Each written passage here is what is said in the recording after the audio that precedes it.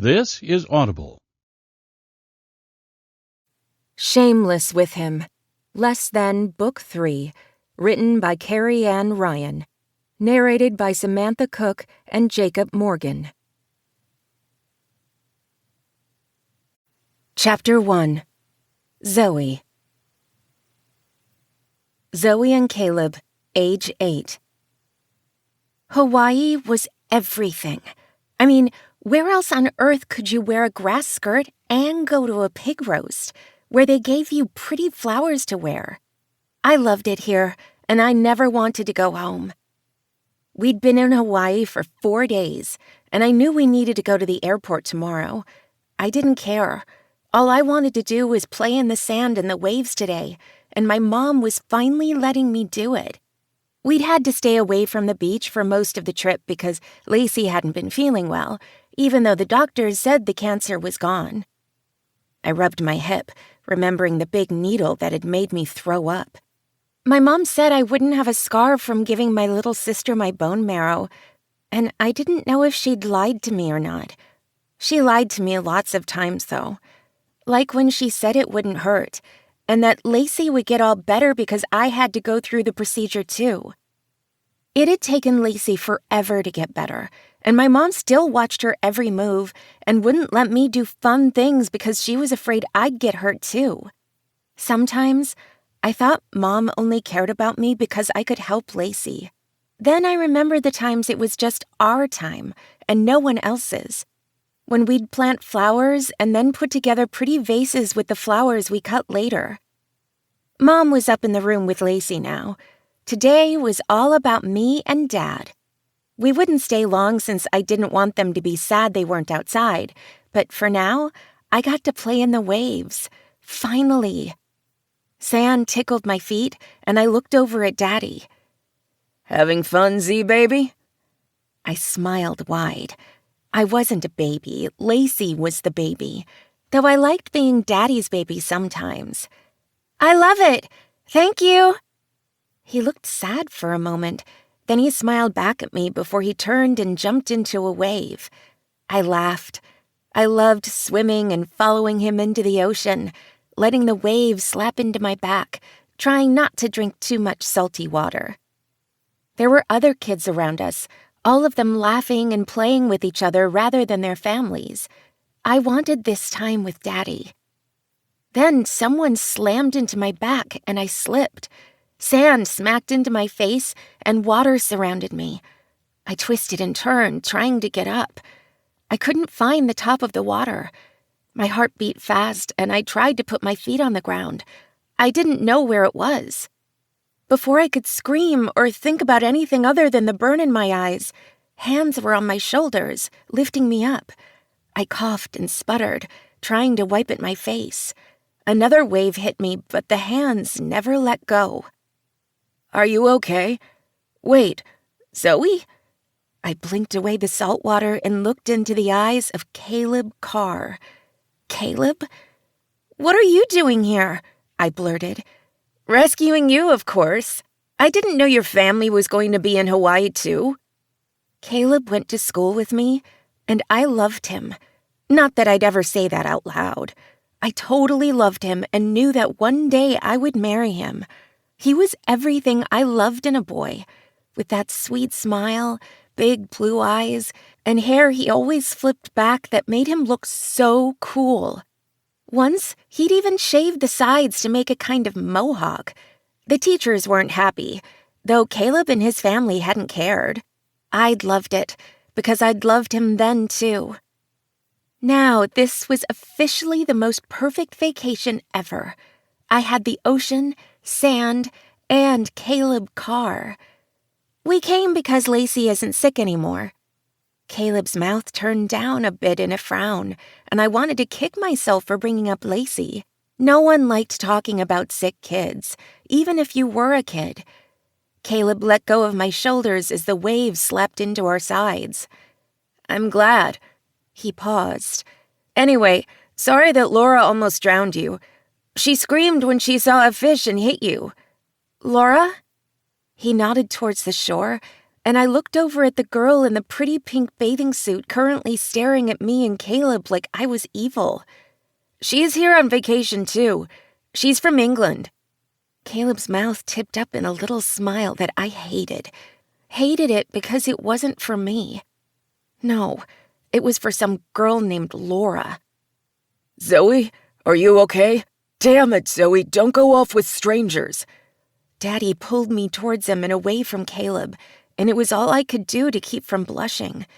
As Laura waved at Caleb from the shore, and he nodded at me before going to her, I told myself I was okay, just fine.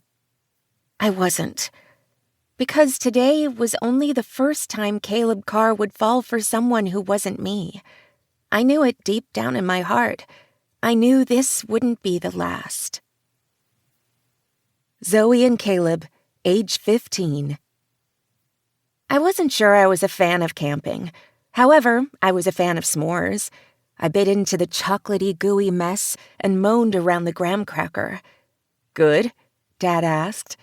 I nodded, taking my final bite before going about licking my fingers one by one.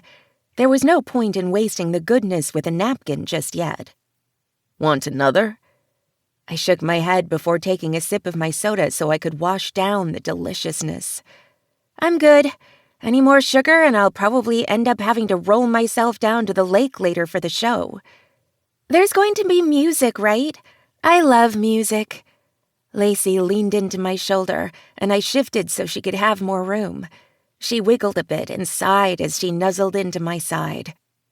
That's what the director said when we checked into the campsite, Mom answered, looking down at her folder that never seemed to leave her side, not even when we were hiking in the woods for most of the day. If there was something to plan, schedule, or fix, my mom would have it color-coded within the hour. Dad said she'd always been that way, but had gotten even more so when Lacey was sick. Now my sister was better. I crossed my fingers even as the thought flitted across my mind, and Mom was just as detail-oriented as ever.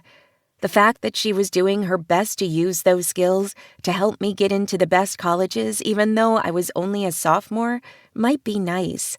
Except it also stressed me out, so I wasn't going to think about it too much. We watched the flames for a bit longer, then after Dad had doused the campfire, we headed down for the show as a family. It was nice for it to be the four of us since, most of the time, we didn't have the time to hang out and just be. Mom, can we sit over there? Lacey asked, tugging on Mom's sleeve and stepping in front of me at the same time. I didn't mind, since I had my eyes on someone in the distance. Sure, honey, Mom said, looking over at me, though I couldn't really focus on her words. Zoe? I blinked, tearing my gaze from the shadowy figure across the way near the lake, the one that couldn't be real because I couldn't be that unlucky. I'm going down there, okay? I think I see someone from school. Mom, Lacey whined, clearly tired from the day. I didn't blame her. We'd been going full speed all day, and she didn't have the best stamina. We're going to miss those seats and the best view. Okay. Mom looked at me. Be safe, and only 10 minutes, all right? You understand me? I nodded, a little surprised that she was letting me go off alone. Of course, there were adults all around, and this particular campsite was filled with people from our neighborhood since this was a planned trip. Mom knew practically everyone here, so I was sure she felt confident that there would always be eagle eyes on me. I kept going to where I had seen the shadow, my heart racing. I did my best to discreetly wipe my mouth, hoping I didn't have chocolate on my face. Zoe girl? Caleb Carr asked, coming out of the shadows. He had a wide grin on his face, and his eyes were dark. That lock of hair that always fell over his eyes did wonderful things to my stomach. Every time I was near Caleb, I lost the ability to speak. I couldn't help it. He just did things to me. Plus, he called me Zoe Girl. It wasn't too original. Nevertheless, it was a nickname. That meant he knew me. He saw me. It totally counted as everything, right? Hi, Caleb. I didn't know your family was here. He nodded. Dimitri is even here somewhere, drinking beer since he's allowed to now. Really? I asked, trying to keep my heart in check. Yep, he turned 21 and is lording it over us. Caleb just shrugged. Well, mostly Devin since he's closer to that age, you know? At least you'll reach that before Amelia does, I said, mentioning his younger sister. She'll be last at everything, though she'll always gripe about it. He shrugged. How's Lacey doing? He asked the question because he knew what we'd gone through. He didn't have pity in his voice like so many others, though. And that was just one more reason I loved him. She's doing great. She's here. I gestured vaguely over my shoulder to where my family was. I couldn't keep my eyes off of him, though, so I hoped I was facing the right way. Good. I'm glad you guys are all here. I know you haven't been able to do this every year with the rest of the neighborhood. I warmed all over, my mouth ready to say something, anything. Only as soon as I parted my lips, another voice filled the air. Caleb! A giggle. Then an arm slid around Caleb's trim waist, and a slender hand slipped into his front pocket. He looked down. Amber, the gorgeous honor roll student in our class with the perfect body, the sweet attitude, and now, the ideal guy. My guy, at least in my imagination. I could feel myself deflate like a balloon, even as Caleb wrapped his arm around her shoulders and pulled her close, his hand resting on her hip, as if they'd done this 1,000 times before. And maybe they had. Hey, babe. You know Zoe, right? Amber's eyes brightened. Mrs. Tanner's chemistry class, right? You sat near the front, I think. I swallowed hard, my fingers playing with the edge of my shorts. That's me. Hi, Amber. It's great to see you, Zoe. We're headed to our spot on the shore to watch the show. Want to join us? I really wanted to hate her. Really wanted to hate myself for continually having this crush on a guy who had a different girl every time I saw him. In every place I saw him, even if we weren't anywhere near school. I couldn't do any of that. So instead, I shook my head, only looking at Amber and keeping my gaze off Caleb. I didn't want him to see. I never wanted him to see.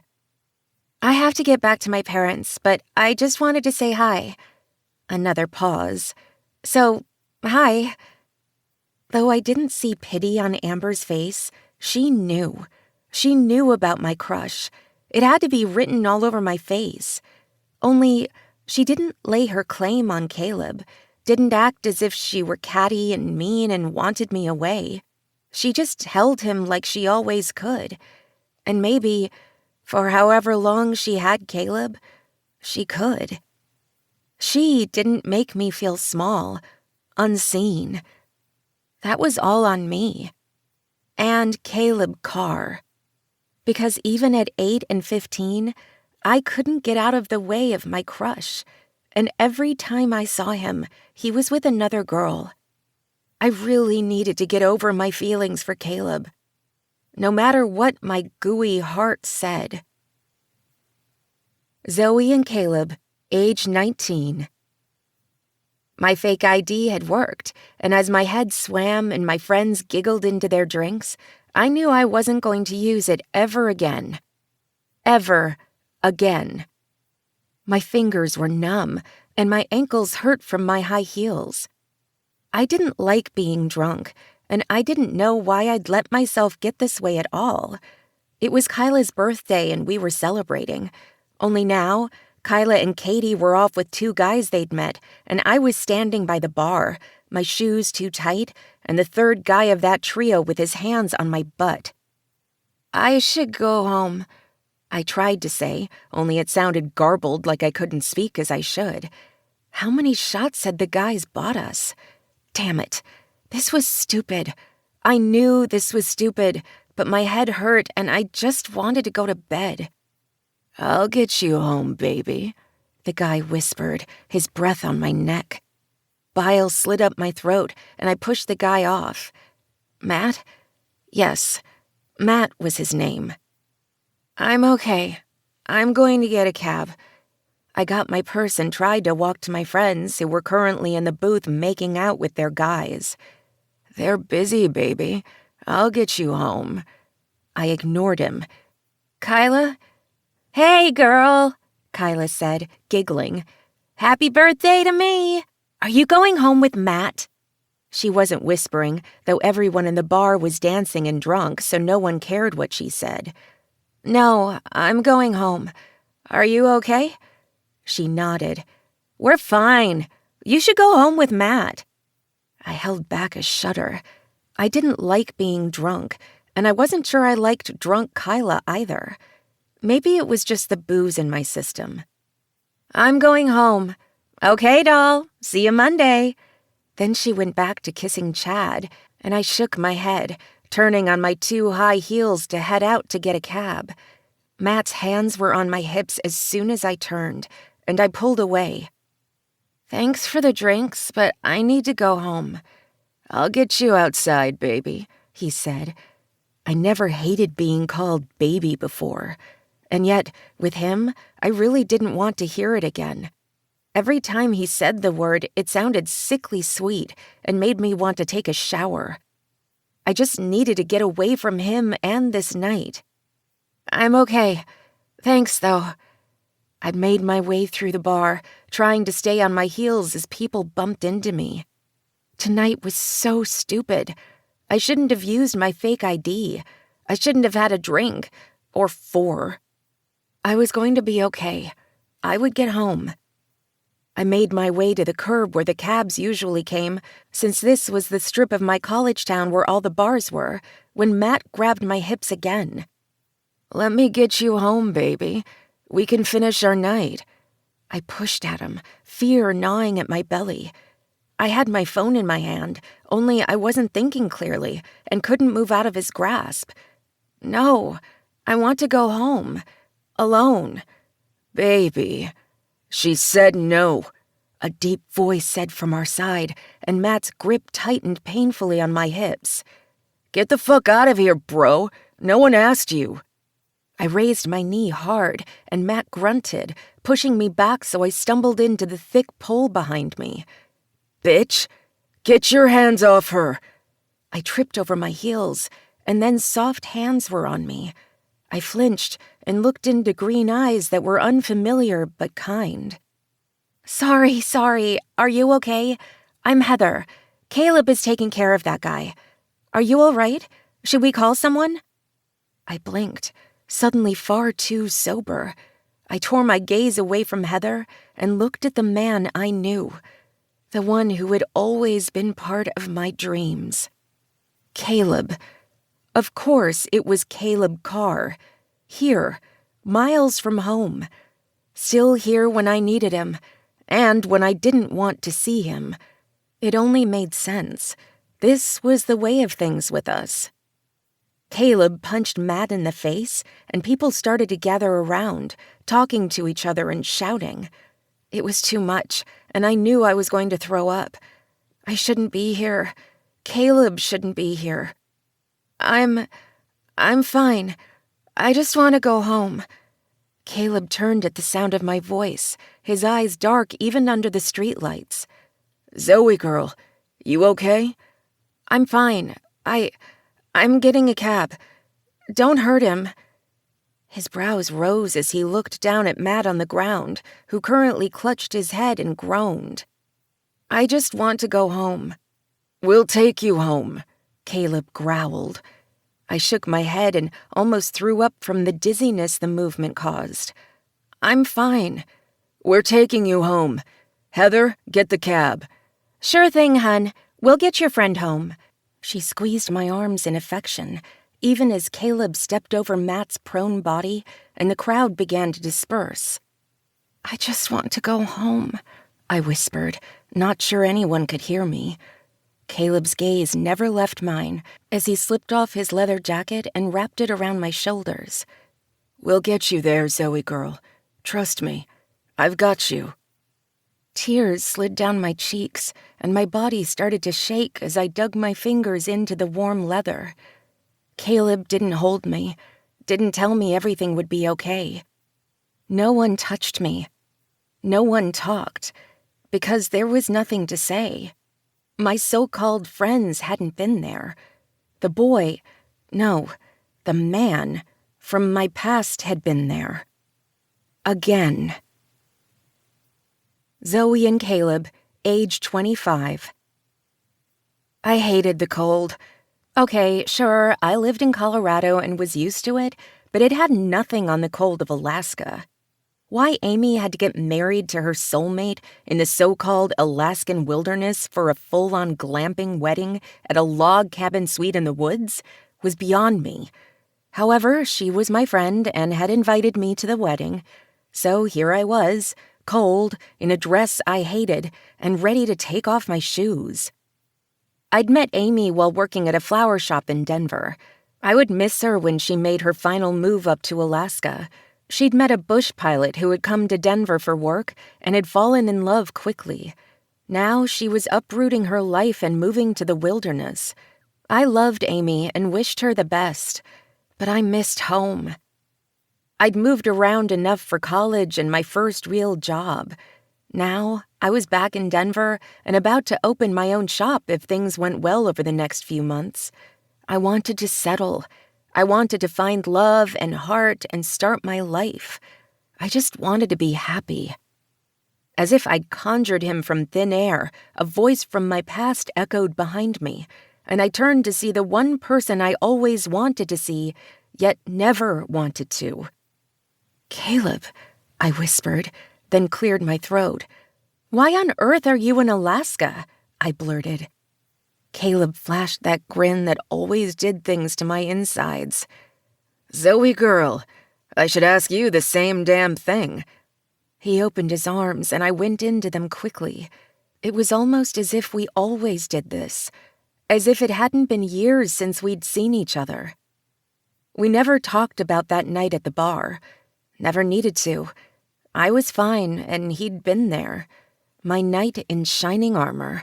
One who wasn't mine at all. He smelled of soap and that candle I loved so much that everyone said scented of man. He reminded me of home. And at that thought, I pulled away quickly and ran my hands down my brown velvet dress. "Seriously, I didn't know you knew Amy." "I don't. I'm friends with Don. He's flown me a few places for work." At my blank look, he continued, "I'm a boilermaker. Sometimes I work on the oil line. Depends on the season." "I have no idea what that is," I said, laughing. "Not many people do." "Caleb?" A woman with a red dress and even redder lips came up to his side and slid her hand around his waist. "You left me all alone." She patted his chest with her perfectly manicured fingers, and I curled my hands so she couldn't see the nicks and scrapes that came with my work. My hands would never be pretty, and I was fine with that, though seeing Caleb's date in all her perfect glory just made me want to hide. I hated that. "Sorry, babe. Just saw a friend I hadn't seen in a while. Charlene, this is Zoe. We went to school together." "What a small world," Charlene purred, giving me a little wave before putting her hands back on Caleb. I didn't blame her one bit. "Nice to meet you." "Nice to meet you too," I said quickly. "I should get going. Wedding party duties." "Good to see you, Zoe girl." Charlene's grasp tightened and I stepped back. "You too. Sometimes we'll have to meet in Denver again and not other places around the world." "Sometime," he repeated, and then I was off, needing my space, needing to breathe. Seeing Caleb again was like a hit to the chest, and I couldn't focus. I didn't know if I still had my crush. I didn't think about him daily anymore, but as soon as I saw him, it had tried to come back full force. I reminded myself that he was once again with a date, once again with a woman who wasn't me. And I was just fine with that. I had to be. Because Caleb wasn't mine. He never would be. Zoe and Caleb, age 28. Home. This was my home. I finally owned my florist shop in truth. I was my own boss and only answered to the bank. This was mine. I got to play and work with flowers every day. This would be my future. I couldn't wait to get my hands dirty, and probably bloody. Thorns were the worst. Again. I needed to go home and get to bed, but I didn't think I would be able to sleep. I already had orders waiting and would meet with a couple of wedding planners tomorrow. For tonight, though, it was all mine. A tap on the glass pulled a scream from my throat. I turned to the window at the front of my shop, my hand on my phone, the other on my heart. "Caleb?" I gasped, and he gave me that damn grin of his. I really hated it, even while I loved it. "Open up," he mouthed, and I quickly went to the door. "What are you doing here? I thought you were still in Alaska." He shook his head. I couldn't read his eyes in the dark to tell what he was thinking. "I'm back." Back. I swallowed hard, trying to get my bearings. I hated that he did this to me. After 2 decades of it, you'd think I should be used to it by now. "Amelia didn't tell me. Welcome back." He shrugged. "She doesn't know." My eyes widened. "Don't worry, Zoe girl. She'll know tomorrow. Wanted to surprise her and the others. Saw you working here and figured I'd check out your new place." I blinked, trying to catch up. "Oh, well, I was just heading home and it's dark. Maybe tomorrow?" When I could breathe. "I can do that." He put his hands in his pockets and rocked back on his heels. "Need me to walk you to your car?" I saw it then, the worry in his gaze. "I'm fine. Have been since that night. Thank you. Again." There, I'd mentioned it. Now I didn't need to bring it up again. I didn't have nightmares or anything. I was safe, but I was still embarrassed. "Don't thank me, Zoe girl. And good." "Caleb?" Of course. At this point, it was inevitable. A woman with beautiful brown skin and killer hair walked toward us. She grinned at the two of us and slid her hand into his. I mean, why not, right? "Renita, this is Zoe, the girl I told you about." He'd talked about me? No, I wasn't going there. "Oh, hi." Renita leaned forward and kissed my cheek, surprising me. "My sister is getting married soon, and she's looking for a florist. Hence Caleb mentioning you." She went on and on about the wedding, and I tried to tune in, but I was tired, and every time I was near Caleb, my brain did horrible things. Like not pay attention. "Anyway, I used to work with Caleb up in Alaska. Now he's working down here in Denver again. It's fate, right?" I didn't look over at Caleb. I couldn't. I kept my gaze on Renita, and she grinned, the most beautiful soul shining through her eyes. "Fate. That sounds about right," I said, knowing it was the truth. Because Caleb being home was fate. It had to be. It just couldn't be mine. Zoe and Caleb, age 30. I'd watched Caleb Carr fall into lust countless times throughout my life. In every corner of the world, fate brought him across my path. And yet it wasn't the right time. Now, it had to be. Because I wasn't going to watch any longer.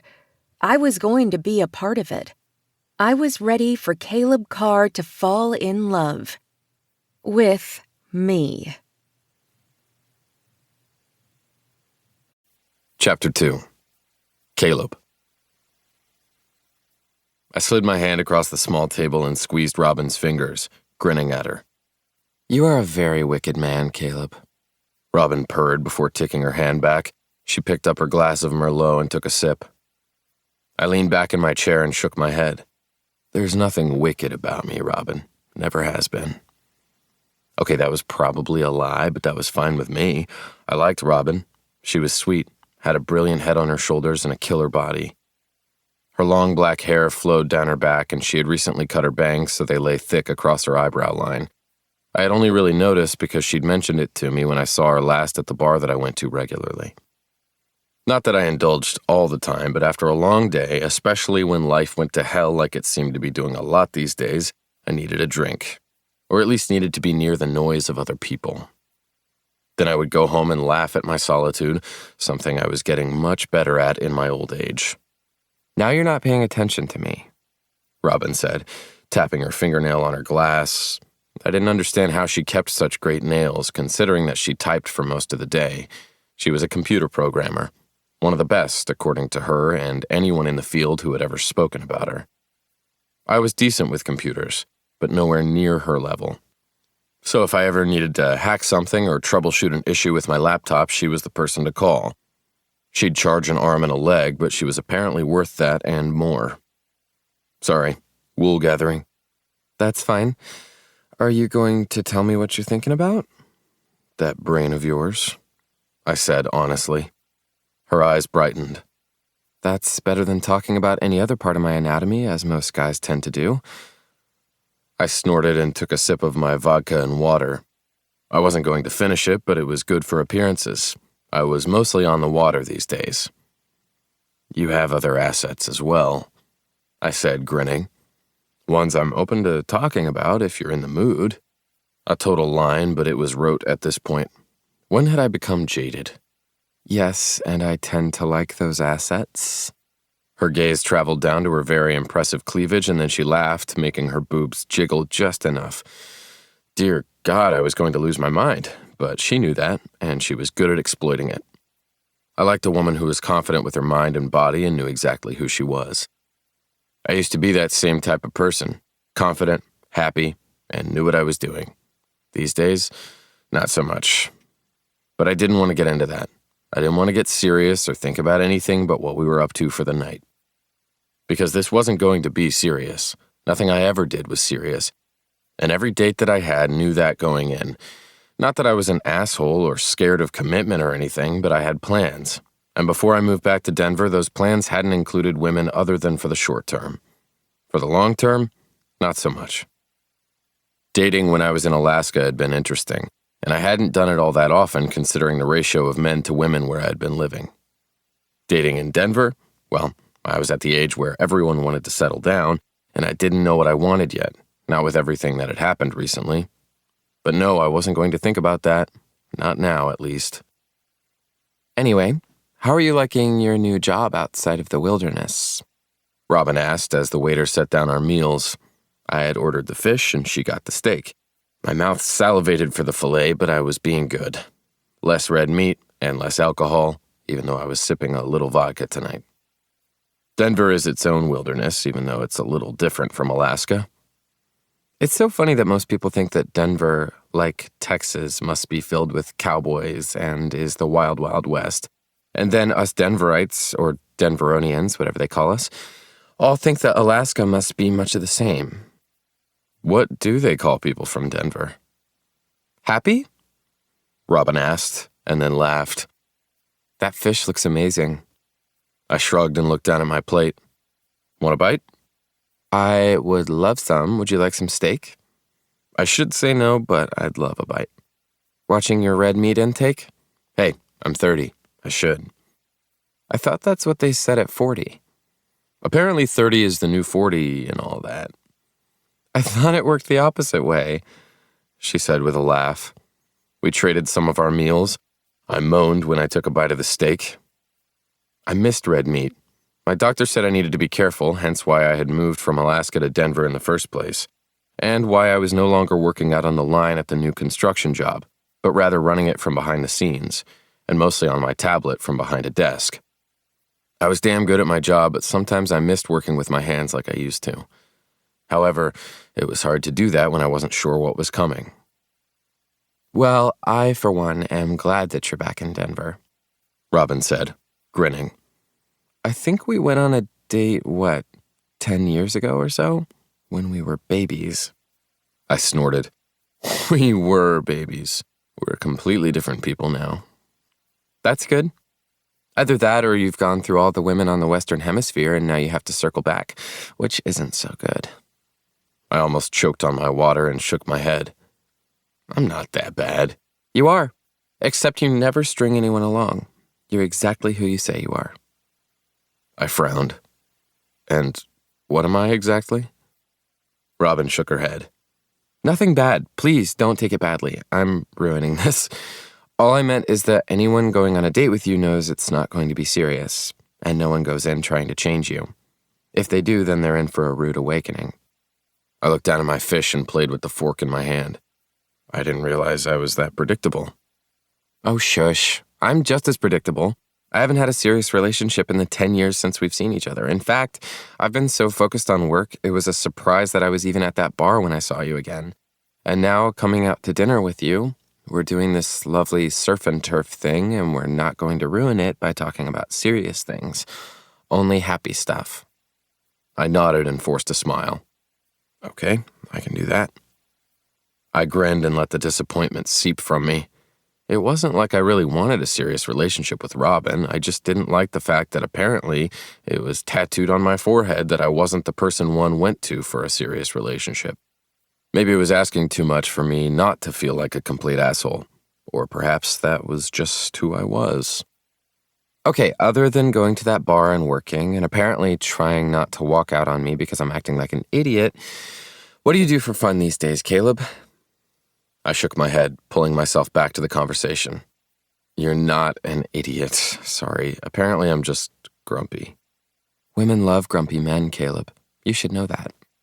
I gave her my best smirk. Oh, that I do, darling. Her laugh trilled, and I just shook my head, joining her in the laughter. You really need to use that smirk on everyone. It does wonders. Glad I could help. We talked about nothing, and that was fine. I wasn't going home with her tonight. I hadn't planned on it going in.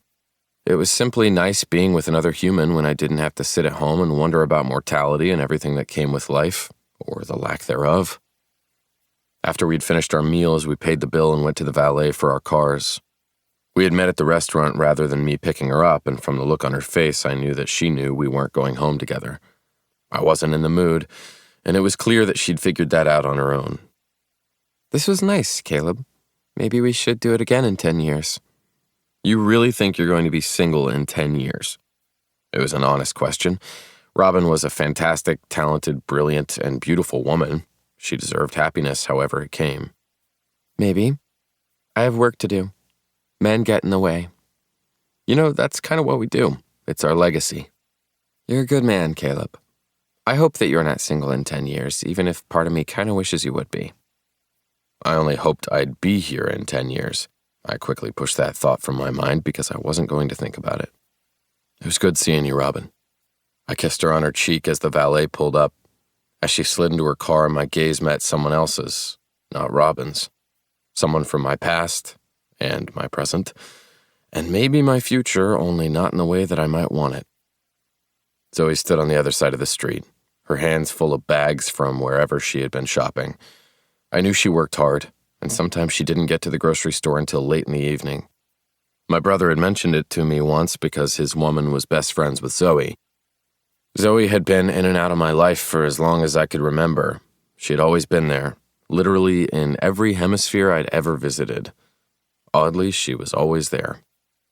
She gave me a half-hearted smile from across the way, looked at Robin in her car, and then laughter filled her eyes. I didn't know what that meant. Then again, I never could read Zoe. She was so good at hiding who she was that I sometimes forgot to search deeper, and every time I thought I should, she pulled away, and then I didn't see her again for a while. Now, it was kind of hard to hide when I saw her practically every day, or at least every week. Sometimes it felt like every day because I spent more time with my family now than I ever had in the past, or at least the past decade. Zoe shook her head and walked off to where she was presumably parked. I almost wanted to walk out and make sure she got to her car okay. An image of that asshole back at the bar when we were younger filled my mind.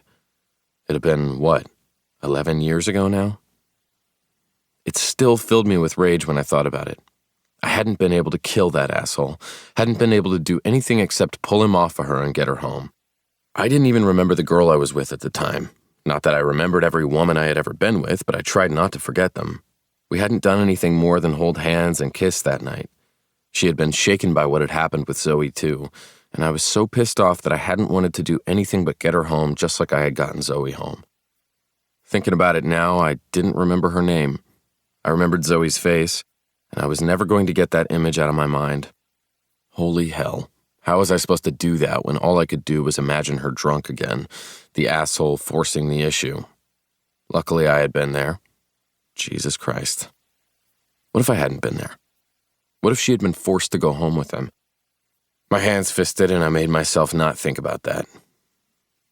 "Sir, your car is here." I gave the valet a nod and a tip, then slid into the driver's seat. I didn't want to go home. Didn't want to be alone. I hated the sound of my empty house. I hadn't even put anything up on the walls yet, and I'd been living there for long enough that I should have. My little sister Amelia constantly annoyed me about it. One day I was going to come home, and there would be pictures and art on my walls thanks to her and my sister-in-law, as well as my future sister-in-law. The women would take care of it, if I let them. It was just hard to want to put permanence on a place where I hadn't really had permanence until now. Honestly, I didn't know if I was ever going to find anything permanent again. Not when I was still waiting. Still fucking waiting. I put the car in drive and headed toward Devon's. I could have gone to Dimitri's, only he was at least an hour south, since it was still pretty early considering that I had had an early dinner with Robin. Driving down to surprise my brother and his very pregnant wife probably wouldn't be the smart thing, especially not with the likely traffic. I didn't want to visit my little sister because Tucker was practically living there now, and imagining Amelia doing things I didn't want to think about wasn't high on my fun things to do list. So I would see Devon. Any of my siblings would open their homes to me in an instant. Even if I annoyed the fuck out of them, they would let me in, like I would do for them. I just didn't want to be alone. When I pulled into the driveway, I was grateful to see the lights on and shadows in the window. They didn't seem to be doing anything inappropriate, thank God, so I headed up to the door and knocked. Erin answered, her hair piled on the top of her head, and a green face mask on her face. "Hey there, looking beautiful. Is green the new color?" Her eyes widened, and she tapped her cheek and cursed. "Crap, Devon!" She turned, and I followed her into the living room, closing and locking the door behind me. "What is it, babe?" Devon asked from the kitchen. "You let me answer the door with my face mask on." Devon's head popped out of the kitchen door, and I grinned. "Considering I'm wearing the same damn face mask as you right now, I figured you should be the one to answer." "So you knew I was going to?" "Of course I did, babe. You look beautiful." I laughed. "And so do you, big brother. Love the new look." "Fuck you. My pores are going to be amazing after this." Erin beamed at us. "That is true. And next time there's this pumpkin spice one that I love." Devon raised his green brows. "That's just going to make me hungry." "Great, now I want dessert," I grumbled. "I thought you were on a date tonight?" Devon asked, bringing out some cheese and fruit. Yum, cheese and fruit. Ever since her older brother Dimitri had married Taya, cheese had become a huge part of our lives. However, Taya was now very pregnant and couldn't have soft cheeses anymore. We'd all thought about maybe giving it up with her, but we couldn't. Not when soft cheese existed in the world. "I was on a date." "That bad?" Erin asked, taking a piece of cheese from the board before Devon could set it down. "No, it was nice. I just wasn't in the mood for it to go any further." "That sounds reasonable. Are you going to eat all of our cheese?" she asked as I nibbled another piece. "What? It's really good," I answered with a mouthful of cheese. "I have more in the fridge that I can cut up, or I can make my lazy brother do it for me." Devon kissed Erin on the lips before taking a seat next to her, cheese in hand. "Anything you wanted to talk about, or are you just here because you want to be?" "No, I was bored and figured I'd see what you guys were up to." Dimitri's was too far, and last time I was at Amelia's, I walked in on something I never want to think about again. Devon shuddered, and Erin giggled. "She told me about that. There are some things siblings never need to see." "Or talk about," I growled out. "Or talk about," Erin agreed. "So you're just here because you want to be?" I shrugged. I was gone a while when I was in Alaska. Figured I'd say hi. We were just gonna sit and watch a movie tonight. We're doing face masks and eating cheese, and eventually Aaron wants to convince me to do a pedicure. I snorted. Can't you just go somewhere and get one? Seems easier than having to deal with feet. Aaron nodded and munched on her cheese. Sure, except sometimes you can do those little bags that you wrap around your feet, and then you have baby feet for a few months. Why would you want baby feet? I asked. Because they're soft and pretty? Wait, have you ever had a pedicure? I shrugged and Devin snorted. Really, bro? You're wearing a face mask. Don't even. Touché. A pause. Was it good? Considering that my feet are in work boots for most of the time when I'm awake, it felt fucking amazing. I didn't let them do any polish or anything because I don't really need color on my toes. If that's your thing, then go for it. However, I liked the little cheese grater thing they used. Please don't talk about the cheese grater thing for your feet while we're eating cheese, Aaron snapped. I looked at her, shaking my head. Good point. However, I'm not joining you for a pedicure. Then you have to join in on the face masks if you're going to eat our cheese. Aaron jumped to her feet. I shrugged. Might as well live for the moment while I could still live at all. Not that I said those words aloud. I didn't even want to think those words. Okay, I'll bite. Can I have the pumpkin spice one? We're saving that for next time. You get green like both of us. Anything you want. She rushed off to where I assumed the face masks were, and Devin stared at me. Anything on your mind? I shook my head, my gaze down on my phone even though there wasn't anything on the screen. Devin would be able to tell something was up, just like Amelia would, like Dimitri. And I was worried. Worried because I didn't have any answers. So, I wasn't going to think about anything. I was simply going to breathe, eat some cheese, clean my pores, and be near my family. Because I didn't have any answers, and sometimes living was the only way to just be. Chapter 3. Zoe. I'm getting married! I just grinned, shaking my head as I sat down on the familiar couch in my parents' home. My sister danced in the middle of the living room, careful not to bump into the coffee table. My mother beamed at her. My little sister was getting married. Finally, in her estimation. My mother had probably wished— no, there was no probably about it. My mother had wished that I would be the first one to get married, or at least engaged, or maybe be in a serious relationship. After all, I was the older sister. That was how things were supposed to go. Only that's not how life worked. I did have a plan, however, at least an endgame. I needed to come up with the rest of the scheme. "I'm so happy I can't even stand it," Mom said before she stood up and took Lacey's hands into her own. The two looked at each other, their eyes bright and a little teary, before they bent slightly, resting their foreheads together. "My baby's getting married. You're going to be such a beautiful bride, Lacey. Such a beautiful bride." I swallowed hard and stood up, walking around the coffee table so I could join in. It wasn't that they forgot I was there. It was more like it had always been the two of them against the world. And honestly, I'd never been the least bit jealous about that. How could I be when Lacey had been through so much? My mother and Lacey had spent countless hours together in the emergency room, in the hospital, in the bathroom with Lacey puking her guts out, and my mother had practically slept in Lacey's room, cuddling her baby daughter when my sister was going through treatments. The two had bonded in a way that I would never be able to do with either of them, and I would never begrudge them for that, because I didn't know what it felt like to look at my own mortality, especially at that young an age, and wonder if I was going to wake up the next day. I didn't know what it was like to think that I could possibly outlive my daughter. So, no, I never envied the fact that the two of them had their special bond, one I didn't share with even my father.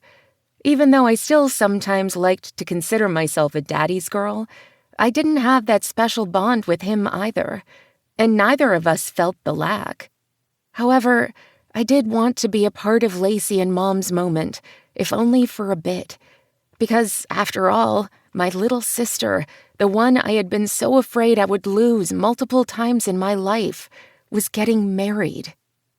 "You are going to be an amazing bride," I said, coming up to put my hands on each of their backs. They looked at me then, their eyes wide, tears trickling down their cheeks. "I can't wait. John is such an amazing man, and he's all mine." I smiled, shaking my head. John Yee was a wonderful man, one I didn't really know all that well because he was a cardiologist and worked long hours. He rarely came to the same family dinners I attended. My mother knew him, and my dad really liked him. And because of all of that, I was all there for this wedding. And I knew from the bit that I had gotten to know him that he loved my baby sister with every ounce of his soul. What more could I ask for in a future brother-in-law? "He's going to make you very happy, just as I know you're going to make yourself very happy," I added. Lacey rolled her eyes and pulled away so she could do a little butt wiggle again before turning towards me. "Oh, stop it. I'm not like you. I want to get married and have babies and have a wonderful life." Lacey swallowed hard, and I wanted to reach out and hug her. Only I didn't because she wouldn't want that. "And I know that having babies naturally is probably not in the cards for me, but I'm fine," she added. My mother opened her mouth to speak when Lacey quickly shook her head. "No, I've already gone through that mourning stage in my life. John and I are already looking into adoption and possibly talking about surrogacy." She glanced at me hopefully, and I held up my hands. "Whoa there, let's do the wedding first, and then maybe we can talk about my uterus." She just rolled her eyes at me, and I held back a shudder. I would do many things for my sister, and if she and John asked, I might actually do that.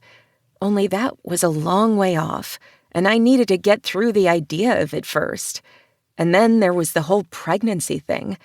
I really did not want to go through pregnancy. Not that it wasn't beautiful and wonderful for many women. I just never really thought that was my thing. It changed your body, it changed your life, and it was a huge hormonal and emotional burden. And with surrogacy, you didn't get the baby in the end. She hadn't even asked yet, and I was overthinking things for no reason.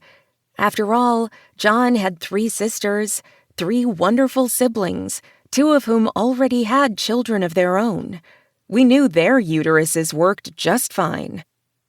I really needed to stop digging myself into a mental hole. "Okay, so where do we start?"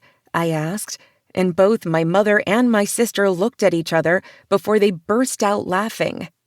"Oh, honey, we've already started." Mother reached down and picked up the very large binder with the tablet resting on top. "I thought that was like a baby book," I said, frowning. No. This is the wedding book." She said the words as if they were all capitalized, and there should be angels singing. I frowned. "The wedding book?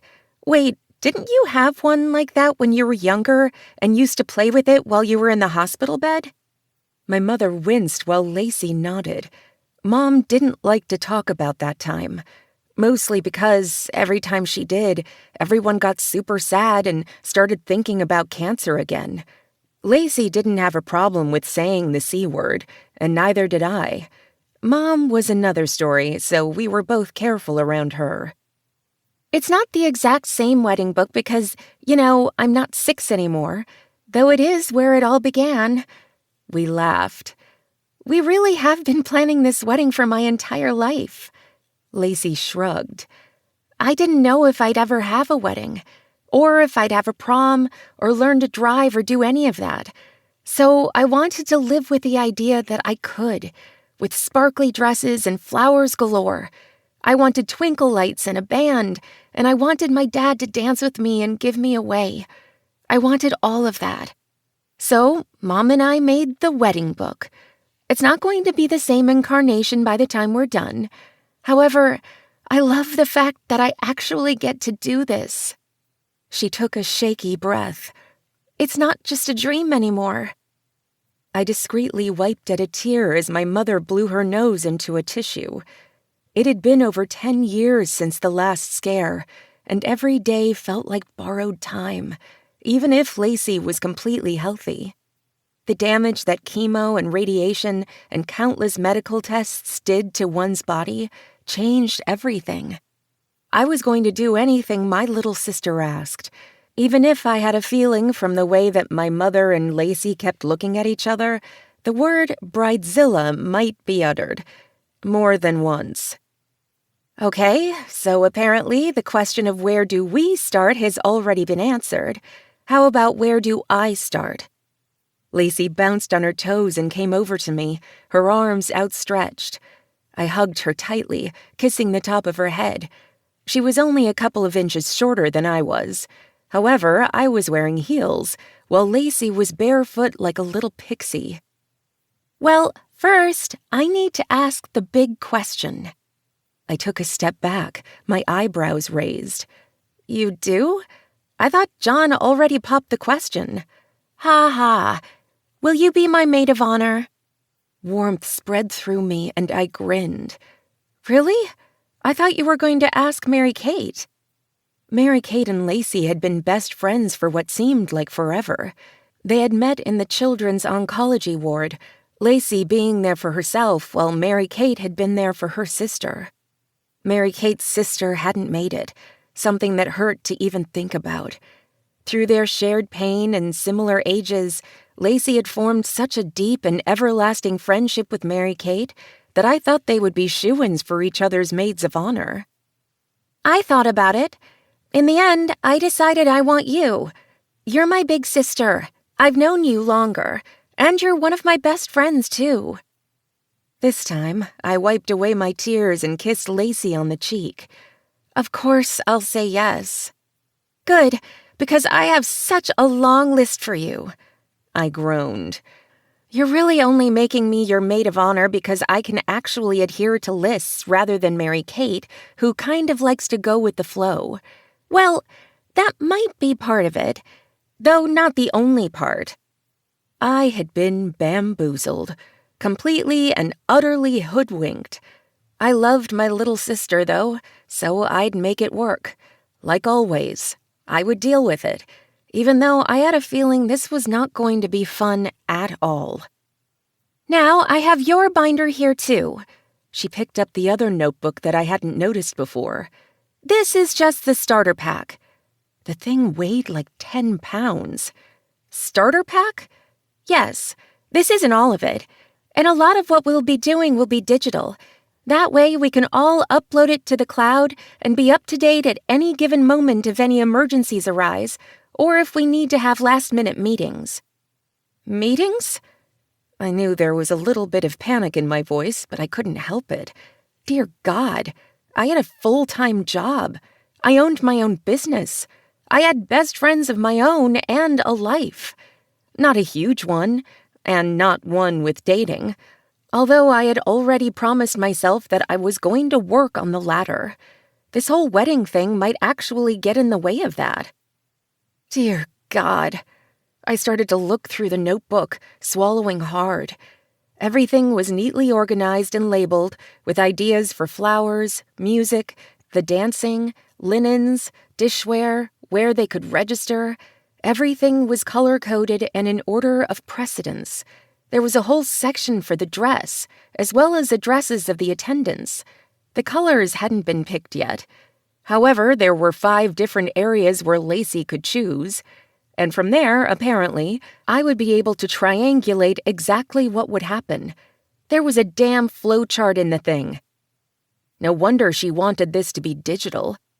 My sister was a machine and seriously needed to be a wedding planner instead of working as an administrative assistant. "Lacey, you only got engaged like a month ago." "I know, and I'm already behind. I'm still okay, though, because I have a plan. With the move coming up, we had to push the wedding up a little earlier than I wanted it.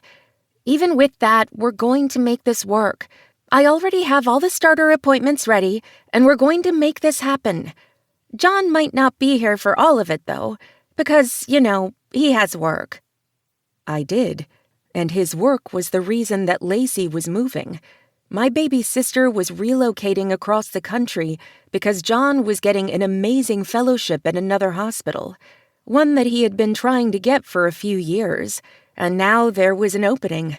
He was going to be in a position to become one of the top cardiologists in the country, and my baby sister was going to go with him and most likely start having that family and being the best doctor's wife ever in the history of marriage. At least, that's what I figured her to-do list would have on it. Checklist 1, get married. Checklist 2, have a family. Checklist 3, take over the world. Is John going to be a part of any of this? Lacey beamed. Of course he is. He's going to help me pick out everything. With work, though, he might not actually be there for each meeting and planning strategy. That's why I've made this detailed system, so he only has to choose from what we've narrowed down.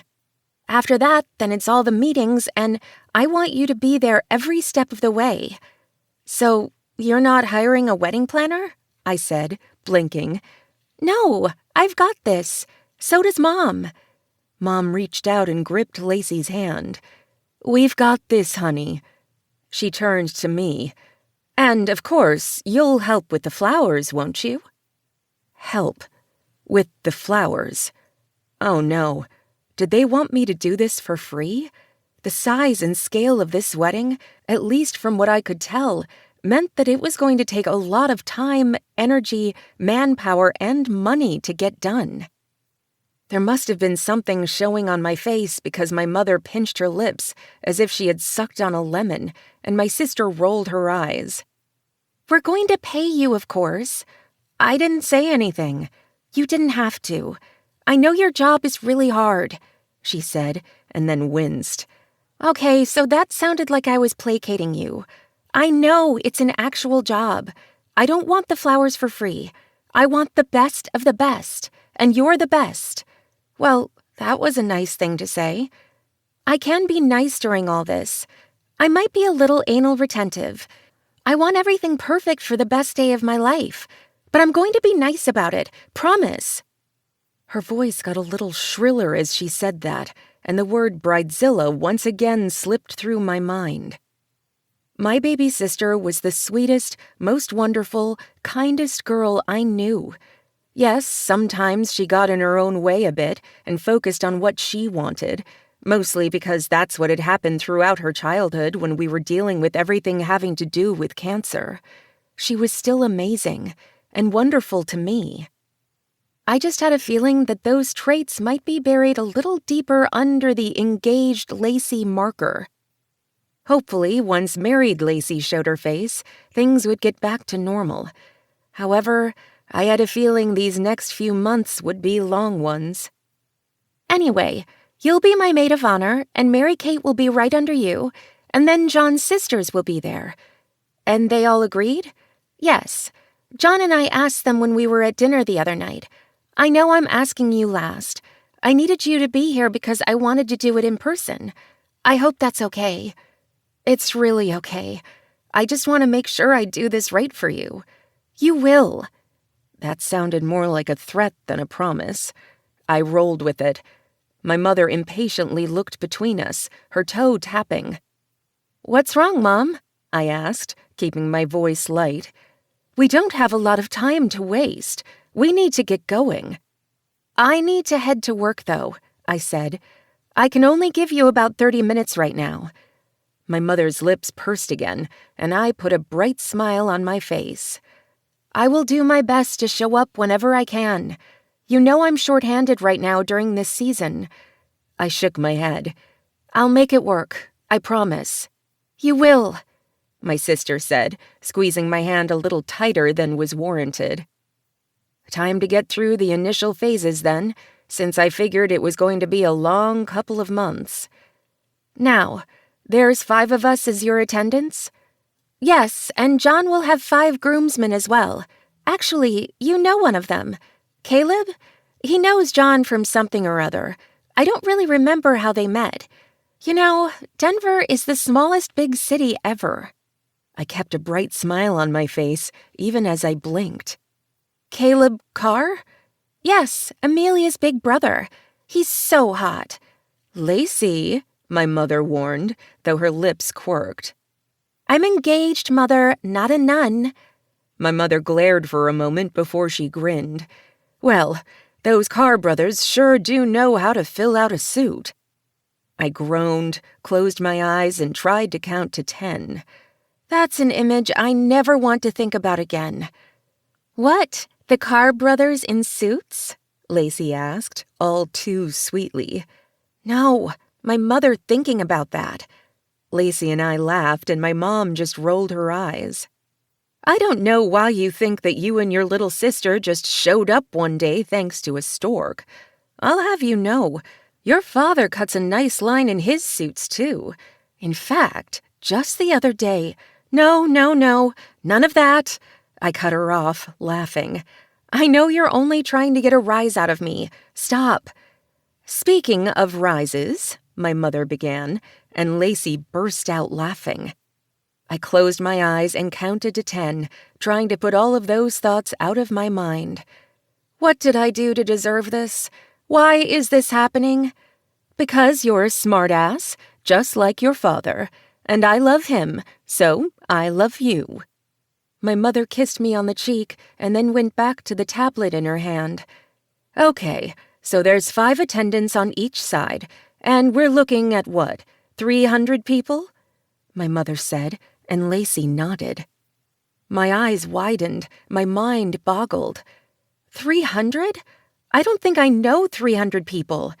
You know 300 people in your life, and I have made a lot of friends over my lifetime, and so has John. We want them to be there for our special day. That's going to be a lot of money, Lacey. Lacey nodded. I know, and I'm paying for some of it. Mom and Dad are paying for some of it. John's paying for some of it, and so are his parents. We've got this. I promise we're not going over budget or crazy.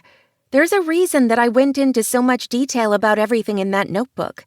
I spent years playing with weddings just for fun because I love the idea of planning them. I know what I want my budget to be. I don't need the best of everything, yet I still want to feel pretty, like it's my day. Shamed, I hugged my sister tightly again. I'm sorry, I know you do. And it is your day. You should feel that way. You're so practical, even if your head's in the clouds more than mine at times. For a florist, sometimes you're the least romantic person I know. Maybe because the thorns always make me bleed, I said, and then kissed Lacey's cheek. Okay, ignore me and just tell me what to do. Because John doesn't have any brothers, and he wasn't sure how to pick between his friends, he flipped a coin for who was going to be his best man. I nodded, a little wary. Okay. That means Caleb was actually chosen as his best man, she said with a wince. Why are you wincing? My mother asked. I knew, because Lacey knew. Lacey knew about my crush. She had always known about it. The fact that she had been delicate about the idea of whether I knew Caleb had put me at ease. Because she knew, and I was going to have to work side by side with Caleb Carr. He wasn't my nemesis. He wasn't my future. Yet. Okay, does he know that he's the best man? I don't know, but you guys are going to be working very closely. Her brows rose. Is that going to be okay with you? Why wouldn't that be okay with her? My mother asked. We both ignored her. It'll be fine, I promise. However, that does seem a little coincidental, I said. Lacey held up her hands. I swear it really wasn't on purpose. Why would it matter if it was on purpose? My mother asked, and once again, we ignored her. Oh, good. I paused. Will Caleb have a lot of duties? I mean, I didn't think a best man had a long list or anything. Pretty much the ring, the stag party, and get John there. Well, this best man's going to do a lot because, like I said, John's going to be really busy. Lacey trailed off, and I froze. How much do you want me to work with, Caleb? As much as you need to, she said, and I had a feeling that maybe that coin hadn't been so improbably statistical after all. My sister, the happiest girl in the world, the woman who might as well be a bridezilla one day, was playing matchmaker. Even as something warmed inside me, I really hoped this wasn't going to be a mistake. Chapter 4. Caleb. Wait, what? I asked as I leaned forward across the cafe table. I pushed the coffee from beside my elbow so I wouldn't spill it, and thankfully missed the Danish when I knocked my elbow into the small plate. We were in a place called Taboo. That wasn't all that taboo from the outside. Maybe the owner was taboo, but I didn't know. Instead, it had really fucking good coffee and pastries, and cinnamon rolls, with that really thick frosting and the way they made the edges just perfect. I was a fan of the edges, not the centers. Of course, my sister called that sacrilegious, but I didn't want to go there. And now I was thinking about cinnamon rolls and my mouth was watering. I had to keep my mind on track and on exactly what my friend John Yee was saying. Caleb, it's fine. It's not that much work. I blinked over at John and just shook my head. I said I'd be one of your groomsmen, not the best man. Not that I'm not the best. I said with a wink and a loud laugh. But don't you have like a cousin or something to do that? One that's known you forever? John shrugged, then went back to tearing at his napkin. John had always done that, ever since I'd met him. The guy got nervous and proceeded to tear a napkin into tiny little pieces or scrape the label off a beer bottle. It didn't matter if everything was going 100% perfect in our lives, or if there was no stress at all. John would always find something to be anxious about, and he would tear. I hated seeing it, mostly because I knew that John hated having that outward tell, so I ignored it. Instead, I let out a sigh. Sorry about that, I whispered. No, it's okay, really, and I do have other friends. I just consider you all equal. So I created a bracket of sorts and flipped a coin to figure out exactly who was going to be my best man. You beat Matt by a head versus a tail. I just shook my head. Of course that's what John had done. My brilliant friend who was socially awkward, yet a really great guy. I thought of myself as slightly socially awkward sometimes, though not as much as John. It mostly stemmed from the fact that over the past 10 years or so, I had been around the world, mainly in the Alaskan wilderness, and I didn't interact with that many people. John had been one of those people, though, and now he was getting married. I liked his fiancée, but I didn't know her all that well. I did, however, know her big sister, Zoe, and that meant I had a feeling I knew exactly who was going to be the maid of honor. Great. I liked Zoe, except for the fact that every time I was near her, my dick decided to do things it shouldn't. It always pressed against my zipper, wanting out. I'd seen a meme once where... not going there. I'm honored, John, but I've never been a best man before, not even in either of Dimitri's weddings. Devin? John asked, and I nodded. It would have been easy for me to be the best man too, considering Devin had already done it once, but I had offered to let Devin take the best man place again for Dimitri. Dimitri finally found his perfect person, so we wanted to do it right, you know? Well, Lacey is going to be my one and only. I'm not doing this again, so I really want you to be my best man. You're a good guy. You like Lacey, and you like me. We all like you, John. John shrugged. Maybe, but it's still hard to forget those times in elementary school when kids made fun of my last name or how I looked or the fact that I used to talk to myself when I was doing math problems. That's how you get math problems done quickly. You talk it through. It's fine. And it was fine. I really didn't care that John was quirky. Hell, so was I. I couldn't fix the fact that little kids were taught by their parents to be racist assholes, but I could either hold John's coat when he beat the shit out of them now, or beat the shit out of them myself. After all, if I were going to be his best man, I figured I would have to take matters into my own hands if things got out of hand.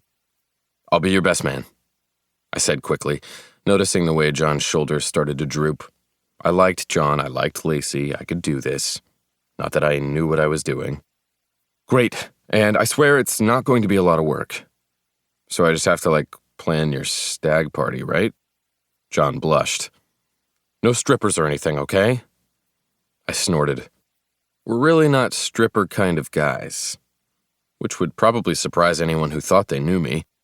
They all thought I was the bad boy or whatever the hell other label that they wanted to put on me. Sure, I'd been wild as a teen, gotten into a few scrapes, and gotten caught by cops a couple of times and sent home with the flashing lights in the window to wake my parents up. But I wasn't that kid anymore, and I had a lot more things to worry about now rather than when I was going to see my next pair of boobs. I'm not taking you out to some fancy tea or something, I said, grumbling. John snorted. Not that either. Maybe we'll go see a game or something. I don't know. You decide. I already have a lot of other decisions to make. He started to rub his temples, and I snorted. Lacey having fun? I love her with every ounce of my being. But the number of spreadsheets that go into planning a wedding? There are flowcharts, Caleb. Actual flowcharts. I smiled then, imagining Lacey running around John with a binder full of wedding plans. That sounded about right. Is Zoe her best woman? No maid of honor, right? I think you should call her the best woman. She'd probably like that. Probably. Yes, she is, and I'm glad that you know her pretty well, because I think Lacey wants the two of you guys to work together often. There wasn't a tone of matchmaking or sly innuendo in that, simply serious wedding planning, which was good because I wanted nothing to do with matchmaking or relationships or anything. Yeah, she's a good girl. Actually, she's a woman, so I wouldn't call her a girl or she might get snappy about that. That is true, I said, thinking of the way she usually growled when I was around. I said things like that mostly because I liked to needle her. It was either that or remember the night I almost hadn't been there in time, but I wasn't going to think about that now. Anyway, other than the stag party, what else do I have to do? I don't know yet. John winced. Lacey will give me a list, or Lacey will give Zoe a list to give to you. Either way, I have a feeling you will be working together closely in the future. My brows shot up. Zoe has a full-time job and owns her own business, and I work full-time too. How much time are we actually talking about? John shook his head. Not too much. I hope not. It really just depends on how things go, you know? I have no idea how to help you with this, but I'll make sure that you get to your wedding on time, and I'll hold the rings and your speech or whatever else you need. I'll be there for you. Promise. Thanks. I'm glad to know that I'll have you in my corner. Of course I am. It's not like you can have your 3 sisters up there as your best man. You know, I asked and they all got affronted. They're going to be in the wedding party, though, so they'll be part of it. However, they refused to stand by my side. It's not like they're my sisters or anything. Blood, you know? Blood. I laughed. I'm glad that you're going to be part of this, and the rest of the guys. We have time. Not that much because, I'm moving, and therefore we don't have as much time as Lacey would like to revisit matters. But she's going to be my wife, and that's all that matters. Yeah, that's all that matters. It's like a future, a real one, with the love of my life. I can't wait. I sipped my coffee and nodded, trying to smile. A future. That would be nice. To know exactly where you were going and what would happen. I just didn't know. And I hated that I didn't. I rubbed my temple, realized I was doing it, and let my hands fall. My head didn't hurt, and I should be grateful for that. My palms weren't sweaty, and I didn't have to throw up. I didn't see things that I shouldn't. I just didn't know what was coming next. It was fine. I could still have a future. This didn't have to be the end. Anyway, I need to head back into work. Are you off for the afternoon? I nodded. Yeah, I'm doing 410s for the next quarter or so to see how I like it. I've always wanted to do that, but I end up working 510s as it is. I grinned. Oh, I know exactly how that is. Now, though, I get overtime. That you do? I just get pain in my back, and probably an ulcer.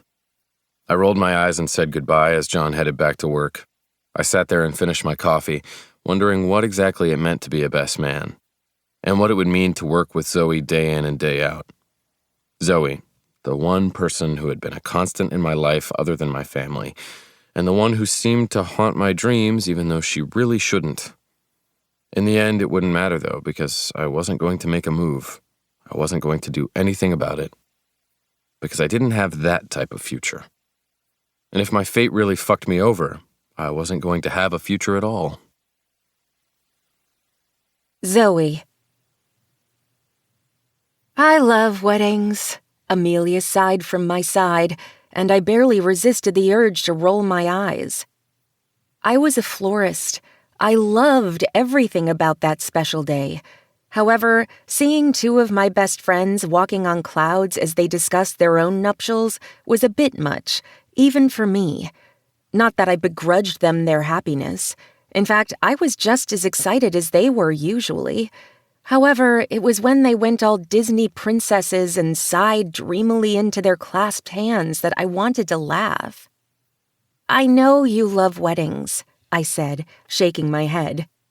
Don't you shake your head at me. One day you too will be engaged, and you will have bride fever. I didn't even realize I was going to get bride fever. I honestly don't know how I feel about it. I've become this monster, and I'm not even truly planning the wedding yet. She wiggled her fingers, her engagement ring sparkling in the light. I can't believe 2 weddings are coming, other than your sister's. Erin snorted and shook her head too. I do not have bride fever. Amelia and I met gazes before we burst out laughing. What? I did not have bride fever for my first wedding, and I'm not going to have it this time either. First, you were like a zygote the first time you got married. Amelia started, and I just went back to working on the hand-tied bouquets at my workstation. I had a million things to do, and only a few short hours to get them done. I'd finish on time, but I also needed to focus. Nice, Erin said, her voice a little biting, but still full of love. We were friends, after all. It's what we did. Second, you are already like 3 notebooks into your wedding planning. Well, that might be true, but we're all newly engaged, so I'm having fun with it. We haven't actually started the real planning. I closed my eyes and groaned. Let's not talk about wedding plans until I'm done with Lacey's, and then we can work in an orderly fashion on the 2 of you. How's that? The girls looked at me and frowned. Lacey is worse than us? Amelia asked. I cringed. I don't want to say worse, but that's because it's rude. Saying I had bride fever was rude, Erin said, and then laughed. Okay, you're right. I didn't realize I'd become a bride. She said the word bride as if it had a capital B and was emphasized. You guys are great, and I know you're both really newly engaged and are having fun with it. When the wedding plans come, I will be right there for you. But please do not have me on speed dial, ready with text alerts that say 911 when it comes to bridal emergencies. We're not even close to the date. How does she have a bridal emergency? She afraid she's going to get a zit on the wedding day? I shrugged at Amelia. Well, I'm sure that will come up too once we get closer to the ceremony. However, right now, she's worried that they're not going to have everything we need in the time we need it once she picks her color palette. Erin nodded. It's going to be a big wedding, and there's not a lot of time to get everything done with the big move right around the corner. Nope, but she's a drill sergeant, so we'll get it done. However, she's making me be part of every single decision. Even though I don't have an actual say, I have to be there for it. And I love my sister, I truly do, but I did not realize that I was going to be this much a part of the process when I signed up for this. Did you really sign up for it, or did she sign you up? Touché, I said, and then the 3 of us laughed. All I know is when we get down to the nitty-gritty for your weddings, I am here for all the help you need, but please don't need as much help as Lacey does. We won't be that bad, Amelia said, then grinned over at Erin. Maybe. However, we do have to decide on maids of honor. Please don't make it be me, I said, and then laughed at the affronted looks on their faces. I'm kidding. Just, don't be Lacey if I am. I love her, but dear God. I'm pretty sure that you're going to cross-stitch that on a pillow for your house. Right? I said at Amelia's words. We were sort of thinking we would do what the ladies of Friends did, Erin said, grinning. You mean Rachel, Monica, and Phoebe? I asked, frowning, trying to remember the episode. Exactly. They all decided to be maids of honor for each other. You just have to decide who's going to be first. That's actually a really good idea. But what about your sister, or my sister? I asked. Amelia winced. Yeah, we thought of that. But if that's who you choose, then we'll make that work too. However, you said yourself, you don't like being your sister's maid of honor. What would happen if she was your maid of honor? Images of what had happened when Monica was Phoebe's maid of honor and Monica had driven Phoebe crazy slid into my mind. Well, Monica did get the job done, I said. Erin snorted. Your sister's going to drive you crazy. I love her just like you do, but... Erin trailed off and I shook my head. You barely even know her. Okay, fine. I like her. She's a great girl. However, you told me yourself that she would be too much for you. That was true, but I did feel kind of bad.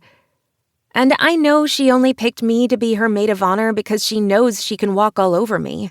She's my baby sister. And she had almost died. But I didn't mention that. However, the girls knew. So, I guess you're right. I wouldn't want my sister to be my maid of honor. And now I felt like a heel. And I already talked to my sister about it. She's far too busy with the girls and life anyway. And she's pregnant again. Erin grinned at the word, and I clapped my hands. Really? Yes, she's due right around the wedding if we go with the date Devin and I were thinking of picking. I told her we could wait, but she nixed that idea quickly. She asked if she could sit rather than stand, mostly because she's been on bed rest with the other babies and we're worried. That makes total sense. I paused. She'll be okay though, right? That's the plan. Erin frowned. My sister is the strongest person I know. So yes, she'll be fine. But I don't want to put any undue stress on her and the baby. She will be a matron of honor in spirit, but will not be part of the wedding party. I want you two to be. Is that okay? I think that's perfect. I reached out and squeezed her hand while keeping my other clasped tightly around the bouquet. And, Amelia said, cutting in, since you're super busy on Lacey's, I figure I should be Erin's maid of honor first because her day is coming up before mine. And then you can be mine, and Erin can be yours. That sounds wonderful, I said, and the girls clapped again. Brides. Except for the fact that I'm not engaged, meaning we may have to wait a long time for that. Or, eternity. You never know. We weren't looking for love when it happened. I blinked at Erin's words and then looked over at Amelia. Amelia raised a finger. Okay, I was looking for love when I found Tucker. I just wasn't looking for him. Erin and I couldn't hold back and, aww, right, I love him so much. Amelia returned to looking like a Disney princess, and I rolled my eyes and went back to work.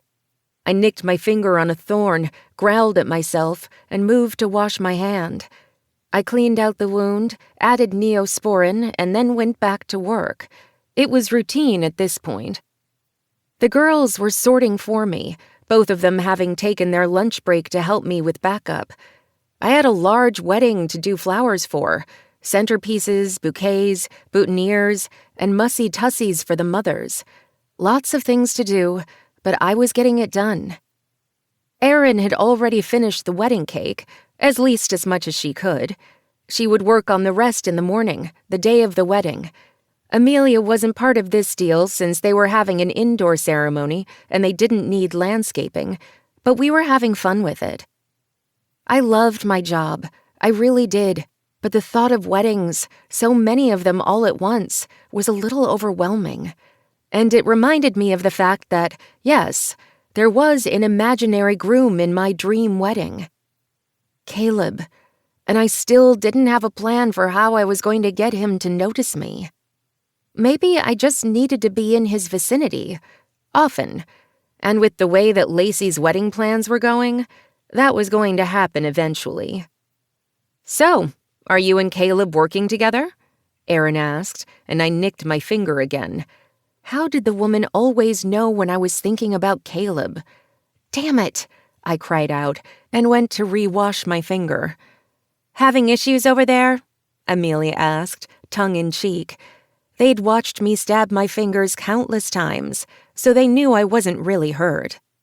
This is just a thorny bunch. It's pissing me off. And I'm not really working that much with Caleb yet. I tried for casual, but the girls met each other's gazes. None of us talked about my crush on Caleb. They all saw it. However, they were good enough to lie to me about it. At least, they didn't lie with their words, but rather the fact that we all ignored it. And I was just fine with that. I had to come to terms with my feelings for Caleb on my own first, which I was at least actively trying to do. Lacey wants to know more about what John has planned for his stag party, so I'm going to have to call Caleb soon about it. And then there's something about tuxes that's on my to-do list.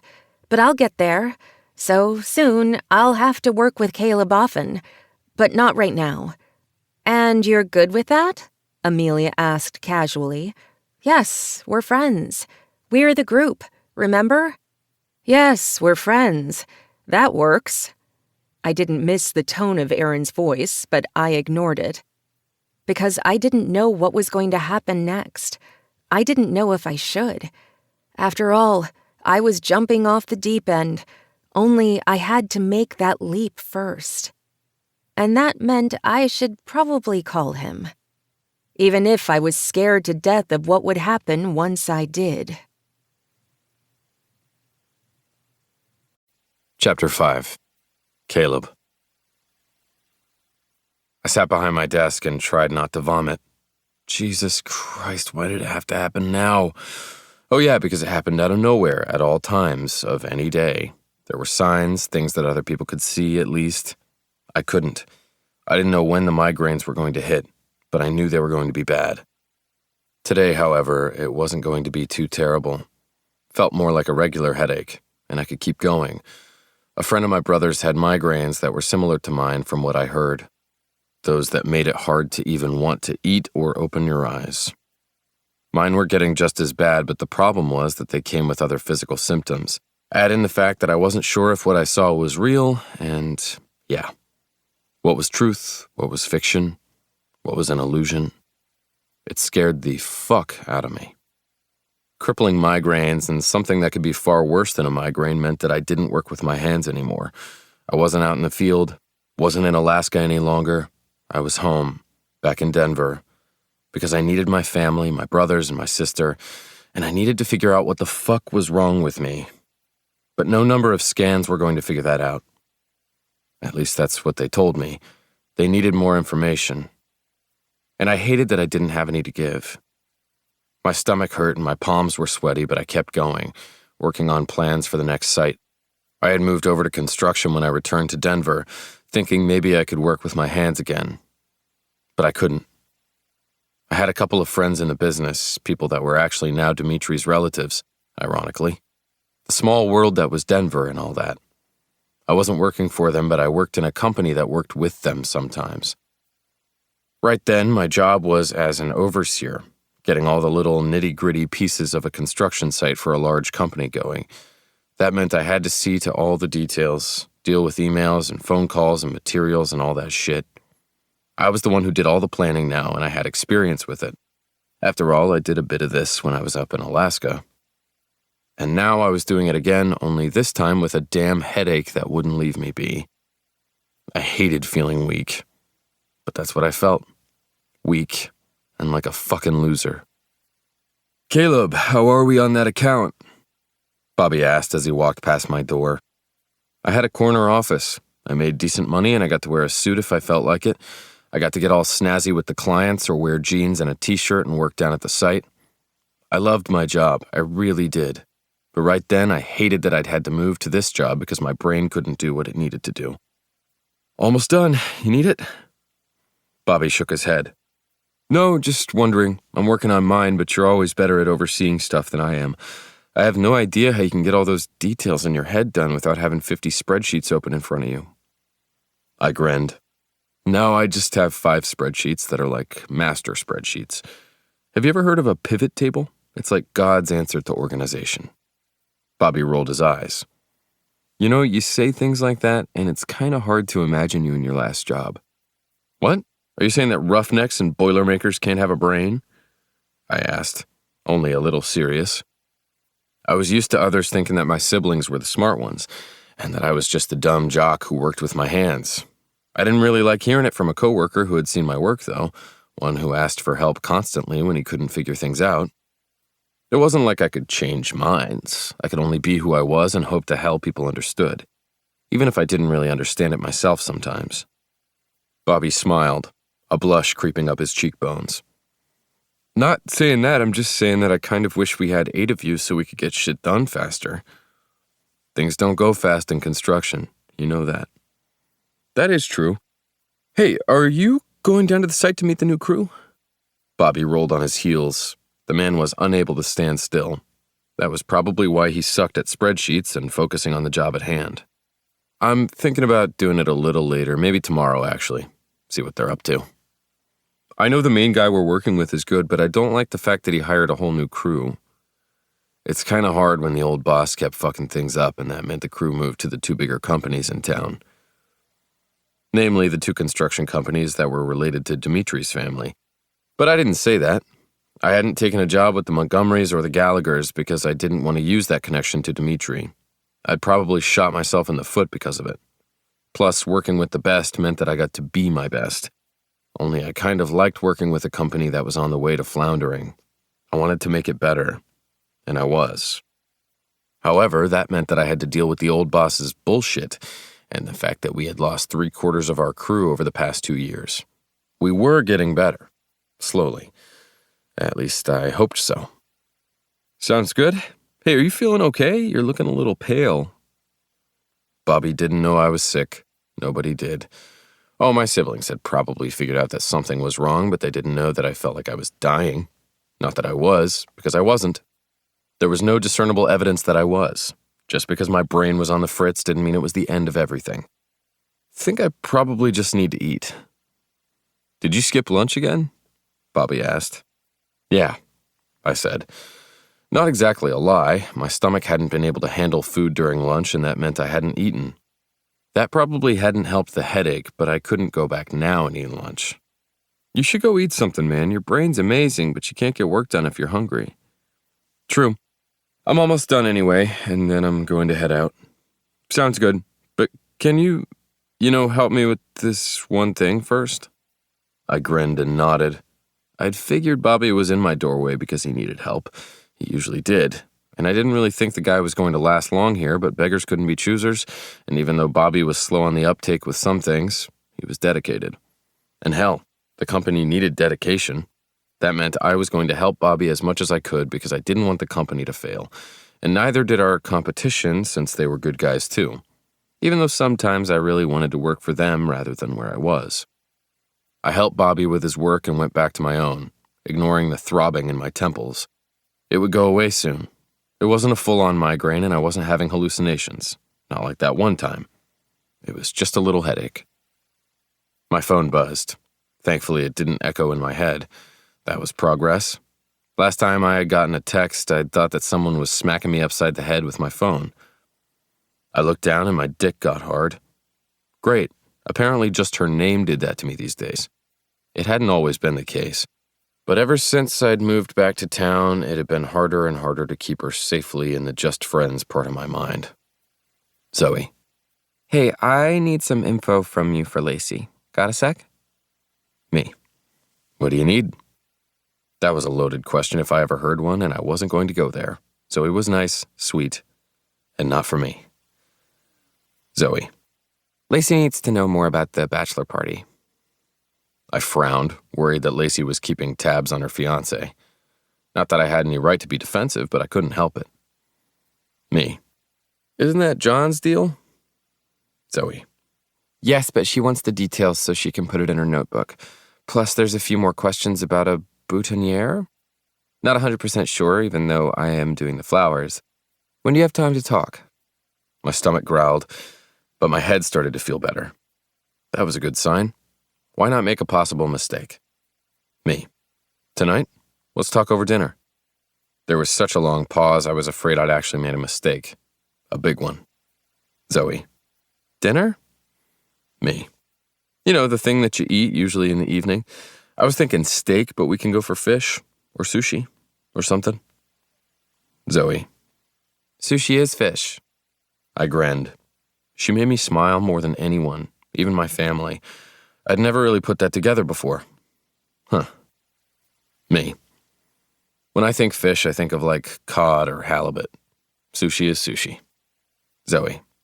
That makes no sense. Me. Probably not, but now I'm hungry. Dinner? Me. We'll talk wedding. Get it all out of the way. Zoe. You sound so enthused. But sure, where and when? I thought of my favorite Asian place that had miso cod, sushi, and non-fish products in case she wanted something that had nothing to do with under the sea, and gave her the name of the place and a time. Zoe. Sounds good, but I should warn you. I'm in a grumpy mood. Me. I didn't think that was possible, but I like grumpy. Zoe. You've been warned. Me.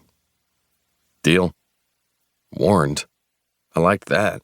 I just hated that Zoe was once again on my radar, because she was a friend, nothing more, though nothing less either. And yet, I wanted her. Damn it. Zoe. What exactly was I doing? Dinner? With Caleb? Oh, yeah, this was totally part of my plan. You know, the one that didn't actually exist. Because if I actually had a scheme, maybe I would have asked him to meet with me for dinner, rather than having him do it so we could figure out what we needed to do for Lacey and John.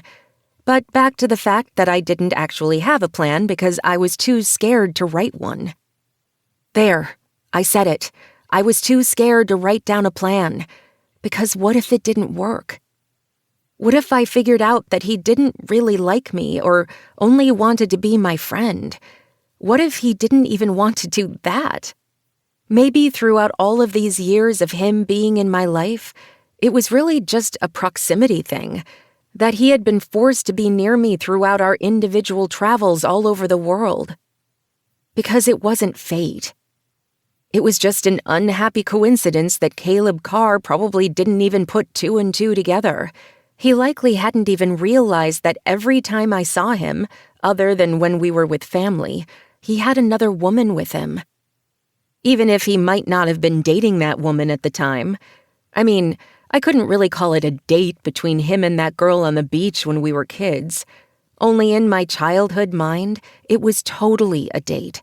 He had been dating that girl, and the two of them were going to live in a house of cheese and happiness and be perfect, and I was going to be the ogre in the basement. I didn't know why I thought I'd be in their basement, but I was 8. I couldn't really help the places my mind went. And it wasn't easy that Caleb had really good taste in women. I had liked every single woman or girl I had seen him with over the years. Every one. Even if I'd only glimpsed some of them from afar.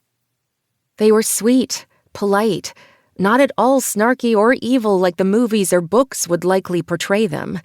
They had just been good women that Caleb had been with, and they hadn't made me feel small or useless. Maybe it was because they didn't think I had any chance with them, but I didn't think that was it. Caleb just had really good taste, and that spoke highly of him. That was probably why I liked him so much. And I really needed to stop worrying, because this could be considered part of my plan, even if he was the one to ask me out. Therefore, this could be part of our future. Not that I knew what our future could actually be, but I wanted to try. So, I quickly washed my hands again, wincing at the tugging of those open wounds on my fingers. No amount of Neosporin was going to help me from scarring. Roses had thorns, and so did my future. Maybe I needed to get those words tattooed on myself. I grinned, thinking exactly how overdramatic that was. I couldn't help it. I loved flowers and romance, and that meant I had overdramatic thoughts of how they entwined themselves in my life. I quickly slid my hands down my sweater dress and leggings, hoping I didn't look too ridiculous. It's what I had worn under my apron all day. Hopefully, it looked fine. I didn't have any dirt stains that I could see, so I counted that as a win. Plus, this wasn't a date. It was just a dinner to talk about another wedding. Not mine. So, everything was fine. I was fine. And I really needed to stop saying the word fine. I hobbled over to the restaurant, my back hurting from being bent over the counter all day. I couldn't help but smile at the way Caleb had joked with me about fish versus sushi over texts. It was a silly thing, and everything felt normal. And it was normal. Just because I had an irrational crush on him that I wanted to actually make reality didn't mean we couldn't still remain friends. Because we were friends, had been for as long as I could remember. I'd been in Caleb's orbit longer than I had been in Amelia's, especially if I went into the small details. I was a couple of years older than Amelia, and that meant it hadn't been until later that Amelia and I had truly become friends. Caleb, we'd always been near each other, in the vicinity, our part of the cosmos. We were the same age, after all, had been in the same classes, walked the same halls. We'd always been in each other's lives, only he didn't know how I felt. I knew that for sure. If he had, he might have either run screaming or done something about it. At least, I would like to think the latter could have happened. Or maybe I needed him to not know so he could find me on his own. Or perhaps I should stop thinking with my head in the clouds. I turned the corner and made my way to the front of the restaurant. Caleb was already there, his hands in his suit pants pockets, the sleeves of his dress shirt rolled up to his elbows. That only showcased his forearms, and I couldn't help but hold back a swoon. There was something sexy as hell about a man's forearms, and I had no idea why. They were just forearms. But the way Caleb's looked, all toned and tanned and muscly. I let those thoughts trail off in my head and did my best not to think them at all, because there was no way I was going to drool over Caleb Carr. At least, not anymore. "You're here," Caleb said, reaching over to give me a hug. I sank into him and did my best not to inhale his scent. I didn't want to cross over into stalker territory. I smiled. "Of course I am. It's for Lacey and John, after all." Liar. "So, sushi?" he asked as we made our way in. He held up 2 fingers for the hostess, who grinned at him with wide eyes. She bit her lip as she raked her gaze over Caleb. I was doing the same thing, so I couldn't really blame her. We took a seat near a window, and I looked over the menu. "To finally answer your question, sushi sounds amazing. And maybe you'd like some spring rolls in the middle for us to share?" "Oh, and they have that yakitori on a stick thing. I think I could just eat a whole truckload of everything." "Really?"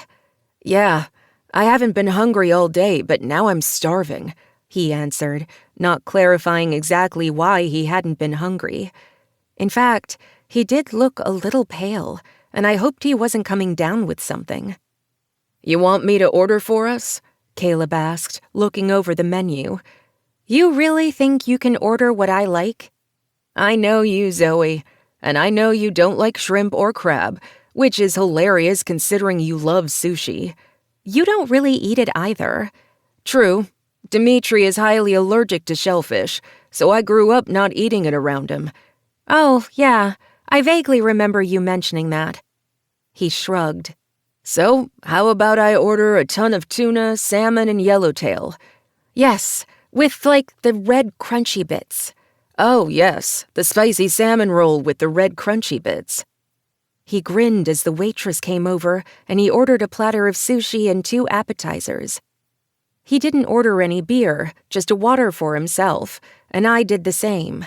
I had to be clear-headed when Caleb was around, and that was hard enough to do without alcohol. "Okay, you ready to talk wedding?" I leaned back as I said it, reaching for my bag. "Yes, I guess." I pulled my tablet out of my bag and started scrolling. "That is a lot of planning," Caleb whispered, his eyes wide. Don't even start. I swear, I love my sister, but she's insane. Caleb stared. John was saying something similar. My gaze shot up, and Caleb's eyes widened. No, not that she's insane. He laughed. Only that it was a lot of planning and Lacey knew what she wanted, or at least knew what needed to be done. She's really good at the planning thing. I swear, he said nothing bad, only that he was overwhelmed. I'm overwhelmed too, and I know John wouldn't say anything bad about her. He loves her to the end of the earth and back. It's kind of nice saying things like that. He gets so anxious sometimes that he walls himself into a corner, but Lacey brings the life out of him, you know? I smiled, leaning back in my seat. You're right. Okay, wedding plans? I cleared my throat, forcing my gaze off his. Right, wedding plans. So, bachelor party? John doesn't want strippers, he said quickly. I didn't think he would tell her, but that's good to know. I made a note. What are your plans? We were going to see a game. A game? I know it's vague. We haven't actually started the plans yet, Caleb said, wincing. I've been busy. I'm going to just tell Lacey that you're still formulating and the plans will come, because if I come back with nothing, she will kill me. There will be a game if we can get tickets, and dinner, and probably whiskey. But not too much because John can't hold his alcohol, and I'm not a fan of getting drunk. So, whiskey, cigars, and some form of sports ball. Yes, but maybe not the cigars because John, again, gets sick. He's so cute. Yeah, he's adorable. He said the words deadpan and I laughed, shaking my head. It was nice having a conversation, feeling like this was a date even though it wasn't. I just liked him. We went over a few things for the wedding, and by the time the platter of sushi came out, I was laughing so hard I could barely breathe. I liked this version of Caleb, the easygoing one who paid attention wholeheartedly to whoever was in front of him. Caleb? Our waitress asked as she set down the platter. I didn't know you were here. You should have sat in my section. She leaned down and bussed a kiss on his cheek. He smiled up at her, and I sank back into my chair. Hey there, Anna. Have you met Zoe? She's friends with my sister, Amelia. Oh, hi there. I hope you guys enjoy your meal. Caleb's great, isn't he? Anna didn't touch him again, didn't lay claim to him, but I wanted to crawl under the table and die. Friend of Amelia's. Nothing more, and apparently a whole lot less. Of course his ex-girlfriend would be here. Of course there would be a woman near that he had been with in some capacity. There were probably 1,000 of them lurking in the shadows, just waiting to pop up and say hello. Anna didn't look the least bit territorial. She also didn't look like she wanted Caleb. It was just a hello and then a goodbye. He's great. Thank you for the food. Did I sound snotty? I hoped not. It wasn't Anna's fault that I had all this in my head. But what if we'd actually been on a date? Anna had kissed him hello, something I hadn't liked. But apparently, to the rest of the world, we didn't look like we were on a date. And we weren't, so the point was moot. Enjoy your meal, and let me know if you need anything. It was good to see you, Caleb. She waved and then walked off towards her section. So, did you want to go salmon or tuna first? I asked, trying to change the subject. Anna is married. Ironically, I dated both her and her wife, Sasha, separately. I introduced them. My eyes widened, and I mixed the wasabi into my soy sauce. I didn't ask. You didn't have to. It was kind of weird that she came up like that, even though maybe to a casual observer it looked like we were on a date and not working. My gaze shot up, and I almost spilled the soy sauce out of my bowl. Yeah, that was a little weird.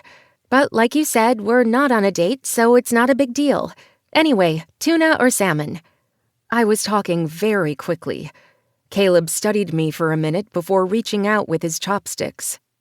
Let's start with the tuna and work our way towards the end. Sounds good. And then I would crawl under a rock because I was jealous. Jealous of his past, envious of people who weren't with him at all. And I didn't know what to think about that because I didn't want to be that person. But honestly, what if we had been on a date? We didn't talk about it at all. Instead, we went over the wedding plans, and only the wedding plans. We ate every single thing on our plates, laughed and joked, and acted like nothing odd had happened. Maybe it hadn't. Perhaps that was all on me.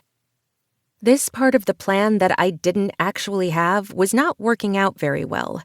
We went out to the parking lot, and I pulled out my phone to call a ride. Did you walk here? Caleb asked, worry in his tone. Amelia picked me up so we could go work out this morning, and then I walked here from my store. I was planning to take a car service home anyway instead of Amelia having to come back to pick me up. She has a date with Tucker tonight. Caleb shook his head. I'll take you home. You don't have to. Plus, being in an enclosed space with Caleb Carr probably wasn't the best idea. We reached his vehicle just as I finished that thought. In, Zoe. I rolled my eyes at his growl, but got in the car anyway. Bad decisions or not, I was going to save some money on a car service. We talked about nothing important as we made our way to my house, just wedding plans and the weather. And even as we spoke, I wondered if maybe I had made a mistake. Perhaps I shouldn't still have a crush on Caleb. Clearly, he did not have one on me. So maybe I should just get over it. Perhaps formulating a plan was a very bad idea. He pulled into my driveway and turned off the vehicle. I frowned. What's wrong? Why did you turn off the car? I'm walking you to your door. I shook my head. I'm a big girl. And a big girl can get her ass out of the car as I walk her to her door. You're so nice. I try. Now, move it, Zoe. I picked up my bag and hopped out of the car, wondering what the hell had crawled up his ass. I got to the doorway, and he was suddenly there, looming. What is it, Caleb? I don't know. He growled, and then lowered his head. My pulse raced, and I couldn't breathe. When his lips touched mine, I wondered if maybe I had died earlier, and now this was my heaven, my torment, my insanity. But then his lips pressed harder, and I was lost. Chapter 6. Caleb. My lips were on Zoe's, and I didn't give a damn if this moment in time was a mistake. In this exact instant, I didn't care if the rest of the world surrounded us or that I should have been focused on work or what the test results would say if they ever came back. I didn't care, because Zoe's hands were on my back, her fingernails digging into my skin through my shirt, and she was kissing me with the same urgency that ran through my veins. I hadn't let myself think about this, even though I'd wanted to for far too long. Hadn't thought I should ever think about this at all. But in this moment, she was mine. Her touch, her taste, all mine. It was an intoxicating blend that sent shivers down my spine even as I deepened the kiss, my thumbs on her cheeks allowing me to angle her head back. I needed more, craved more. She tasted of our desserts and Zoe. I hadn't known a person could have a taste. How had I not realized that she could? That she'd have her own particular taste that would go straight to my cock, make my dick press harder into the zipper of my slacks. How had I not known that she would do this to me? That I would want more of this? But as I moaned and she sighed, I knew that part of me had always known. Every time I had seen her when we were kids or even as teens and adults, there had been a small part of me that always noticed her. I loved being near her, adored the way she laughed and smiled and blushed. She just radiated happiness even when she wasn't all that happy. I knew that she had gone through hell when she was younger but came out of it stronger. She'd always had a smile for me. No matter what had been happening with the rest of the world, she had smiled for me. She did so tonight as well, and now my lips were on hers and I didn't want to stop. even though we really needed to. I pulled away slightly, my breath coming in pants right along with hers as I rested my forehead against hers. We should have done that years ago. I rushed out, not realizing that I was actually saying the words until they were already out of my mouth. What? What was that? Her words were breathy, and I swallowed hard, trying to figure out what to say. I'd had a headache before, but this was nothing like that. It was a whirl of words and thoughts that made no sense to me. How had we ended up here? Why? That was something we should have done before. I repeated. You kissed me. You kissed me back. She pulled away from me, moved into the house, and started pacing in her foyer. You've never kissed me before. I slipped my hands into my pockets. Did you not want me to kiss you? Her voice trailed off and she blushed right to the tips of her ears. She shook her head, and if it weren't for the fact that she looked at a loss for words, I would have felt that unsaid no right down to my core. I think maybe she didn't know what to say. After all, I wasn't sure what to say either. I hadn't planned on kissing Zoe tonight, but damned if I would regret it now that it was done. I still don't know what that was, she whispered. I'll be honest and say I really didn't know either. She looked at me then and laughed, full-on laughed. What? What part of that was funny? I'm sure you know all about kissing, Caleb Carr. Why did you say my name that way? Like both names were one word. A title. She shook her head and turned away. Regret filled my stomach and I took a step forward. I'm sorry. She turned then, raising her chin. Sorry for kissing me? Thanks for that. I don't know what to say. I didn't mean that I was sorry for kissing you, because I'm not. But I'm sorry that I'm hurting you for some reason. I don't know what I did or said, but I apologize for how I'm making you feel. Or maybe even that you didn't want that kiss. I thought you did. Perhaps I read the signs wrong. You didn't read the signs wrong, she whispered. Good. Good. I was usually better at my words than this, but I couldn't figure out what they were. Even as I was speaking, my pulse started to race and my head began to pound. Fuck, I needed to get home soon or I would get a full-blown migraine. No one needed to see that, let alone Zoe. Zoe. What was I doing? Standing here in her foyer like I had the right to start something. But I couldn't walk away. Not now. Because what if I did, and it all changed? I didn't know what the answers were, but if I knew anything, I knew that if I walked away without saying a damn thing, I'd regret it. And I hoped maybe she would regret it too. You've never kissed me before. Why did you kiss me just then? Zoe asked. I guess the phrase because I wanted to isn't the good one, I answered honestly. She stared at me and I tried to read her gaze. I couldn't. Actually, that's a pretty good answer. She ran her hands over her face and then began to pace again. I wasn't expecting this. This wasn't part of the plan.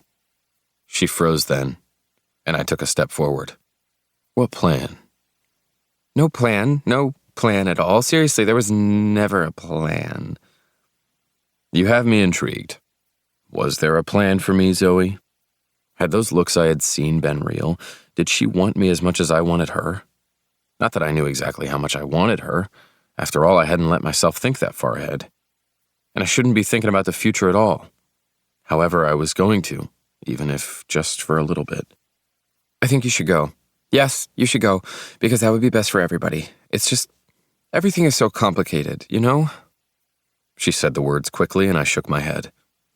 I don't know if I believe that. Do you? I don't know, Caleb. I thought maybe... No, never mind. It's a little bit too much honesty when we're trying to figure things out. You know, I can honestly say I don't know. I wasn't expecting this, but I don't know. Caleb? Yeah? You kissed me, and I don't know what that means. As much as I really liked it, because I'm not going to lie to you, I really liked that. I did too, Zoe. My voice was soft, and her eyes darkened just a bit. I wanted to count that as a good thing, though I wasn't sure it was. However, Caleb, now that I think about it, it's really tricky. Because you're best friends with my sister and with my brother's fiancé? That, and I'd like to think we're friends too. I took a few steps forward and cupped her face, surprising us both. You're my friend, Zoe, since you were little. I saved you on the beach that one day, remember? All the way in Hawaii, of all places. She blinked away a tear, and it surprised me. I didn't think you remembered that. Of course I remember that day. It scared the hell out of me that you could have died, even when we were younger. I would have been fine. Drowning isn't fine, Zoe. I would have found my ground, a way to keep my feet steady. I always have. Wasn't that the truth? Yep, you always have. I want to kiss you again, Zoe. I think I want you to. As I lowered my head, my phone buzzed. She smiled against my lips. You should take that. I should really ignore it. Your sister-in-law is heavily pregnant and people rely on you. You should check it. She pulled away, and I sighed as I tugged my phone out of my pocket. Joey. Hey, are you free tonight? I'm feeling lonely. I groaned and stuffed my phone into my pocket, making sure the sound was off. Let me guess, a girl? Zoe asked, her lips quirking. No one I'm going to answer. It's just ironic. She started laughing, and I frowned. How the hell is that ironic? I didn't ask her to text me. No, you never do. Hey, that's not very nice. No, it's not. But it's life. I think I need some time alone to process my thoughts. You should go home. I didn't ask for Joey to text me. I know you didn't, and you didn't text her back, and I was the one that forced you to check your phone. It's just irony slapping me in the face because I didn't have a plan. You're not making any sense, Zoe. I don't think I'm making much sense to myself either. I want to kiss you again. I think I want that too. But not tonight. We had wedding plans we needed to discuss, and we did, and we both had lots of work all day. I had an early morning, and I wasn't really planning for tonight. You keep mentioning that plan of yours. And it doesn't exist, so I shouldn't be talking about it at all. She let out a sigh and moved past me towards the door. I slid my fingers down her arm, and she shivered. You should go, Caleb. I'm not going to her, Zoe. I probably won't even answer her. You should answer her. Be nice, no matter what. Having an unanswered text hurts. I've never not answered your texts, I said, worried I had somehow hurt her. She shook her head. No, you never have. You're always very aware of that, because you've always been my friend. However, even if you're not going to go see Joey tonight, and I believe you because you're not that guy, you should still tell her that. Closure, you know? I do, it just feels weird. Weird to close something? No, weird to text another woman after having my mouth on yours. Well, there's nothing usual about us, is there? No, I guess you're right. Thanks for tonight, Caleb. Dinner and plans. She paused. And that kiss. Because it would be rude not to thank you for that, too. I wanted to lower my head and kiss her again, but I didn't. I held back, mostly because I didn't know if I should. After all, I had been the one telling myself not an hour before that this couldn't go anywhere, and here I was kissing her and wanting more. I just didn't know if I had more to give, not with everything else going on. Even as I thought that, my head pounded, and I knew if I weren't careful, it would be past the point of safe driving. So I gave her a tight nod and slid my fingers over her cheek, mostly because I couldn't not touch her just then. I'll see you soon, Zoe, I whispered. Yeah, wedding planning. And more, because I'm not going to forget that kiss. Caleb, I honestly don't think I could. She smiled then, and I winked at her before walking out to my car. My head pulsed and bile surged up my throat. I knew I didn't have much time until I had to be home with the lights off. I wanted to think about Zoe. I wanted to text her and flirt and do all the things a normal guy would do. I just didn't have that option. Not with a migraine coming. A headache that could possibly be more. Jesus, I was scared enough thinking that maybe the kiss had been another hallucination.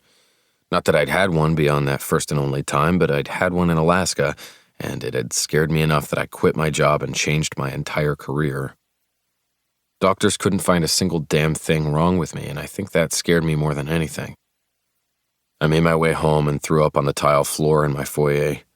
I cursed, crawled to the kitchen so I could get my cleaning supplies, only the scents and motions made me throw up again. Jesus. I couldn't do this. I couldn't do this alone. All thoughts of Zoe fled, mostly because I knew if I wanted to think about her, I would just screw things up even more. So I got out my phone and called my big brother. I needed him. My body hurt, and I needed my big brother.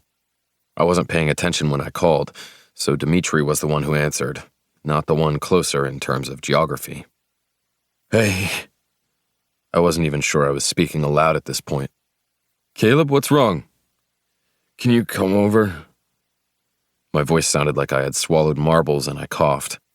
Need some help? Taya and I were just leaving Devon's after dinner. We're actually pretty close. Need me to bring Devon over? You need us to call 911?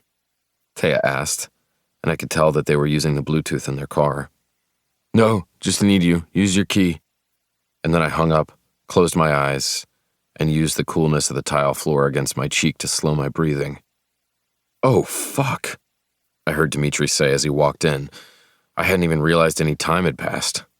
Shit. I'll start cleaning. Do I need to call 911? I will right now, Taya asked. Is the vomit going to make Taya throw up too? I asked, my voice drowsy. I'm fine with vomit, and when the baby comes, I'm sure they're going to spit up a lot. I should get used to it. I opened one eye as Dimitri knelt next to me, and Taya waddled closer. I'm just going to clean up the mess, and Dimitri is going to get you into bed, and then you're going to tell us exactly what's going on, okay? She squeezed her husband's shoulder and then waddled back to where I kept the mops. Taya, Carr, go sit down. I will clean it up. I loved it when my big brother got all growly. He loved his wife more than anyone, except for maybe their golden retriever. What about Captain? I asked, my head pounding. Our lovely dog is sleeping and fine. I texted Taya's sister to come over and make sure that he had food, water, and see if he needed to go out. You know the entire Montgomery clan will be here if you need them, as well as all the cars. Just need help off the floor. My head hurts. Migraine? Dimitri asked, his voice pitched low. Yeah, thanks for whispering. I didn't know if I'd be able to deal with anyone speaking too loudly just then, or even in a normal tone of voice. No worries, it's what I do. I've helped with this before, but Jesus, this looks pretty bad. It is.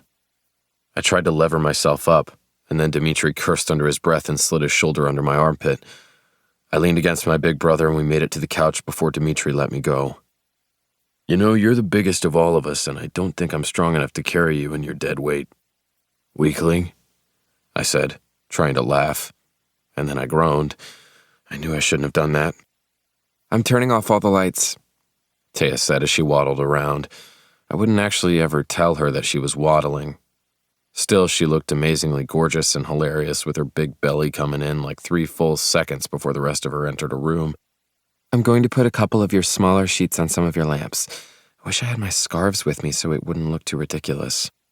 Let her nest and let me take care of you, Dimitri rumbled low. Migraines suck, I whispered, and Dimitri came back with a cool washcloth, wiping my brow. It's only migraines? Dimitri asked. Not that migraines are a small thing. Did a CAT scan, no tumors. Taya sucked in a breath, and I hated that I'd said anything in front of her. I didn't want to stress her out during this stage of her pregnancy. Not that anything was wrong with her, but I worried. You don't want to hurt the baby. Maybe you should go to the other room, I whispered. The baby is fine. You're the one I'm worried about. I heard more than saw Taya lower herself into the chair by my side as Dimitri helped her. Do we need to call your doctor? Dimitri asked. I almost shook my head, but then thought better of it. I'm fine, I whispered again. I'm trying to figure out the answers. I don't have them. We'll talk more in the morning. I don't want to talk. You're going to tell us everything that's going on. We're your family. You came back here for a reason. Let us help. I don't have anything to tell. I knew I was drifting off, but I wanted to get the words out. Migraines, a hallucination, no brain tumor that they can see. We're still trying to figure it out, but so far just these really bad fucking migraines. Okay then, Dimitri said, letting out a shuddering breath. You get some sleep, we'll figure out what to do later. Together, all of us. You're not in this alone. I might have argued, but I couldn't. I really didn't want to. After all, I had come back to Denver for more than one reason. I needed to tell them everything. Hiding things was just stupid. Deep down, I was so fucking scared. Because what if they had missed a tumor? What if it was something worse? What if it was a neurological disease that they hadn't figured out yet? I wasn't sure what would happen next. All I knew was that my body hated my mind and my mind hated my body.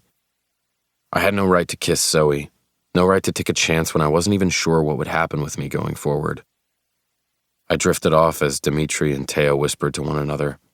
I knew I was going to kiss Zoe again, because I wanted to. Because I was so damn scared of what would happen if I stopped living.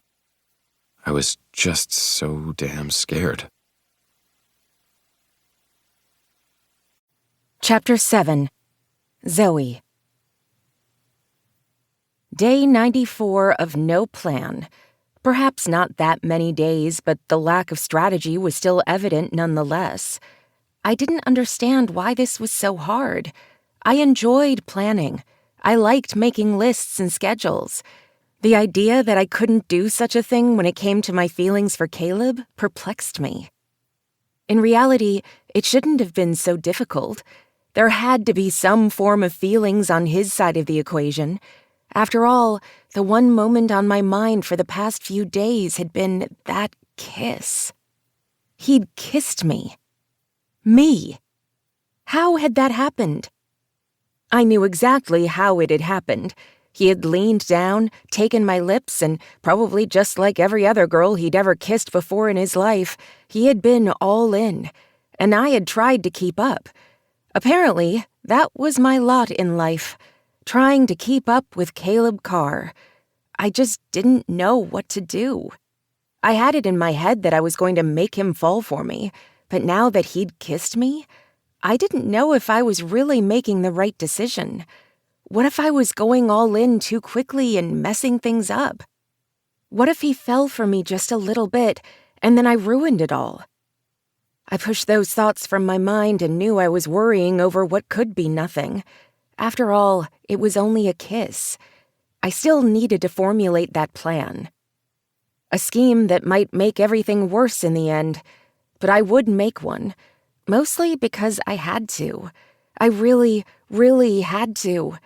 I couldn't stand by and watch my life pass me by any longer. I couldn't be forever the bridesmaid in an ocean of weddings, no matter that the weddings were a new part of my life. I couldn't merely be the florist who failed at love, not any longer. I looked at myself in the mirror, tucked my light hair behind my ears, and nodded. I deserve love.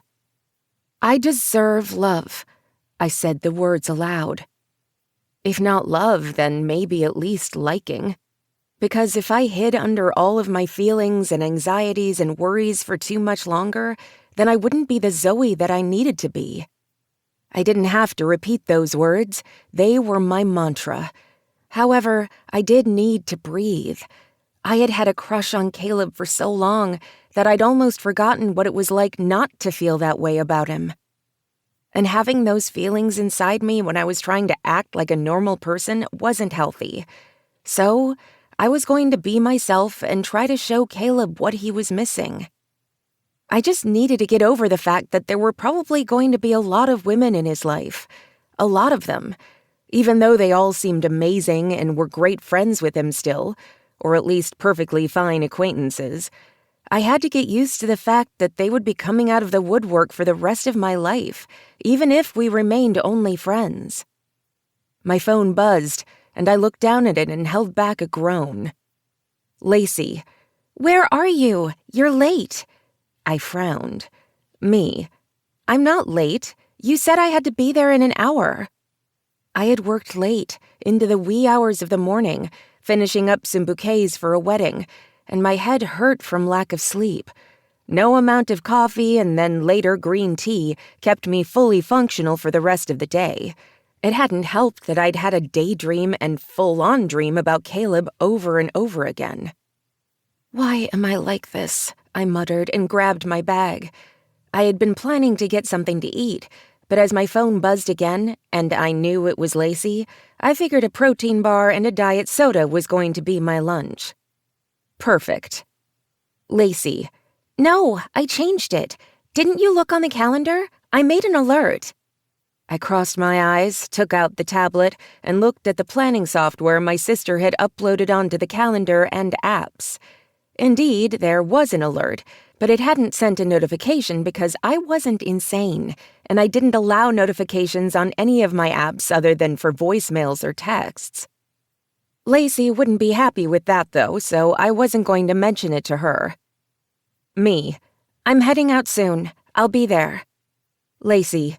Turn on notifications. I know you're hiding from it, but there's so much to do, and I can't have you be the one who's running us behind. I love my sister. I love my sister. I love my sister. And if I kept telling myself that over and over again, I wasn't going to freak out over everything Lacey was doing. Because, dear God, my baby sister was going to drive me crazy. I got in my car and drove towards my mother's house. We were doing wedding planning there since Lacey and John's place was in the middle of being packed up. Lacey was sorting through everything for what needed to go with them for the move and what needed to be sold or donated. So I knew my sister was busy with all of that, plus her day job and the wedding planning. I did my best not to stress over it. Plus, I knew that my mother still worried about Lacey's health these days. After all, high stress and anxiety could lead to Lacey getting too tired. My sister didn't have the energy that even I did, even though I wasn't the most energetic person in the world. But that's what happened when you had to pour chemical after chemical in your body when you weren't even big enough to ride the Batman ride at a theme park. Lacey. Are you here yet? I snorted as I pulled into the driveway, shaking my head. Only my sister would ask that question, considering that, no, I wasn't actually out of the car yet and wouldn't be texting and driving. I got out of the vehicle and my mother opened the door before I even had a chance to knock or open it myself. Zoe, my mother said, disappointment in her tone. Hi, Mother, I'm here, early compared to the time that I was planning on. I bit into my protein bar and she narrowed her eyes. Is that all you're eating? Yes, I'm sorry. I didn't see the updated time, not that I could have come anyway at that time. I was planning on eating during my little break between work and this. Sorry. I have some cucumber finger sandwiches if you'd like some. We were having tea while we waited. Tea. And I hadn't been invited. But that was fine. I wasn't actually jealous. I had been working all day. My hands ached from the number of twists I'd had to make with the bouquets. I had a cut on my thumb that hurt like a mother, and I didn't even really like going to teas or doing them. It was my mother and Lacey's thing, while Mom and I had other things we liked to do. I hated the fact that I was feeling jealous at all, because it had nothing to do with wanting to be my mother or Lacey. It was the fact that I was here and nobody seemed to be grateful. And wow, that was an ungrateful thought. I would push it out of my mind and just work on this. Thanks. I would love a finger sandwich if you have any left. I leaned over and kissed my mother on the cheek. And you look really wonderful, Mom. I was being truthful. She looked great. She always had. She tended to tell the world that she had aged 20 years back when Lacey was sick, but I didn't think so. I thought the determination and strength that soaked into her bones and her veins just made her even more beautiful. I didn't mention that, though, because she didn't like to be reminded. After all, Lacey was a constant reminder that we'd almost lost everything. And that was why I wasn't going to freak out and get stressed out over Lacey's demands. She was freaking out enough for both of us. I was going to get over myself and try to do better at this whole maid of honor thing. Thank you, darling. You look great, too. But what happened to your poor hand? She reached for my thumb and I winced. Thorn. Can't one of your workers take care of the thorns for you?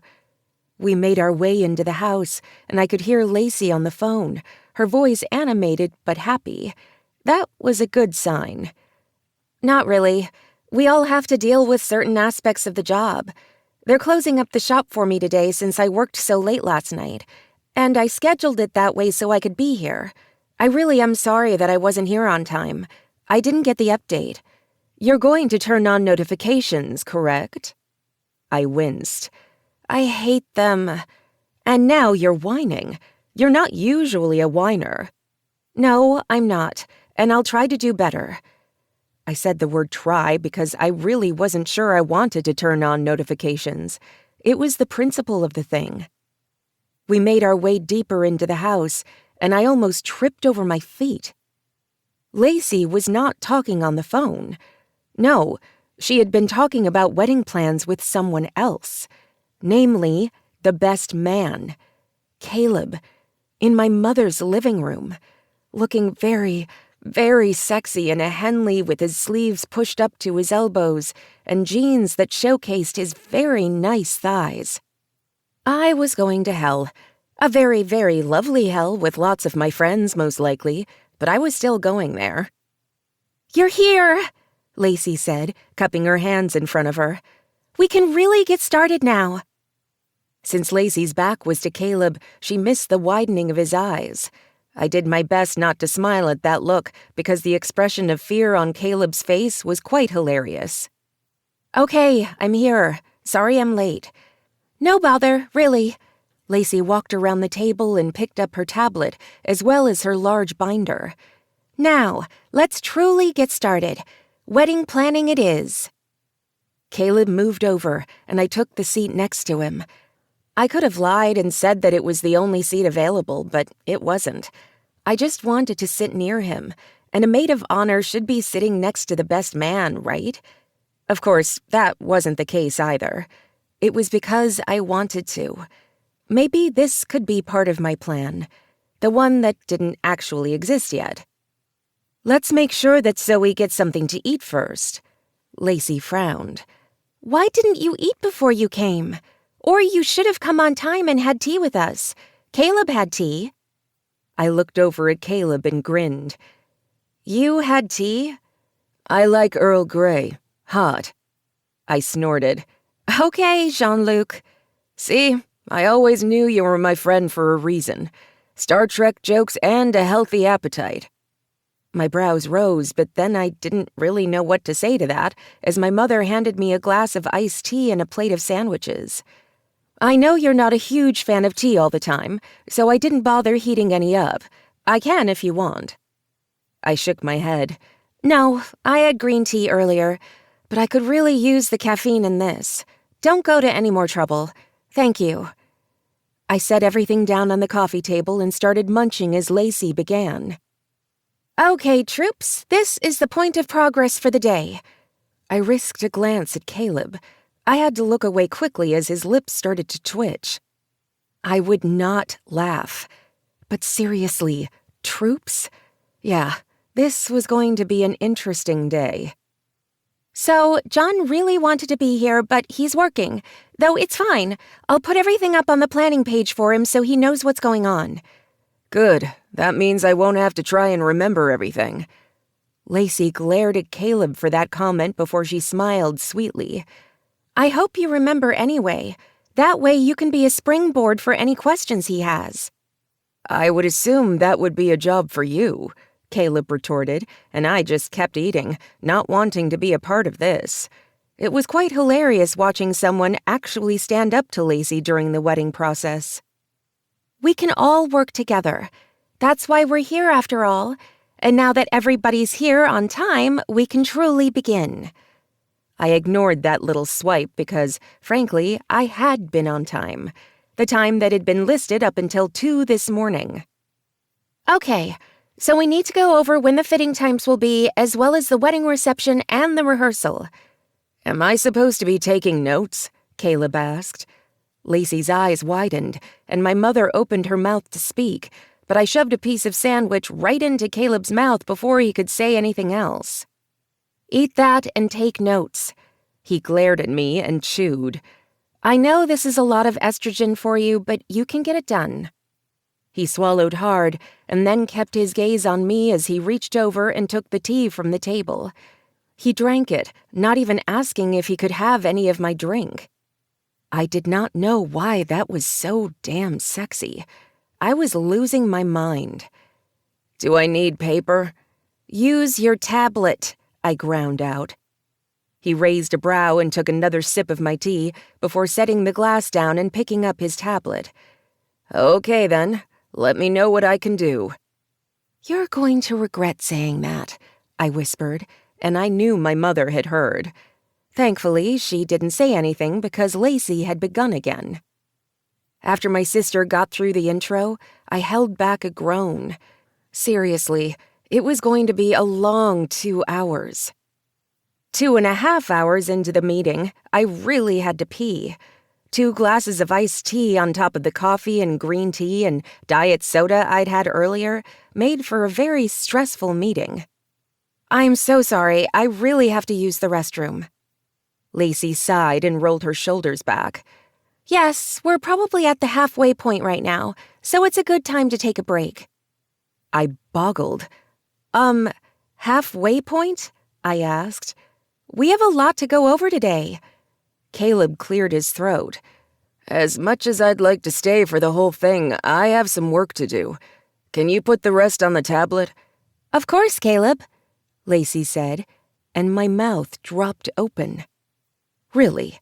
He was allowed to leave with a simple question like that? And I looked like I was committing sins for wanting to leave. My sister had truly gone and lost her mind. Before I could say anything, not that I would, my bladder reminded me that I really did have to go. I scrambled off to the restroom and took care of business as quickly as I could. Maybe if I was lucky, I could sneak out the back and no one would notice. I washed my hands and was drying them on a towel when someone knocked on the door. "I'm almost done, Lacey. I promise I'm not loitering." There was a rough chuckle from the other side of the door, and I quickly unlocked and opened it. "Caleb?" He slid into the room, nudging me out of the way as he closed the door behind him, the lock snicking into place. "What do you think you're doing?" I asked, and Caleb shrugged. "I really wanted a break because I don't think your sister is actually going to let me leave. I'm pretty sure she has the place surrounded with, like, wild dogs or something." My lips twitched. "Be nice." "You're the one being way too nice. You can't let Lacey walk all over you like that." "She always has." I said the words, and my eyes widened. "I didn't mean that." "I know you didn't. But you're sort of letting her do it right now." "I don't mean to. I just want her to be happy." I shrugged. He brushed his knuckles down my cheek, and I licked my lips. "And she can be. She just doesn't need to take over your life to get that." "You're here too." "Because I needed to talk to you." I froze, blinking. "You sat through how much wedding crap just to talk to me? There's such a thing as a phone, Caleb Carr." He smiled then, and my ovaries burst. Damn things.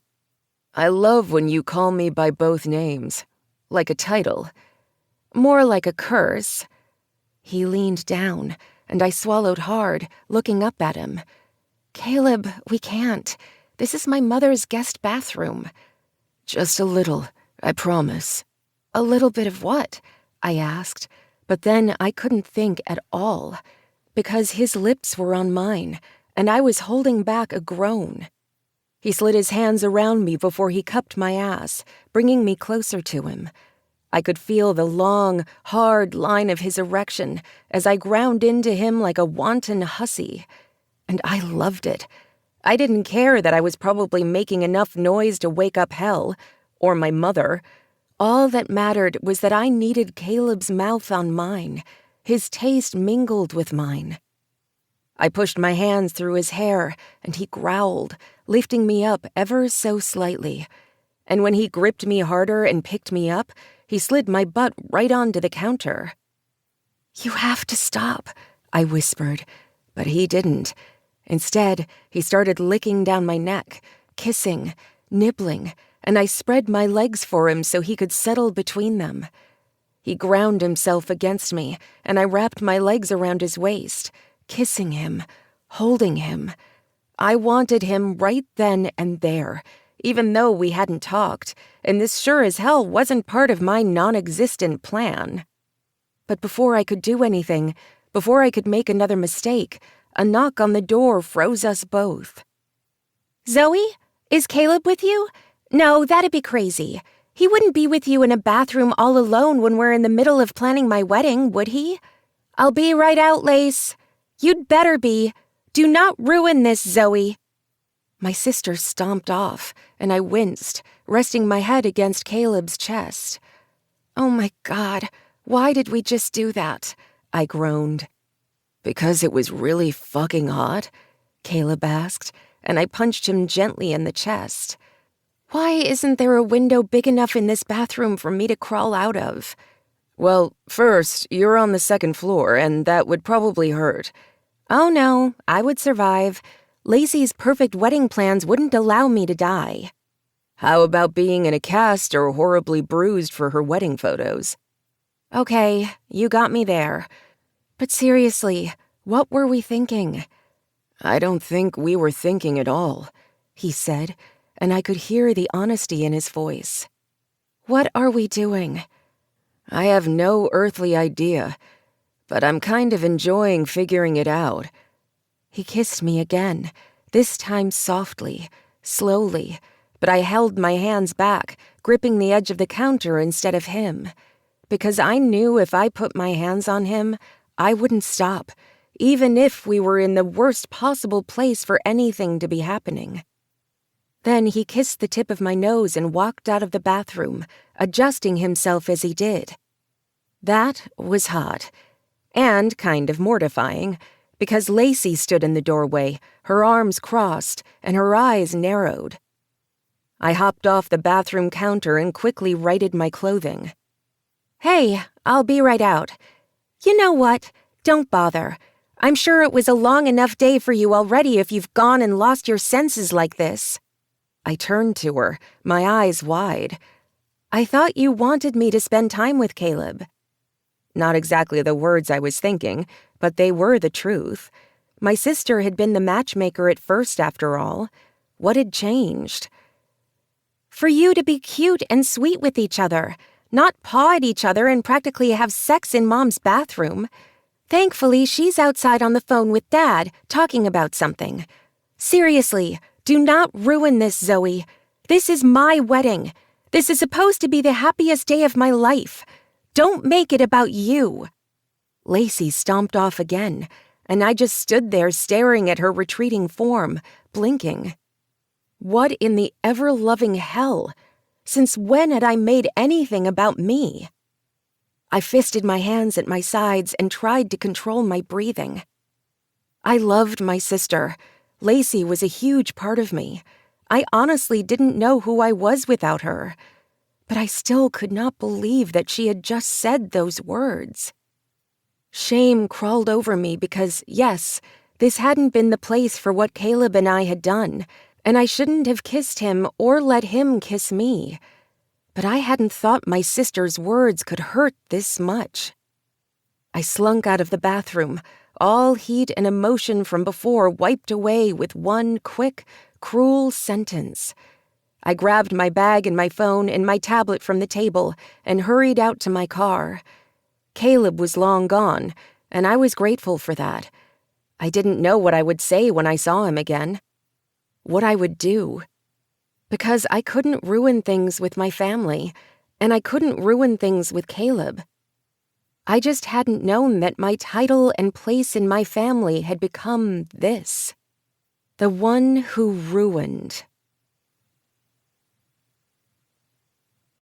Chapter 8. Caleb. Why exactly am I here again? I asked, wondering why I had been asking that question so often these days. Why did I always find myself in places I hadn't planned to be? Maybe I could get into an existential crisis at that point, or perhaps I could just blame the fact that everybody in my life was getting married and popping out babies. Every single fucking person. Dimitri just raised a brow as he sipped his beer.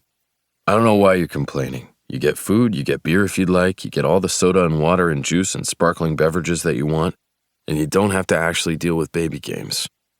I narrowed my eyes at him. I don't actually have to play baby games, do I? Because I'm pretty sure there are baby games at a baby shower. Yes, I was at the Montgomery car shower. Not that Taya was actually in Montgomery anymore. No, she had changed her last name to Carr since there were already enough Montgomerys sprawled around the state, and probably around the world at this point. However, the Montgomerys hated giving up their name, so it was branded on every single invitation, and even on the damn wall on some printed-out banner that they had made. Apparently, there was more than one artist in the family, so they had hand-done the damn thing. I didn't know why I was so cranky. Probably had to do with the fact that I'd had blue balls since kissing Zoe not once but twice, and both times hadn't been just a kiss. The second time, dear God, I'd almost fucked her right there in her mom's bathroom. I hadn't been that horny and idiotic about where I was making out with a girl since I had been a teenager. And even then, I hadn't crossed that line. Apparently, I was losing my mind. And that sobered me quicker than an ice-cold shower. I didn't want to lose my mind. I didn't want my brain to be hurting at all. I hadn't had a hallucination since that first time, nor had I had a migraine in a few days. But that didn't mean one couldn't come out of the blue. So I wasn't going to drink tonight, not when I had an hour-long drive home, and I wasn't going to ignore any symptoms that might arise. So far, so good.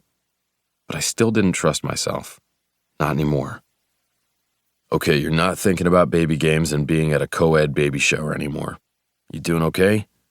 How's your head? I looked at my big brother and shrugged, stuffing my hands into my pockets. I'm fine. Haven't had an incident since you came over. Good, because you're going to tell me every time you have one. I glared at him, but I nodded. I will, promise. I'm surprised I didn't have to fight you on that. I guess I'm scared shitless enough that I'm not going to hide anything from you anymore. Fuck, Dimitri whispered before he set down his beer and held me tight in a hug that I hadn't been expecting. I let out a shocked breath and then released my hands from my pockets so I could hug him back. I was scared, and I wasn't too manly or dick-short to admit it. I didn't want to be sick, I didn't want to be weird, and I sure as hell did not want to die. My throat went dry, and bile coated my tongue just at that thought, so I pushed it from my mind, however broken it might be. I was fine. The doctors were going to figure things out, and I was going to be just fine. The fact that the doctor I currently had kept running test after test and didn't seem to know what he was doing might worry me, but it wasn't like I actually knew what needed to be done. You know, my friend who also has the serious migraines is here. Remember, she's marrying into the family? I frowned. I thought her brother was marrying into the family. Dimitri shrugged. I honestly have no idea anymore. All I know is that she was invited because somehow she's connected. Their whole family is here, in addition to a few other families who married into the Montgomerys. I have no idea who some of those people are. You don't have to worry about it, at all. Just make sure that you watch what Taya's eating. I frowned. Excuse me? You want me to get between a pregnant woman and food? Do you want me to lose an arm? Dimitri snorted, and I shook my head. This is a cheese-themed baby shower. You know our love of cheese. You mean your unholy fascination with it? There's nothing unholy about cheese. Cheese is good. Cheese is life. Yep, how right that is, husband, Taya said from across the room. She was back into her own conversation before I could even comment on the fact that she had somehow heard that stupid cult-like saying from across the room. The fact that you have a motto with your cult means you may have a problem with cheese, I calmly pointed out. There's nothing wrong, plus it's a joke between us now. Hence the oddly themed cheese baby shower for a woman who's not allowed to have soft cheeses. Pregnant women aren't supposed to have soft cheeses? Nope. They're allowed to have hard cheeses and some processed soft cheeses. I have a whole list. It's printed out on the fridge, and we almost put it on the invitation, but I figured that would be too weird. Weirder than the fact that you have like 18 different types of cheese available, including dips and spreads? I don't judge you. You don't get to judge me. I really have no idea where to start with the judging. Dimitri grinned and laughed. Anyway, we made sure that nobody brought any of the incorrect types. They're all on the list of banned contraband substances. That made me laugh. So if anyone hides the brie within the cocaine, I know that they're on the wrong side of the law? You mock me, but she's been craving soft cheeses to the point that I'm afraid she's going to sleepwalk right out one day and find herself some. I just shook my head, my stomach hurting from laughing so hard. Thank you for getting my mind off what the hell is going on with me, because you two are ridiculous. Dimitri grinned, his eyes wide and happier than I'd ever seen him in my life. Yeah, I'm happy. I'm going to be a dad, Caleb. I still can't fucking believe it. I shook my head and then leaned down to pet Captain's head as the golden retriever came up to us. Dimitri knelt by the older dog and hugged him close, slowly running his hands down the golden retriever's back. You know, you pretty much raised me and Amelia, and Devin a little bit too. And between us and Captain, you've probably got this dad thing down. I might have started with piddle pads for Captain, but I didn't start with diapers with you three. It's all new and it's a little daunting. But Taya's sisters have gone through this before. Same with her brother, right? I asked. So have all of her cousins. I swear that family breeds more than rabbits do. He mumbled the words, considering that all the Montgomerys had keen ears and were surrounding us at the time. It's amazing how much they all look alike, too, I mumbled. Don't say shit like that, they can hurt us. Did you see that one over there? He's like 6'5" and built. He could probably break us with his pinky. And I hear that one is actually married into the family, Zoe said as she came up to my side. I froze, unaware that she had been so close, which was weird because all I could do was notice where she was lately. She handed me a water and I raised a brow. I got one for Amelia, but Tucker had already gotten one, so then I was standing there with 2 glasses. I figured I'd give it to you since your hands were empty. I looked down at her and smiled. Thanks. No problem. And really, I feel like I can get stepped on at any moment with all these giants around here. Dimitri laughed. There's a few people shorter than you. Do you mean the children? She asked, a mock grimace on her face. Well, I don't know about that 10-year-old. I think they are taller than you, I said. I am not that short. There are shorter people here. Adults. I'm average height. Average for humans, not Montgomerys, I said, and winced when a Montgomery, one I didn't actually know, punched me in the arm on their way to one of the cheese spreads. One of the cheese spreads, because of course there were like 5 of them around the house. And on that note, I'm going to check on my wife. They're starting the game soon. I narrowed my eyes. You said I didn't have to play. You don't, but Taya wants to play. Therefore, I'm going to sit next to her and help her smell random mushed peas and beans to figure out which one's which. I gagged. Why are baby games so disgusting? I'm trying not to ask myself that question other than the fact that I think they're trying to prepare us for the amount of bodily fluids that are going to be sprayed on me when the baby's born. And after. I visibly shuddered as Dimitri walked off to join his wife. I looked down at Zoe. You know, this sort of makes me not want to have kids at all. She snorted, shaking her head. But then you get to hold your niece or nephew and smell their little baby powder head and hold them close and feel their little fingers wrap around yours. You'll fall in love. You'll forget the fact that they poop and they throw up and they constantly cry and they never sleep. Do you think that's just what the media tells you that babies are like? I asked. You mean this is a conspiracy? Probably not. But I figure I'll see soon when Lacey and John are ready for a baby. They're going the surrogacy route, right? She froze, blinking at me. How on earth do you know that? John talks to me when he's nervous. I held up my hands after I set down my glass since she was glaring at me. He doesn't talk with everybody about personal things like that, but he talks to me. Has for a while. I guess it came with the fact that we were out one night waiting for a storm to die down and we talked about a lot of personal shit. But he doesn't blab about his and Lacey's life to most people. I hope not, because Lacey doesn't need that. John's the most amazing guy I know. You know that. I do, but I'm still overprotective. She's my baby sister. Since, according to my baby sister, I'm an overprotective asshole, I feel you. You did threaten to beat up Tucker. He dared to touch my precious, innocent little sister. I narrowed my eyes. And you should stop laughing so hard, people are starting to stare. Oh, no, it's just that you think she's precious and innocent, and probably going to be a virgin until her wedding night, too. She can stay a virgin always. Isn't that the way things are? I'm totally not a virgin, bro, Amelia said as she walked past, Tucker right on her ass, He had his hands on her hips, and I narrowed my eyes. Why do people keep surprising me like that? Because you're standing between two doors so people can come up behind you easily, Zoe said, laughing. Plus, the more you talk about other people, especially when they're in the same room, the more likely it is that they're going to show up and scare the crap out of you. That's sort of how science works. I laughed. That's not even real science, or even close to science. No, but it's karma. As for John and Lacey, yes, they're going the surrogacy route. But if John brings it up again, please do not let him think that I'm so eager to be that baby's oven. I choked on my water, having taken another sip before I set it down on the table between us. Wait, what? She shook her head, laughter dancing in her eyes. Yeah, that was my reaction too. They asked you to be their surrogate? Wait, does that mean your egg too? Ugh, that's way too personal, sorry. They haven't asked, but Lacey's hinted, so I have no idea what they want.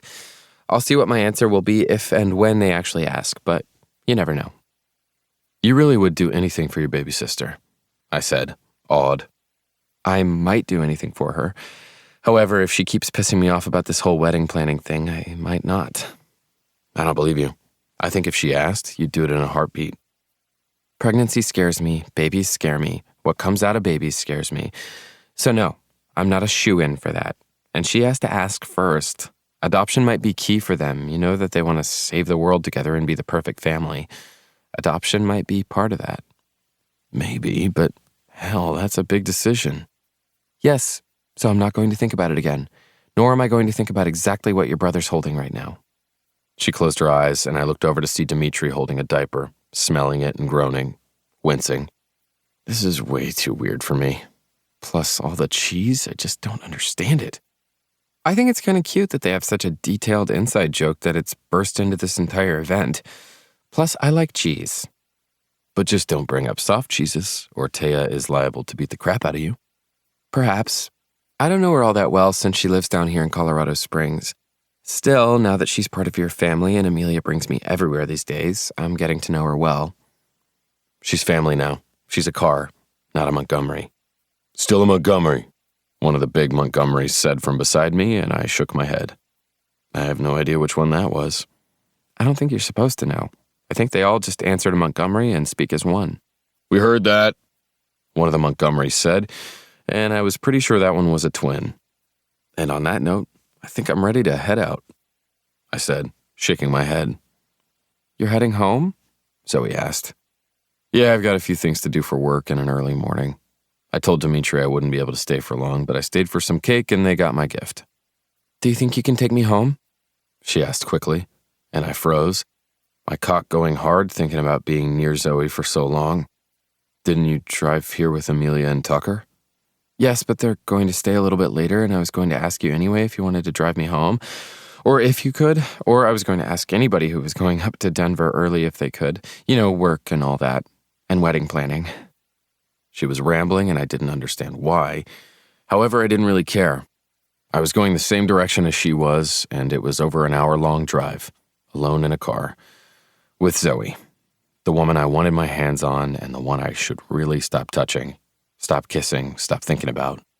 When I didn't know what was going on with my future, I shouldn't be doing anything stupid like thinking about having sex with Zoe. And yet that's all I kept thinking about, that and making her smile. I held back a frown at that thought. Where had that come from? I wasn't going to think about that now. Instead, I was just going to do my best and not be an asshole. I could do that, right? Sure, let's let one of my siblings know that we're heading out and I'll get you home. Zoe grinned. Thank you. I appreciate it. Totally. No problem. I'll always be here for you, Zoe. She gave me a weird look, but then I went off to find Dimitri or Devin to let them know what was going on. Tucker was the first one I found, and he shared a look between him and Amelia before nodding and letting me know that he would let everyone else know where we were going. I walked out to my car with Zoe, and we got in, doing our best to talk about nothing important. The fact that we knew we should probably talk about the 2 kisses and what could have happened between us meant that we should have been talking about something more. Instead, we talked about the weather and what was streaming, and the new cast of The Crown. We talked about nothing important. And that scared the hell out of me. Because I could never tell what was going on with Zoe, even though I really wanted to. That was a nice baby shower, Zoe put in when we were almost home. It's so strange that Dimitri is going to be a dad now. In my head, he's sort of always been one, even though he's not, even a little bit. Right? He has those dad qualities. He's really good at the dad jokes. I'm pretty sure he gets those off the internet. But the fact that he looks them up at all is a dad thing. Okay, I can agree with that. Caleb? Zoe asked, and my hands tightened on the steering wheel at the way she said my name. Hell, I had a feeling I wasn't going to like where the rest of this conversation was headed. Yes. What are we doing? She asked, and I swallowed hard. Yep, I really didn't want to have this conversation. I'm driving you home. I got off the highway and headed towards her neighborhood. Yes, you are. But I was sort of talking about the kisses at my house and the fact that we practically humped each other in my mother's bathroom. I think we should probably talk about what's going on. I shook my head. We're just, being good friends. Good friends really don't know how their dick feels against someone. Well, I don't tend to think about that, but thanks for that image. She snorted. That's not what I meant. I don't know, Zoe. I like kissing you. Is that a crime? Not at all. I just don't know what happens next. And I think we should talk about what happens next. Shouldn't we? I frowned as I pulled into her driveway. Zoe. She shook her head and got out of the car. Forget I asked. Seriously, forget it. I'll see you later. I cursed under my breath, turned off my car, and followed her. Okay, let's talk this out. She had her keys in her hand, but was shaking her head. No, I don't think we need to. We're fine. Let's just not talk about it at all. I'll see you later. She had her hand on the door, and I put my hand above her on the jamb. Zoe, let's talk it out. I don't think you need to. I don't think I want to know the answer. I hated the fragility in her voice, and I loathed myself for putting it there. Come on, let's go inside, I whispered. She turned and looked at me, her gaze searching. I wanted to be man enough to say no, that we shouldn't do this. I shouldn't go in and talk to her. I should walk away. But I wasn't, because I didn't know the answers and I wanted to go inside. I wanted to touch her, wanted to kiss her, wanted to see what made her tick. That might make me a bastard, but at least I was a consistent one when it came to Zoe. Just to talk, she whispered. I swallowed hard. Just to talk. I lied. Just to talk. Chapter 9. Zoe. My hand shook as I filled 2 water glasses from my pitcher before putting the thing back into the fridge. I didn't even ask him if he wanted ice, but I didn't think I could handle ice just then. What if my hand shook and the ice just rattled around the whole time? I was already going to have to deal with possible water sloshing out of the glass as it was. I shouldn't add any more obstacles. Water, right? I asked, my voice breathy. Really? I was an adult. I'd been alone with a man before. I had been alone with Caleb before, countless times. Okay, not necessarily countless because we'd usually been near friends, family, or another woman, but I had been with him enough. And we hadn't kissed every time. Except with the way he was currently looking at me, his eyes dark, lids hooded, lips parted just enough that it sent shivers through me. I had a feeling I was lying to myself. Just like I knew he had been lying to me earlier when he'd said that we were just going to talk. Oh, we might be talking, but I had a feeling if he didn't leave right then, it wasn't going to be the only thing we did. Was this part of my actual non-existent plan? No, I didn't think so. I really should have written down ideas. 1. Spend time with Caleb. 2. Show Caleb that I'm actually a really great person. 3. Be near him so my soul can be happy. 4. Truly figure out if it's just a crush or if I am deluding myself. 5. Get Caleb Carr to love me. Not a very good plan. Number 5 needed a whole subset of its own and should have been the title of the primary plot, but I think I was losing my mind. As always. Water's fine, Zoe. You okay? He asked, and I swallowed hard. Just peachy. He raised a brow, and I held back a groan.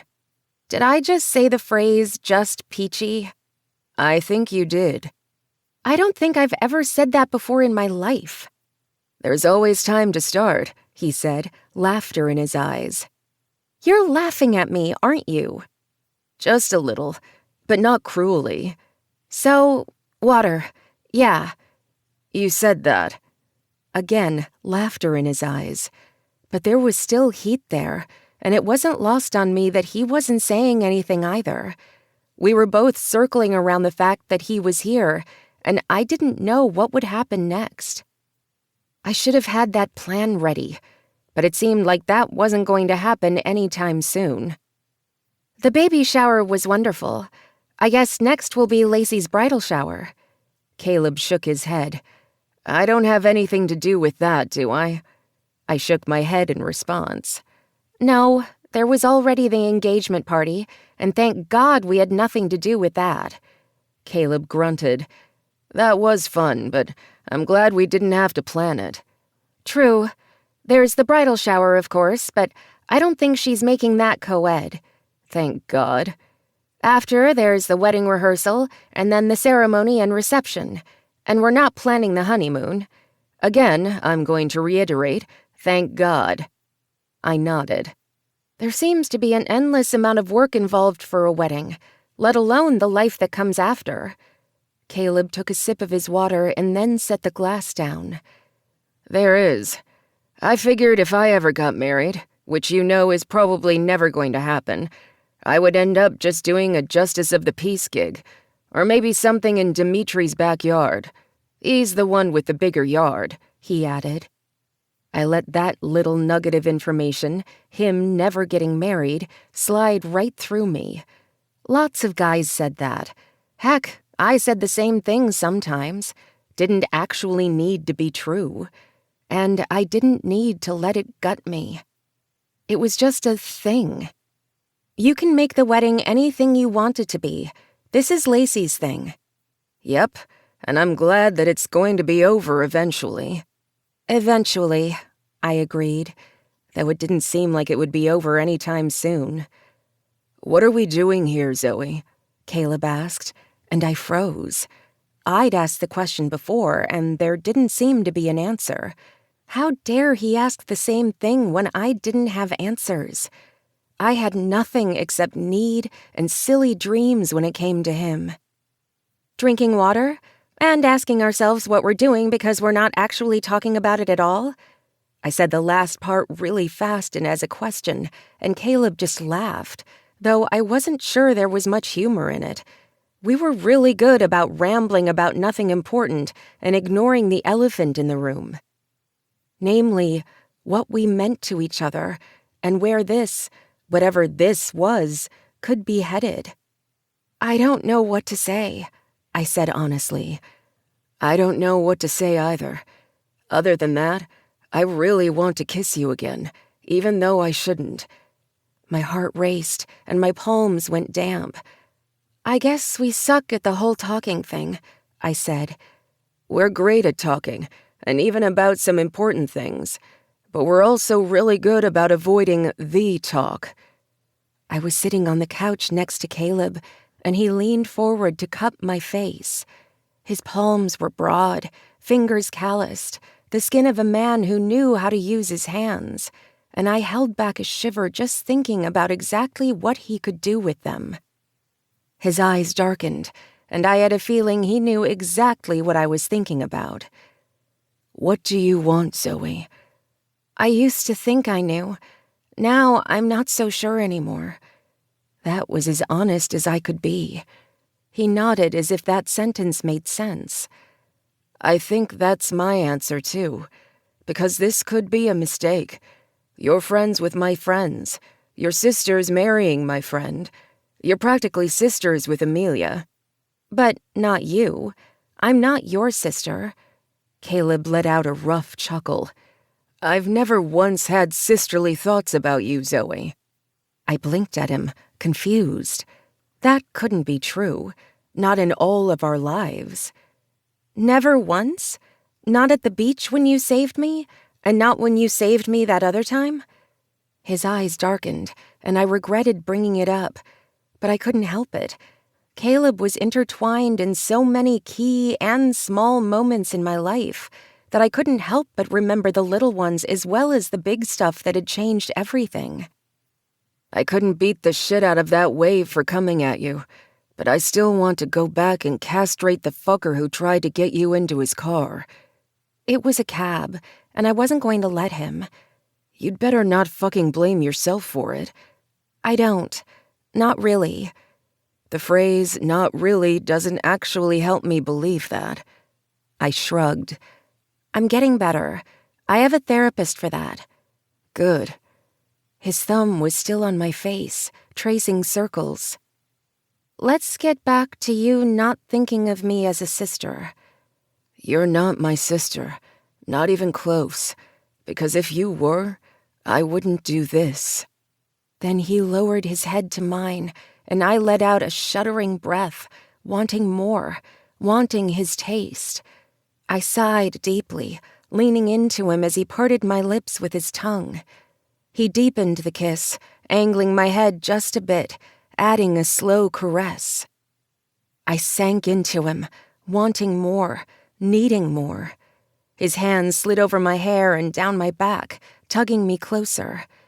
He pulled away suddenly, both of us catching our breath, and I met his gaze. "Are we not talking?" I asked, afraid of what would happen next, because I needed to know what he was going to say. But I was afraid, so afraid that I would be like the dozens of women who were made to feel good, always respected, but then never heard from him again. "I know I should stop kissing you, but I don't want to. You need to tell me what you want." "I like kissing you. I want to keep kissing you. Only I don't want to ruin everything." That was as honest as I could get, because I couldn't tell him more. Couldn't say that I wanted him, that I always had, that he'd had a special place in my heart for as long as I could remember, even though he shouldn't have. "Then we just keep doing this. We don't let it hurt. Don't let it mess everything up." I met his gaze and wondered what I was missing. He sounded different. Not cruel, but perhaps worried. Why would he be worried? Even as I thought that, I let those thoughts slip from my mind and leaned forward to kiss him again. This could be a part of my plan, to be with him. I didn't need a happily ever after, but I didn't know what life would be like without my mouth on his, without his touch, his taste. "I can make this work," I told myself. I could. "I don't want to hurt you," he whispered. "Then don't," I said honestly. He tucked my hair behind my ears and then nodded before kissing me again.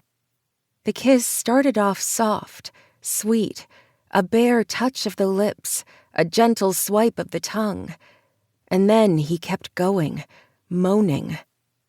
He lowered me to my back, and I ran my hands up and down his arms, wanting more. He hovered over me, careful not to put all his weight on me, and I couldn't help but find that sweet, even as it was sexy as hell. He didn't want to hurt me. "Tell me when to stop," he whispered. "Don't stop." He met my gaze then, and I tried to look as confident as I sounded. He must have seen something there, though, because he kissed me again, his hands roaming. When he slid his hand between us, cupping me over my leggings, I groaned, arching into him.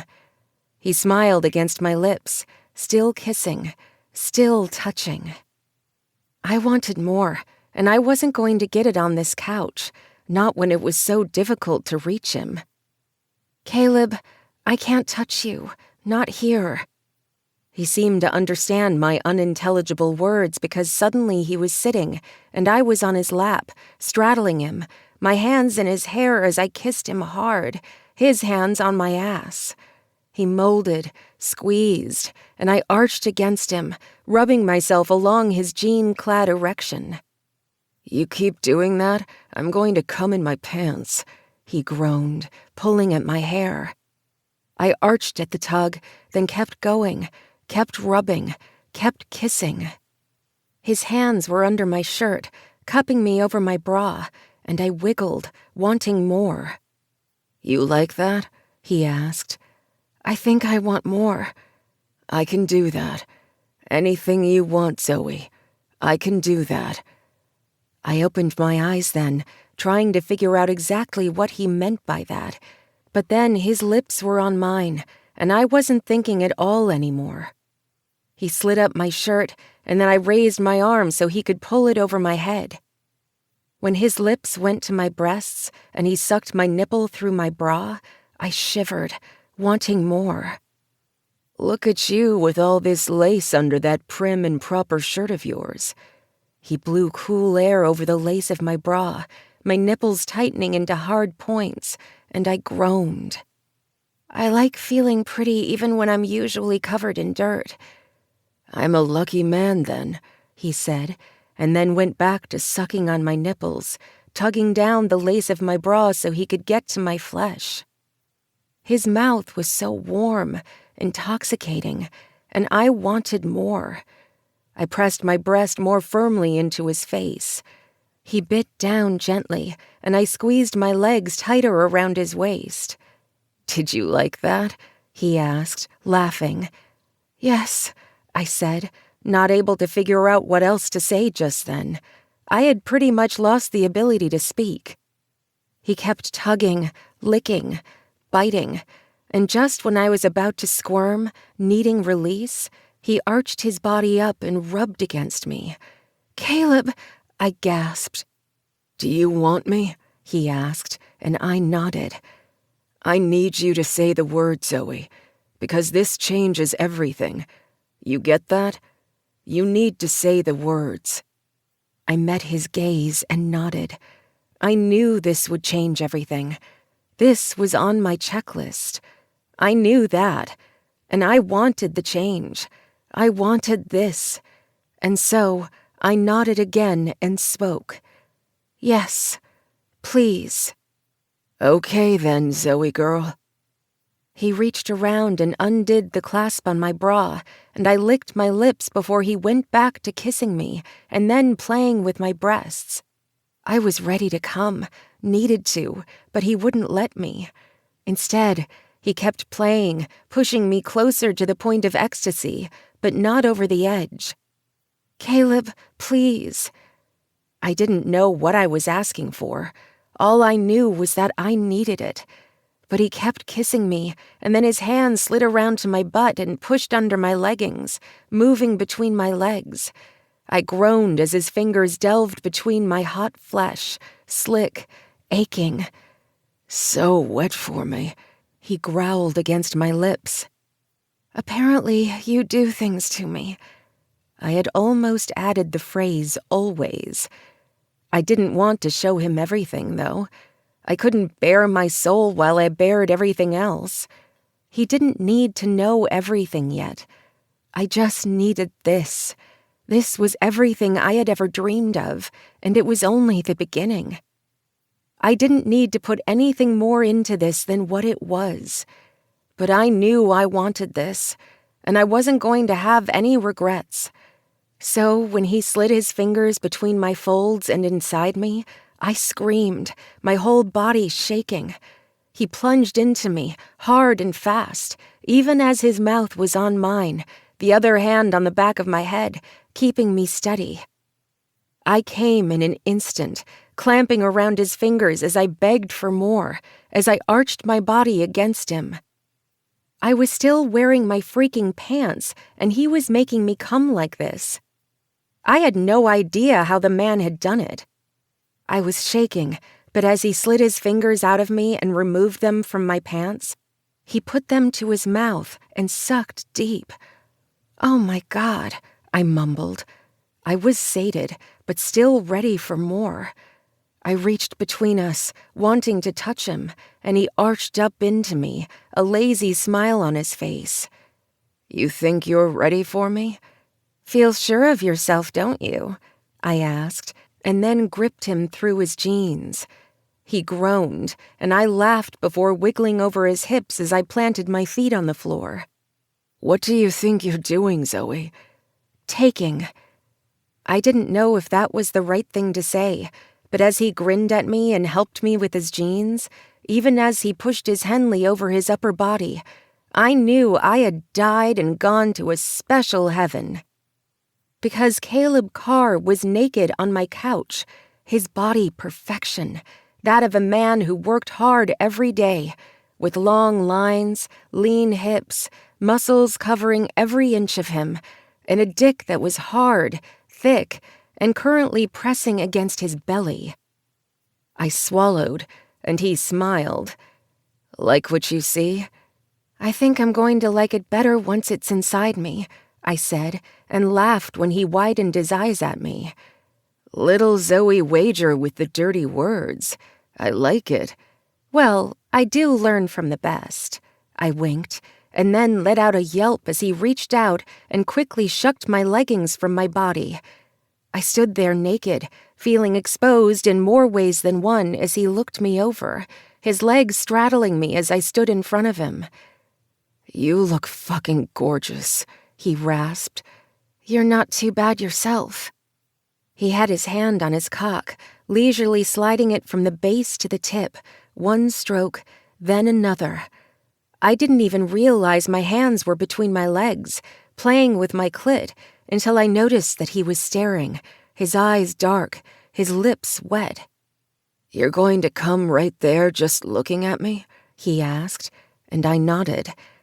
"I'd rather come on you." "That's the sexiest thing you could have said," he growled. "We need to be safe, Zoe. Do you have a condom?" I swallowed hard and nodded. "In my room."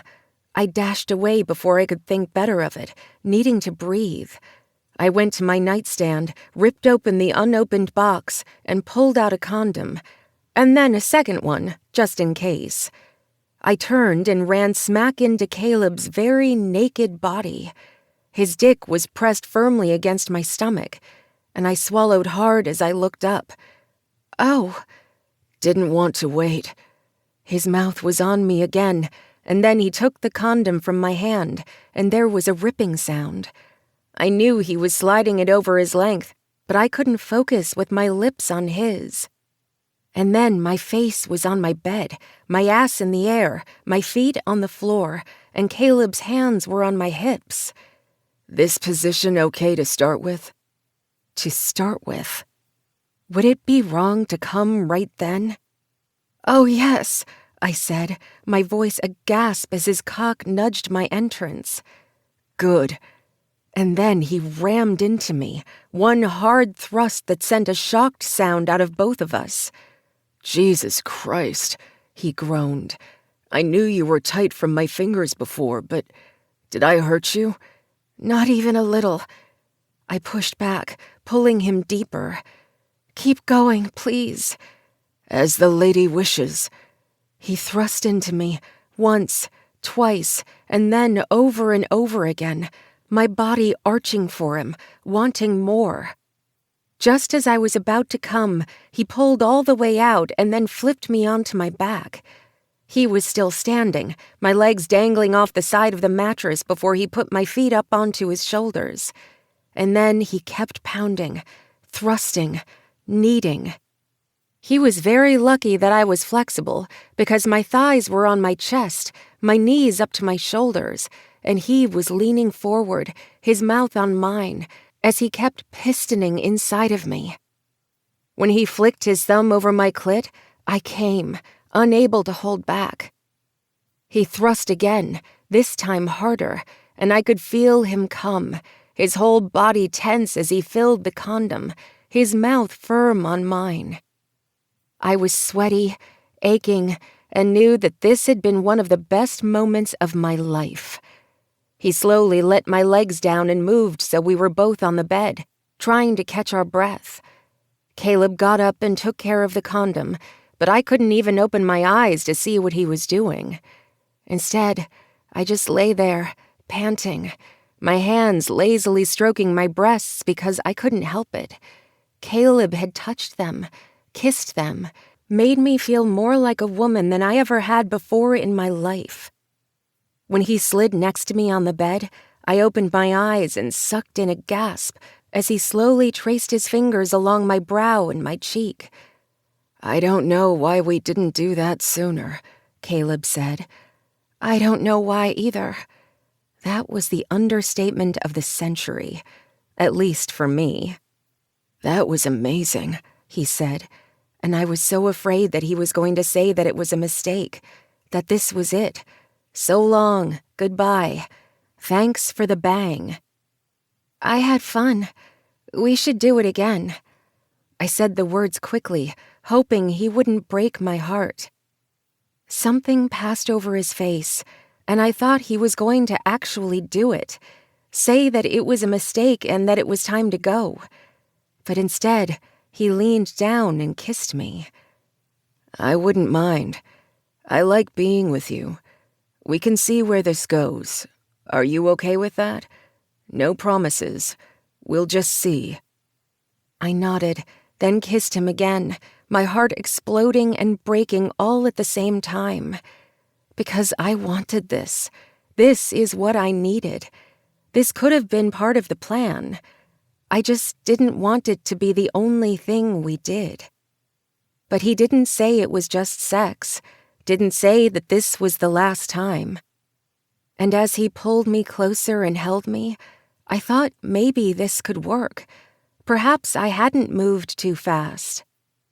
But even as he held me, I couldn't help but wonder what exactly he had been thinking when his eyes changed.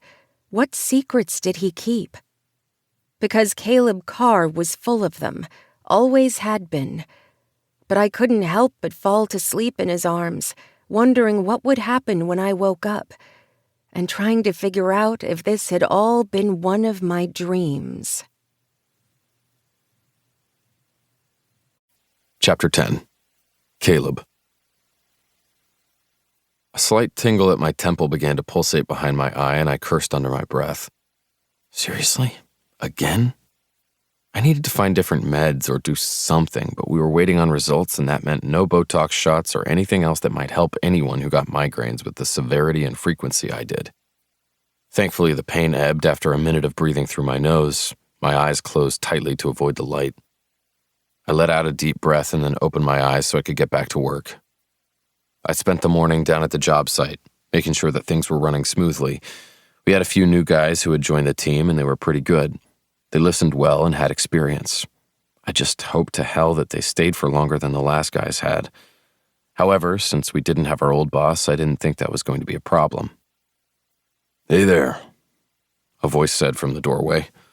I turned to look at Devin. My brother stood there, leaning against the frame, grinning. "What is that grin for, and why the hell are you here?" I asked, pushing away from my desk. I stood up and stretched my back and rolled my shoulders. I wasn't good at sitting behind a desk for long, but I was getting used to it, at least marginally. "I was on my way back from PT and thought I'd come and see what you were doing." I scowled as I looked down at his leg, and my brother just shook his head. Devin had been hit by a car a few months ago. He was doing just fine now, but he still needed regular PT sessions since his job required him to be on his feet often.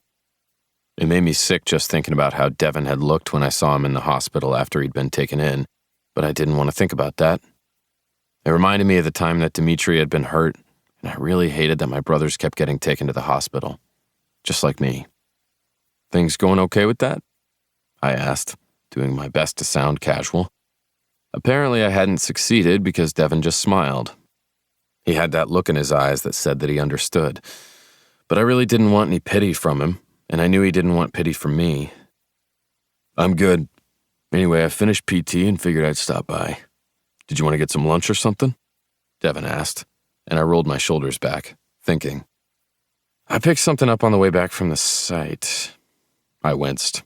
"Sorry, wish I would have known. I would have waited." Devin shook his head. "No, I'm the one who came to visit you out of nowhere. No worries. You want to come over tonight, though? I'll see if Dimitri and Tucker can come." "You're really going to let Tucker come over after he defiled our baby sister?" I asked, laughing. Devin flipped me off discreetly, and I was thankful that he did. That way no one could see if they happened to pass by the door. Tucker is my best friend. Don't say things like that, though. Remember, she's a virgin, pure and innocent. Considering that I said that phrase before to Zoe, I'm going to agree with you there. Devin looked behind him and then slid into the office completely, shutting the door behind him. What is it? I asked. What's going on between you and Zoe? Devin asked, grinning. Okay, not going there. Devin's eyes widened. And sure, I'll come over tonight. Erin not going to be there? No, she has a big wedding to prep for, and then she's staying the night at her sister's house so they can have some sister bonding time. Her sister's pregnant. No shit, pregnant? Seems like everybody's getting knocked up these days. I paused, my eyes wide. Wait, is Erin? No, she's not. Devin laughed. Though we're thinking about it soon after the wedding. No shit. No shit. Strange, isn't it? That somehow Dimitri's married, Amelia and I are each getting married, and Dimitri's having a baby. Well, Taya is, anyway. When did we all become adults? And I noticed you neatly dodged the question. I didn't dodge anything, I'm just refusing to answer. That's not a dodge. I think that's the definition of a dodge. No, a dodge would be if I didn't acknowledge the question at all. I acknowledge that it exists. I'm just not giving you an answer. So something is happening between the two of you. Still not going to answer. I didn't want to, because I didn't know what was going on between the two of us. Yes, we'd slept together. Yes, I wanted her, but I didn't know where it was going, and I didn't want to fuck things up.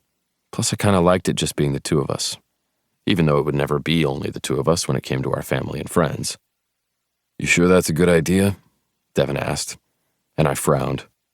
What about the fact that I'm not actually telling you anything, don't you get? I don't want either of you hurt. Anger slid up my spine and I narrowed my eyes. You saying I'm going to hurt her?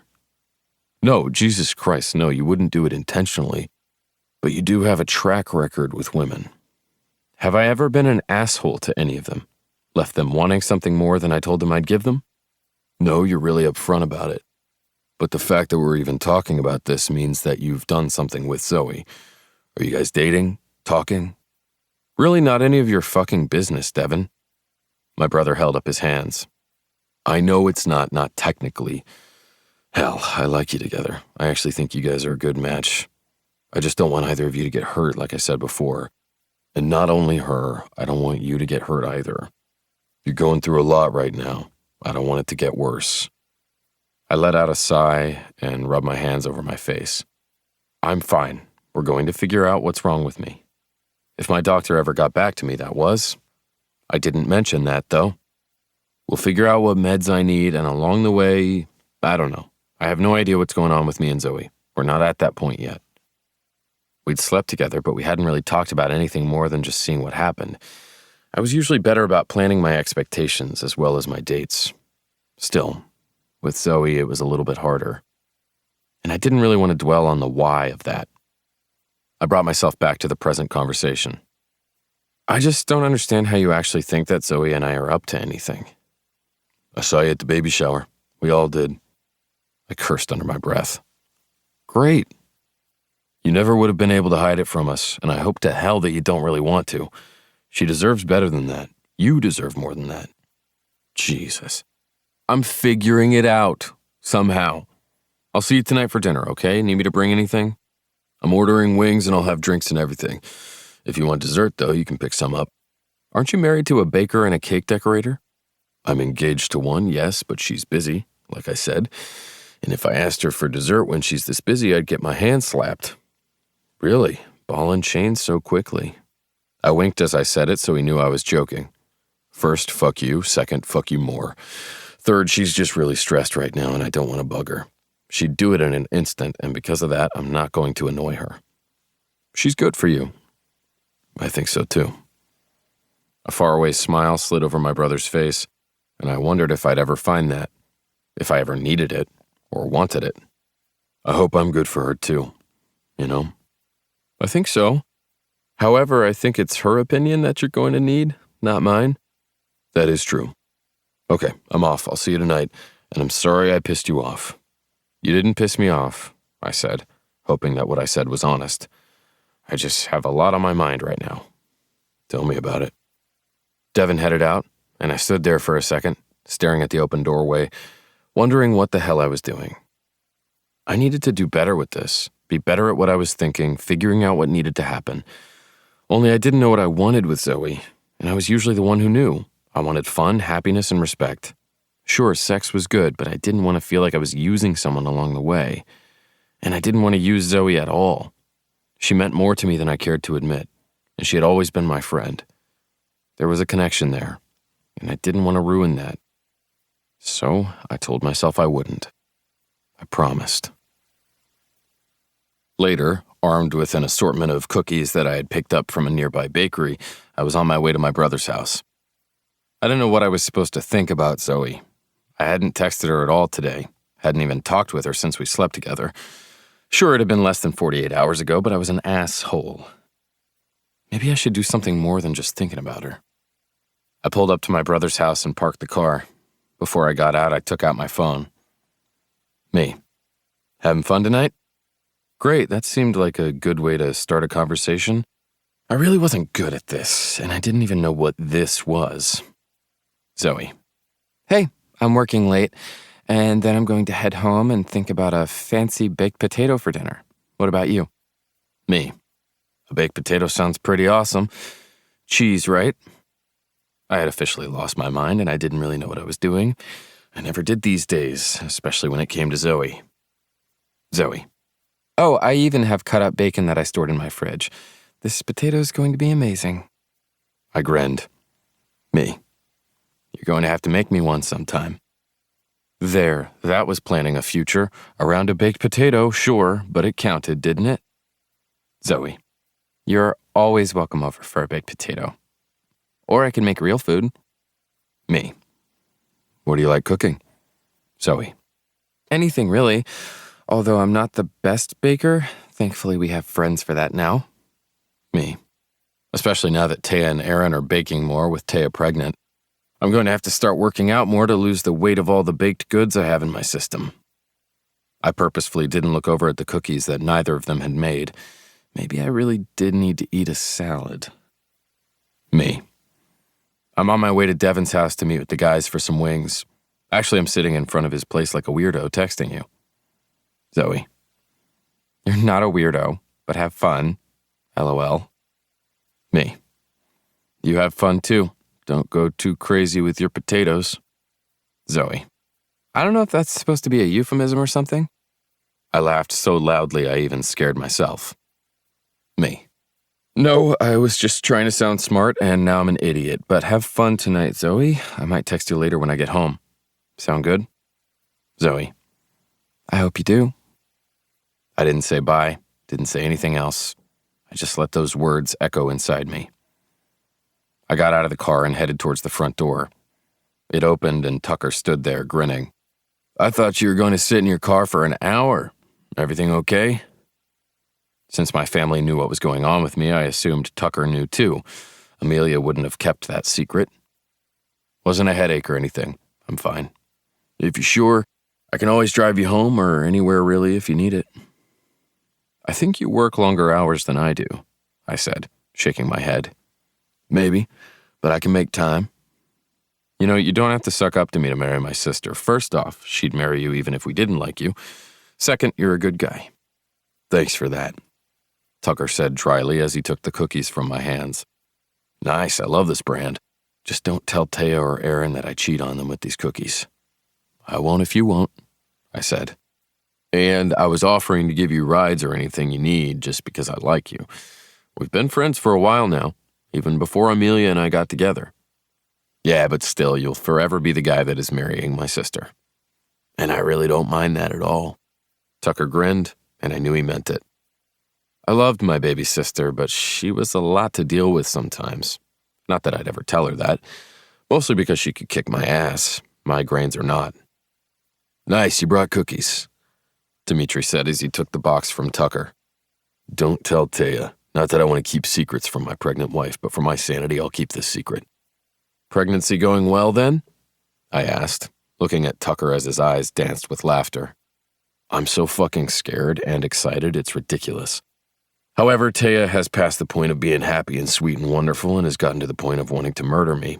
I think it's a prelude of what's going to happen in the delivery room. Hormones? Devin asked as he came in, wings in hand.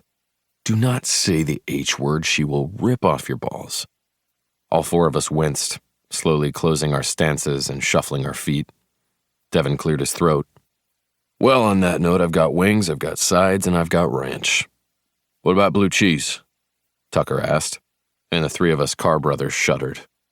Blasphemer, Devin spat. You guys are insane. I'm really glad that I'm marrying into the family, though, Tucker said. You can't help it. You've always wanted to be one of us, Devin said. Hey, speaking of family, how's Evan? I asked about Tucker's son. Tucker hadn't known he was a father until recently, and neither had Tucker's ex. Everyone assumed that the kid was her husband's, not the man that she had been with before him, Tucker. The news had broken when Evan got sick and needed bone marrow, but apparently the family was working on making firm connections, and Amelia was going to be a stepmother. It was pretty fucking cool, even if sometimes I couldn't get my head around it. He's doing much better. The treatments are working. Thank God. Good. That kid deserves happiness, Dimitri said from my side. So wait, that means we're uncles, I said as it hit me. I don't know why I didn't think of it before. Because I'm not exactly married to your sister yet. However, the kid's got a huge-ass family now. Bigger if he wants to include all of Taya's relatives, Dimitri said, laughing. Dear God, we're not adding all of them, I said, humor in my voice. Don't know why you're scared of so many Montgomerys. Dimitri shook his head. They should be scared of the Carrs, Devin said. We're starting to multiply. Speaking of multiplying, Dimitri said, and I froze. We're talking about Taya, right? I asked casually. I was actually thinking about you and Zoe. Anything you want to tell us? I narrowed my eyes at Devin, who held up his hands. I didn't say anything. Aha! Tucker exclaimed. So there is something to say. Don't say aha, weirdo. There's nothing to say. We're just seeing how things go. Do the girls know? Dimitri asked, because I think we all noticed, but I don't believe Zoe has mentioned anything to them yet. I don't know, I said honestly. I'm sure she will. We're not exactly keeping it a secret, but we're not going to talk about it either. It's new. We're figuring it out. Okay, just don't fuck it up, because then I'm going to have to hear about it from Amelia, Tucker said, rolling his eyes. I threw a celery stick at him, but the guy caught it and then crunched down. Would have been better with blue cheese, Tucker said. Like we said, blasphemer, I said, shaking my head. And stop thinking I'm going to hurt her. I kind of hate that. I can't help it. You guys were all assholes to me, so I get to be an asshole to you. Tucker winked and I reached for a carrot to throw, but Dimitri held my hand back. Stop throwing vegetables. We're adults here. If you're going to do it, throw wings. Don't you dare stain my fucking couch, Devin growled. And we're not going to talk about women tonight. This is men and wings and some kind of sporting event. What's playing tonight? Devin asked. I groaned. Are we that focused on work that we've forgotten games? Devin shrugged. Work, the aforementioned women that we're not mentioning, and upcoming babies. Apparently that takes a lot of time. I shook my head and leaned back against the couch, munching on wings as we turned on a college game and just had man night. I didn't think things would stay this way, what with kids and babies and weddings coming, but it was nice just to be for a little bit, because even as my head started to hurt again and my stomach roiled, I knew that I had to hold on to what was normal, what was sane. And maybe, just maybe, Zoe could be that. If, like the guys had said, I didn't fuck it up. Chapter 11. Zoe. My hands were cramped, my back ached, my feet hurt, and I was pretty sure I was getting a headache. Might as well round it all out for a beautiful evening. I stretched and made my way to my house. I hadn't planned on working so late, mostly because I had been forced to take a longer lunch than usual, if I ever took a lunch, that was, because Lacey had needed me for wedding plans. I hadn't minded that too much, though, because she'd needed to meet with the owners of the gorgeous farm that would be hosting the reception, wedding, and rehearsal, and John was supposed to be there. However, her fiancé had been stuck dealing with an emergency, and our mother had had a root canal, meaning I was the one who got to go with her. Mom was recovering, John was apologetic, and I was exhausted. Lacey hadn't wanted to be alone, and I didn't blame her. There were thousands of tiny decisions that needed to be made, and she'd needed a sounding board, even if I didn't say much the entire time. However, that 2-hour lunch ate into my day, and I still needed to complete the same amount of work. I was dog-tired, but at least I was done for the day. And because I was running late, it meant that I wasn't the first one to my house for our girls' night. I walked inside where Aaron and Amelia were working on a charcuterie board and pouring a glass of wine. See, I knew each of us having keys was great for emergencies. Aaron spoke as she walked over, handing me a glass of red. I drank half of it in one gulp and sighed. This is bliss. Actual bliss. Long day? Amelia asked, taking a sip of her own wine. Yes, but a good one. It was just long. I guess wine and keys is always an emergency. So, yay keys. Amen, Aaron said and clinked her glass to mine. Amelia scrambled over and clinked her glass as well. Don't forget me, she said. To wine and cheese and girls' night. Yes, I need food. Anything. I didn't actually get to eat lunch. I took another sip of my wine and wanted to drown in it. Aaron nodded. Welcome home. And yes, food is a must. Considering that you almost downed your entire glass just now, let's get some food in you. We have charcuterie, but I made those little meatballs that you love too. Ooh, the sweet ones in the crock pot? Yes, I even brought over the meatball crock pot. Amelia snorted. I love how Devin has named it that, even though I'm pretty sure you've used it for dips before. Not anymore, actually. I had to buy a bigger crock pot for dips because it's not just me or the girls anymore. Guys tend to eat a lot of cheese dip. It's cheese dip. Can we blame them? I asked, laughing. No, I guess we really can't. Anyway, we have a crock pot of meatballs, a crock pot of that cheese dip, and bacon-wrapped pineapple. My stomach growled, and I actually groaned aloud. Bacon? You know it. I took a meatball and considered dying right then in meatball bliss. I'm so sorry I was late. I didn't actually do anything to help tonight. Amelia shook her head. You had your house open for us, and if we drink too much wine or the guys can't pick us up, you'll let us sleep here. I'm not really seeing a problem. She shrugged. Though, actually, I can't stay the night, Aaron added. I can probably share a bottle of wine with you guys, but then I have to go. She winced and I frowned. Is everything okay? Everything's fine, but Devin and I have a few wedding plan things to start on before we start the real planning, and tonight was really the only time he could do it. I nodded. That's not a problem. I like that we're at least having dinner together, and honestly, I'm too tired to have a full girls' night. Amelia smiled. Oh, good.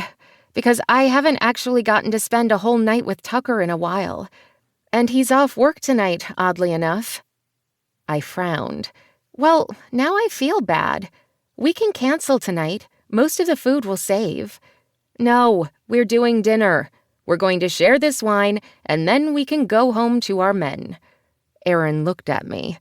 And maybe you can call Caleb and invite him over. She winked, and I did my best to look innocent. Oh, wow, you're as subtle as a sledgehammer right now. I blinked. Aaron leaned over the counter. We can't help it. So, come on. When did it start? What have you done? Tell us more. All I did was text you that I had dinner with Caleb, and suddenly you think you know everything. I rolled my eyes. We don't know everything, Aaron said. That's why we're asking you. Plus, we want to hear it from you, Amelia added. And we all saw you two leave together from the baby shower. I blushed. He was just giving me a ride. Yeah? Or were you the one to ride him?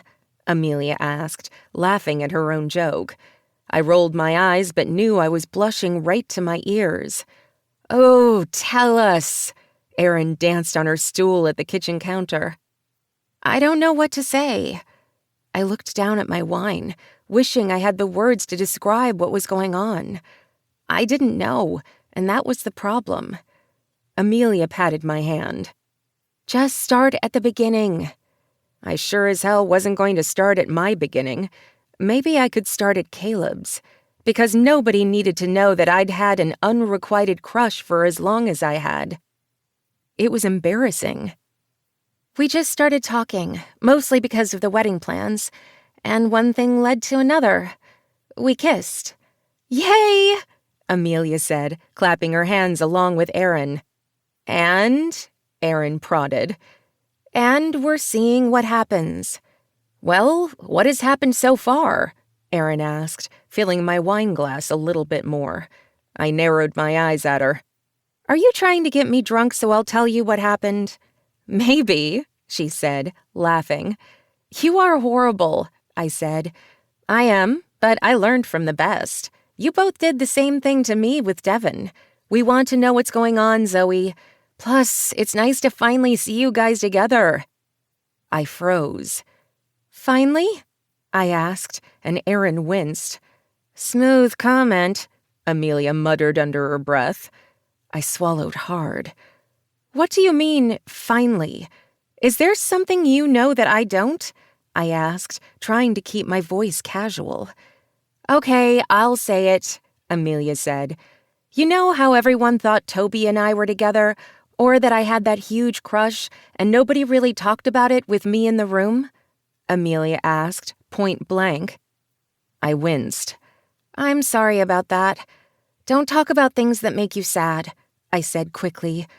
Toby was Amelia's former best friend, and after an unfortunate evening when Amelia had professed her love to him, they'd ended up breaking off their friendship because of more than that evening, but it still hurt to think about, I was sure. That was one of the reasons I had never done anything with Caleb. I never wanted to feel what Amelia had. I never wanted to ruin whatever sanity and peace I had. But I thought it was far too late for that now. "Well, don't worry about it. I have Tucker. I'm happy. And yes, I miss Toby in my life, but I like the healthy relationships I have now without the lying that had apparently been happening right under my nose." She shook her head, and both Erin and I reached out to her. "I'm fine, really, but I do better when I don't have to talk about it."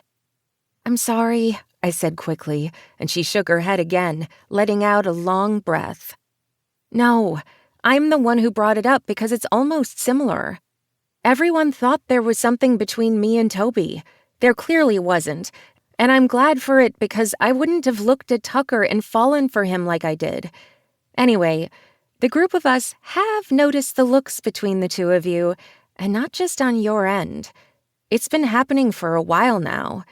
However," she added quickly when I opened my mouth to speak, "we don't want it to end like it did with me and Toby, so we're thinking happy thoughts."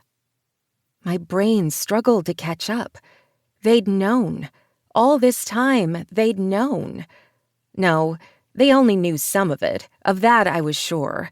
They didn't know the depth of my feelings. I wasn't even sure of those.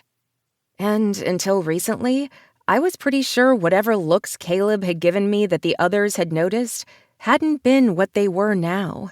Not that I knew what those looks meant at any point in my friendship, or now our relationship, whatever it was, with Caleb. I want happy thoughts too.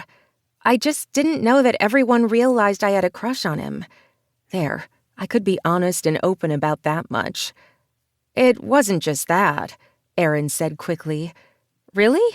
I blinked. "Well, we always thought that Caleb might have a thing for you too. And considering you two might be feeling something, whatever that something is, maybe we were right." I laughed. "I'm pretty sure Caleb Carr has never had a crush on me."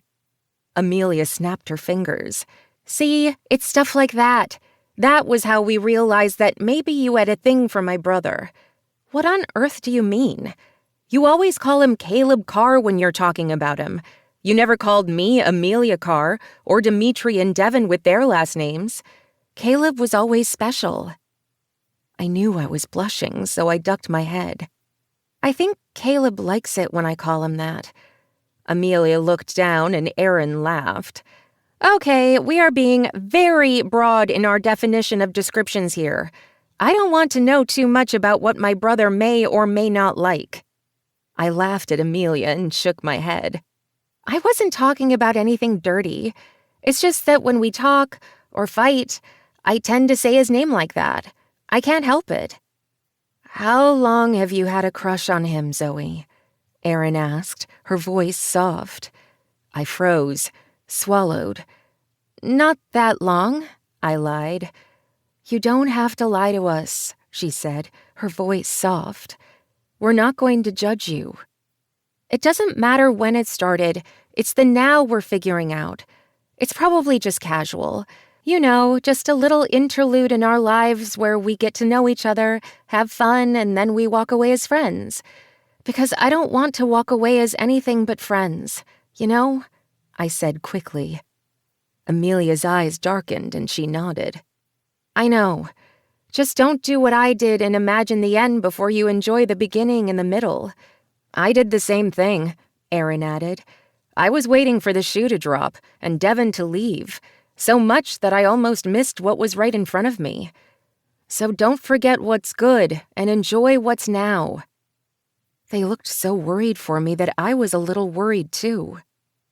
I just smiled and nodded. I promise I'm not going to do anything stupid, other than, sleeping with your brother, I said quickly, and Amelia screamed. Oh my God, you slept together? I thought you had already figured that out, I said, holding back a laugh. You hadn't said the words before, she said, wincing. So, how was it? Aaron asked, and Amelia clamped her hands over her ears. No, do not say that. I do not want to know. You can just give me a thumbs up or a thumbs down, Aaron said, and Amelia screamed again. Close your eyes, you wuss, Aaron said, still laughing.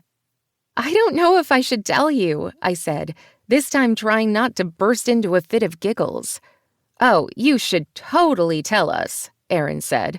This is what girls' night is for. Cheese, wine, and penises. Stop saying penis when you're talking about my brothers. I need new friends, ones that aren't sleeping with my brothers, Amelia said. Oh, come on. Maybe you shouldn't have brothers with amazing dicks, I said, laughing when Amelia threw a throw pillow at me. I caught it before it knocked into the wine bottle and shook my head. You're such a baby, I said, and Amelia flipped me off. I'm going to find a way to get you back for this, all of you. Then she closed her eyes and Aaron grinned. Okay, thumbs up or thumbs down. I knew I should probably be discreet and not talk about Caleb when he wasn't here. However, I couldn't help it. I was excited. This was new for me. This was everything that I had ever wanted, even though we didn't know exactly what was happening. So I held up both thumbs and wiggled my butt, grinning widely. Aaron laughed, and Amelia groaned. Is she making penis hand gestures or something? No, don't tell me. I don't want to know.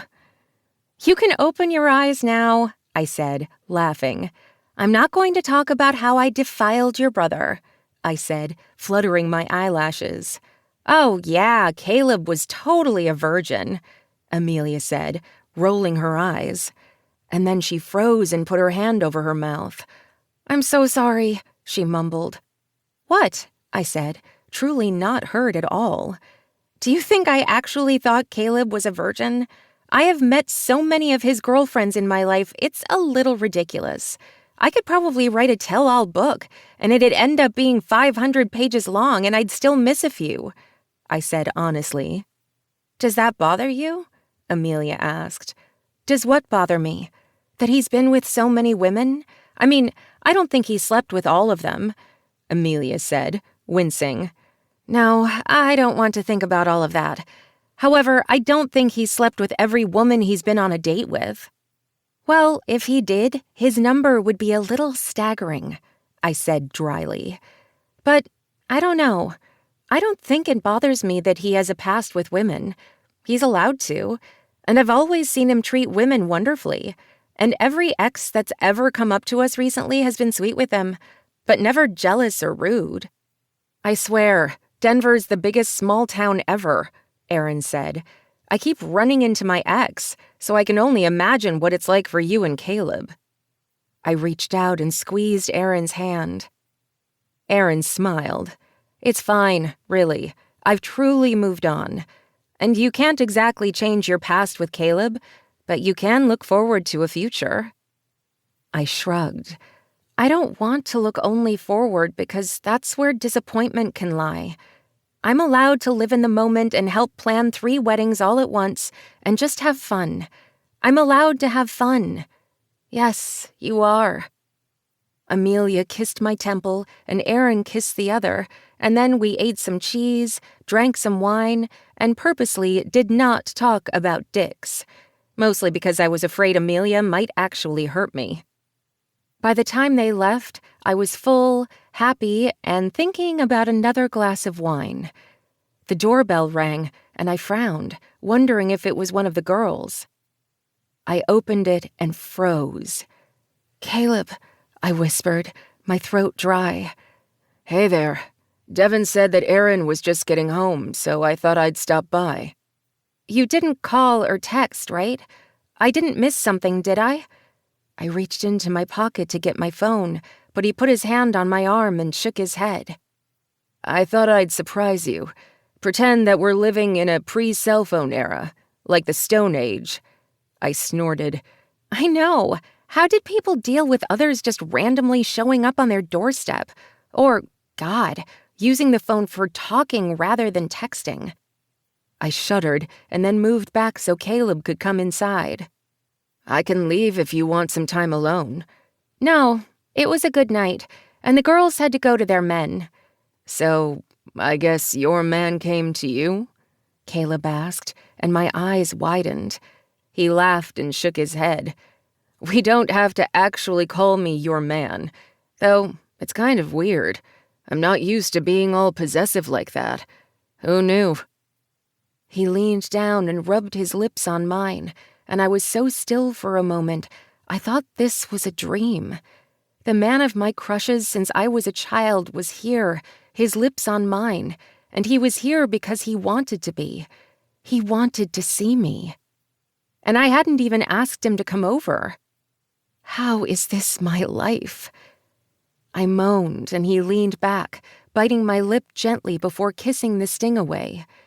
"Well, we could Netflix and chill if you want," he said, and I rolled my eyes. "No one actually says that. We're not like 20 or something and trying to be cool." "True, but let's watch a movie. I'm exhausted, and frankly, I just wanted to hang out. Is that okay?" I swallowed hard. "I think that sounds wonderful. But if I fall asleep, don't make fun of me if I snore or drool." He tucked my hair behind my ear, and I fell a little bit more in love with him than I should have. "I promise, as long as you do the same." "Deal. What movie do you want?"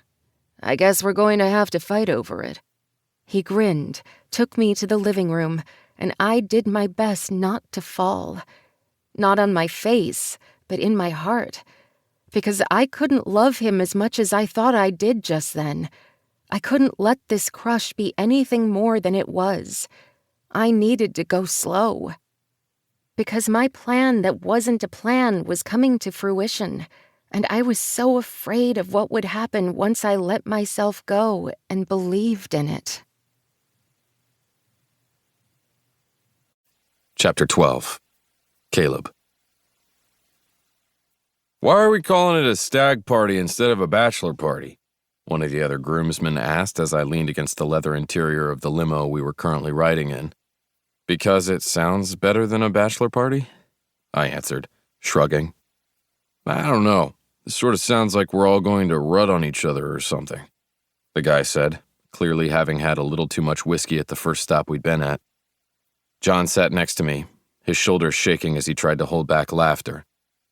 I just glared at him. Hey, you need to deal with this. These are your friends. John wrapped his arm around my shoulder and gave it a squeeze. Hey, we can all be your friends. We all come from different walks of life, but we're coming here for a common purpose. The stag. I narrowed my eyes at him. You had one drink at that whiskey and cigar bar. I think the smell of cigars got me drunk. I don't think that can actually happen, I said, but John just shook his head. I like the word stag because it's British, isn't it? I stared at him. Back in the old Georgian or Regency days, isn't that what they would call it? And I think they still do over there. Anyway, I wanted to sound fancy, and so did my future wife. John grinned. My future wife. Don't you just love hearing that? Wife, wife, wife, wife, wife. I held back a smile, letting John continue talking about stags and British people and his future wife. John was only one drink into the evening, and he was already a little tipsy. But that was John for you. He just couldn't hold his liquor, and that's why I knew John would be drinking club soda for the rest of the night. I, too, was drinking club soda all night, but mostly I wanted to have my wits about me. Someone needed to be the responsible one in the group. I just hadn't known it would be me. When had that happened? When did I become the responsible one? How scary was that? I wasn't usually the person who held back and made sure everybody else was doing what they should, but time changed a man. That and a possible brain tumor that wasn't actually a brain tumor. Yeah, that did things too. Not to mention the fact that I was actually worried that Zoe might hurt me if I let anything happen to John. Oh, I didn't want anything to happen to John. But Zoe was so stressed out over everything that Lacey needed her to do, especially over the past couple of weeks when things had started to really move along, that I did not want anything to put her over the edge. I didn't know when she had become a driving force in my decisions, though maybe I liked it, or perhaps I just needed to pretend that that wasn't the case. Where are we heading next? John asked. The comic shop, I answered for the third time in as many minutes since the entire group kept asking. Remember, you're the one who helped make the itinerary. John just grinned. Oh yeah, we get the whole night with comics, but no booze allowed in there, I said, glaring at the rest of the guys. Be on your best behavior, and if you hurt any of those precious comics, you not only have to buy them, the 250-pound muscular guy who owns the place might actually kill you. I could take him, one of the guys said, flexing his muscles. The guy was an actual bodybuilder, so he might be able to take the owner of the comic shop, but that wasn't something I wanted to risk. Or we could just not be assholes. I winked as I said it and sipped at my club soda as we pulled into the parking lot. You're no fun, one of the guys said, thankfully joking. Hey, we always need a sober one, John said, already less drunk than he had been before. It didn't take long for John to get drunk, but he usually fought through all of the booze haze pretty quickly. That is true. Never thought it would be you, Caleb, the drunkest guy said, giggling. A grown man giggling. How much whiskey had they had behind my back? Well, I'm just keeping you guys alive, because that man could kill you with one hand. But comics. I'm excited. Are we allowed to buy things tonight? I don't remember. No more whiskey for me. There was reverence in John's tone that made me smile. You can buy anything you want, but I am going to be holding your credit card, I said, shaking my head as John mock pouted. We don't want you spending your entire honeymoon budget on comics. I would never do that. The man looked clearly affronted, but I couldn't help but snort. Tonight was an interesting night. Comics, whiskey, and cigars, and later we would hit a dive bar, one that I knew well that actually had fun drinks and a good atmosphere. It wasn't what I would have imagined as the perfect bachelor party, but I never really thought of my own. An image of Zoe in a white dress at the end of an aisle filled my brain, and I almost choked. Okay, what had I put into that club soda? We'd only been together a few weeks, and we were casual, nothing serious. We couldn't get serious, because I didn't know what was wrong with me. And even though I hadn't had a full-blown migraine since Dimitri had helped me that night, they could come at any moment, and I didn't want to fuck anything up. So thinking about Zoe in a wedding dress when we weren't anywhere near there yet was stupid. I had to keep things slow, casual. We had to remain friends who sometimes slept together and hung out and did things together. Jesus, I needed to take a step back. Things were getting far too serious too quickly in the back of my mind if I was already having weird thoughts like Zoe in a wedding dress. I quickly pushed those thoughts out of my head and waited until we got into the comic shop to try and catch my breath. Zoe. Wedding dress. Jesus. I leaned against the wall, watching everybody. I liked reading, and I enjoyed comic movies and TV shows, but I wasn't a huge fan of reading comic books. They just weren't my cup of tea, but I loved the way John's eyes lit up as he looked at all of them. It was like he was a little kid again. Nobody was sloppy or too drunk to have fun in here, and so they talked DC versus Marvel, the new Joker, Wonder Woman, and Supergirl. Then they went into the obscure ones I had never even heard of before, even though someone brought up Wolverine, and I grinned. Yeah, Wolverine was my kind of guy. My phone buzzed, and I pulled it out of my pocket. Zoe. Everything going okay? My heart sped up at the sight of her name, and I cursed. Shit, I couldn't get too close. Not when I didn't know what was happening. And hell, not when we were just trying to figure out what was going on between us. We had to go slow. Couldn't get too serious. I almost didn't text her back, but then I didn't want to be an asshole either. There had to be a middle ground. Me. We're at the comic shop now. Zoe. I love that you're doing that. Finding anything you like? Me. I'm just watching them, making sure they don't act like idiots. Zoe. I'm glad that they have you. When are you done tonight? My dick pressed against my zipper and I cursed at it. She wasn't asking me over, wasn't asking to see me, but of course my dick wanted her. I ignored everything else inside me that wanted to see her too, because I had to ignore it. I couldn't be too needy. Me. We have that bar afterwards if they're still up for it, but I think John's getting tired. He's worked doubles all week and I wouldn't blame him if he wanted to go home. Zoe. I just left Lacey at home with a book so she could relax. I frowned, thinking I got the dates wrong. Me. She didn't stay out late for your bachelorette party? Zoe. No, she didn't really want a big one. She already had that bridal shower, so tonight a few of us went out to dinner, but that was it. No huge stripper party or anything. Me. Good. Because I really don't think you're allowed to go see strippers. Fuck, I hadn't meant to sound so possessive, because I couldn't be that way with her. Zoe wasn't mine. We were just friends, doing this casual thing. Zoe. Don't worry, mister. No strip clubs for me. I'm not a huge fan of glitter. Me. Well, they would be wearing the glitter, and you better not get any glitter on you if you ever go to one. Zoe. LOL. Me. So what are you doing now? Zoe. Just hanging at home and reading. I should probably work on my accounting or do something, but I'm just not in the mood. Me. You want me to stop over after I'm done? I hadn't actually meant to text that, but suddenly my fingers were moving and I couldn't take it back. Things were getting a little too serious too fast, but I wanted to be near her. Fuck. Zoe. If you want, it'd be nice to see you. It's been a couple of days. Unless you stay up too late with the boys. I looked up as John played with his phone, and the other guys started to slow down. Me. Give me an hour or two. Zoe. See you soon? I ignored the way my gut clenched and my heart raced at that. Crap. We couldn't be anything more than we were. I couldn't let that happen. But I had a feeling I was going to. The guys and I ended up going to that bar, but only for about 30 minutes. They hadn't been in the mood, and frankly, I wanted to get out of there and get to Zoe. That probably made me a fool, but I couldn't help it. I was losing my mind when it came to her, and that thought just reminded me that I had already been losing my mind for many things. I really should step away, but I knew I wouldn't.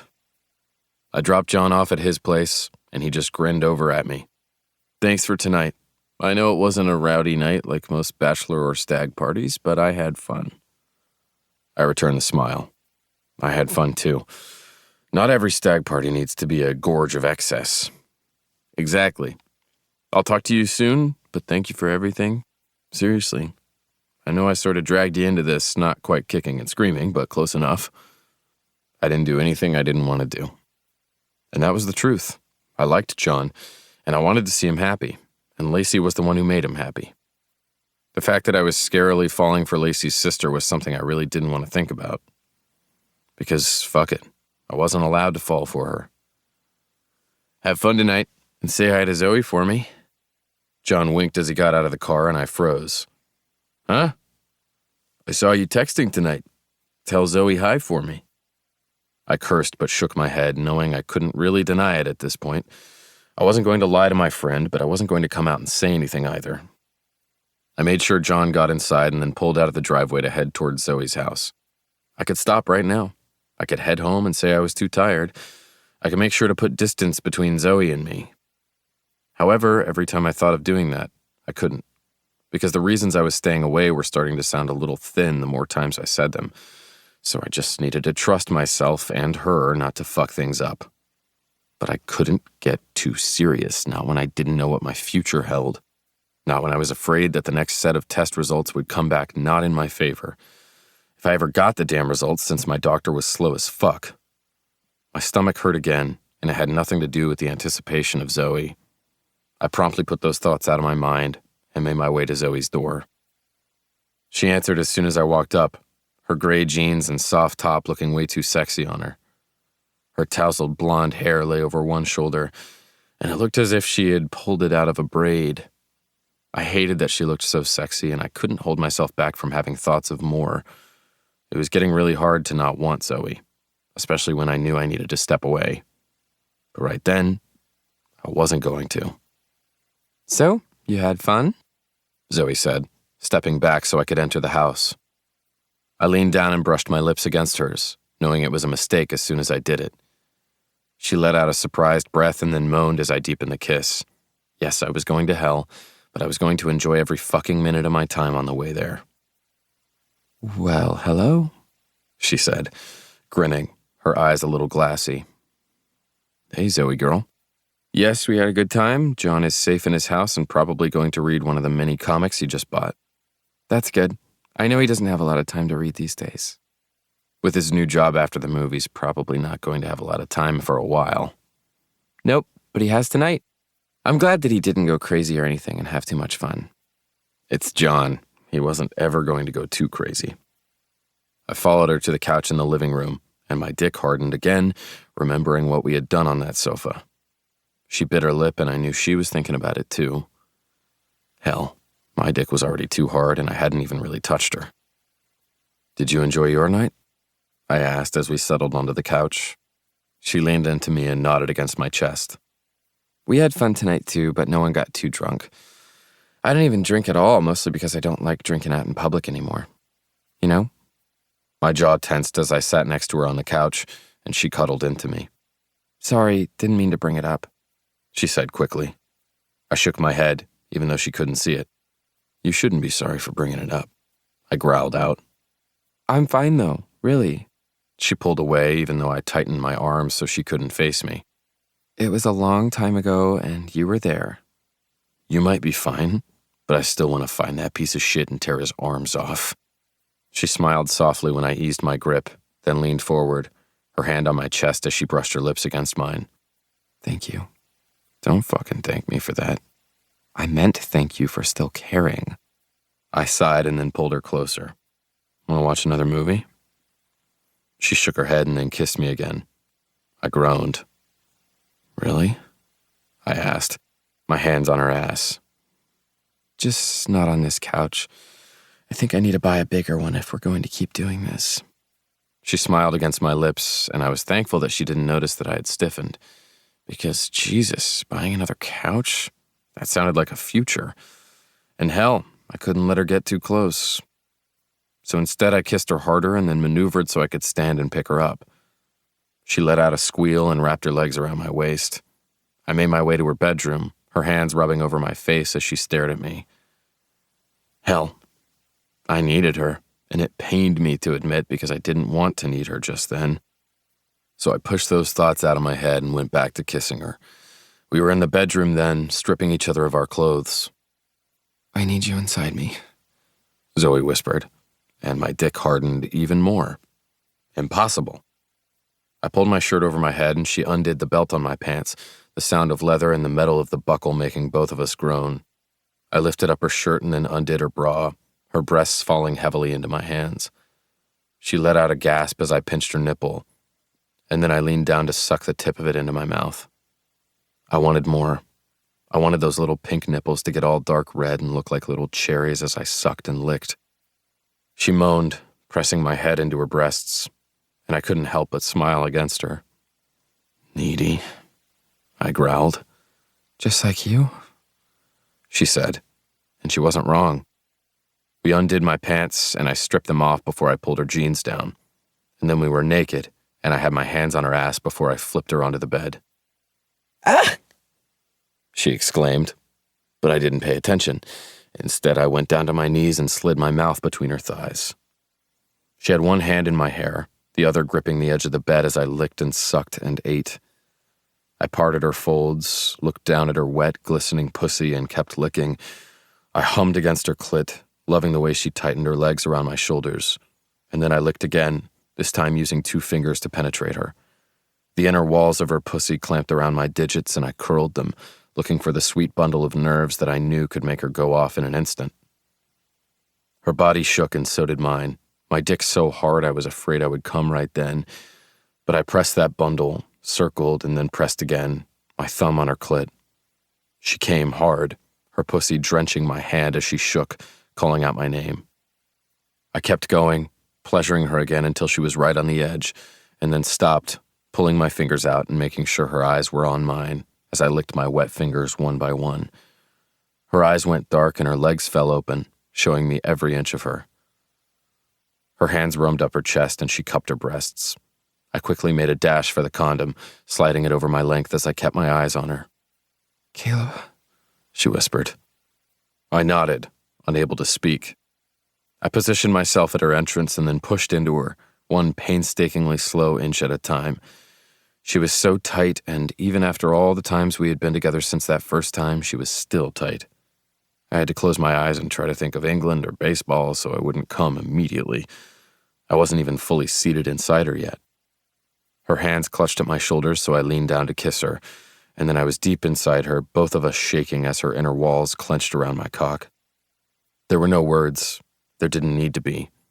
I slid in and out of her, slowly at first and then faster, harder, until both of us were moving as one, on the brink of ecstasy.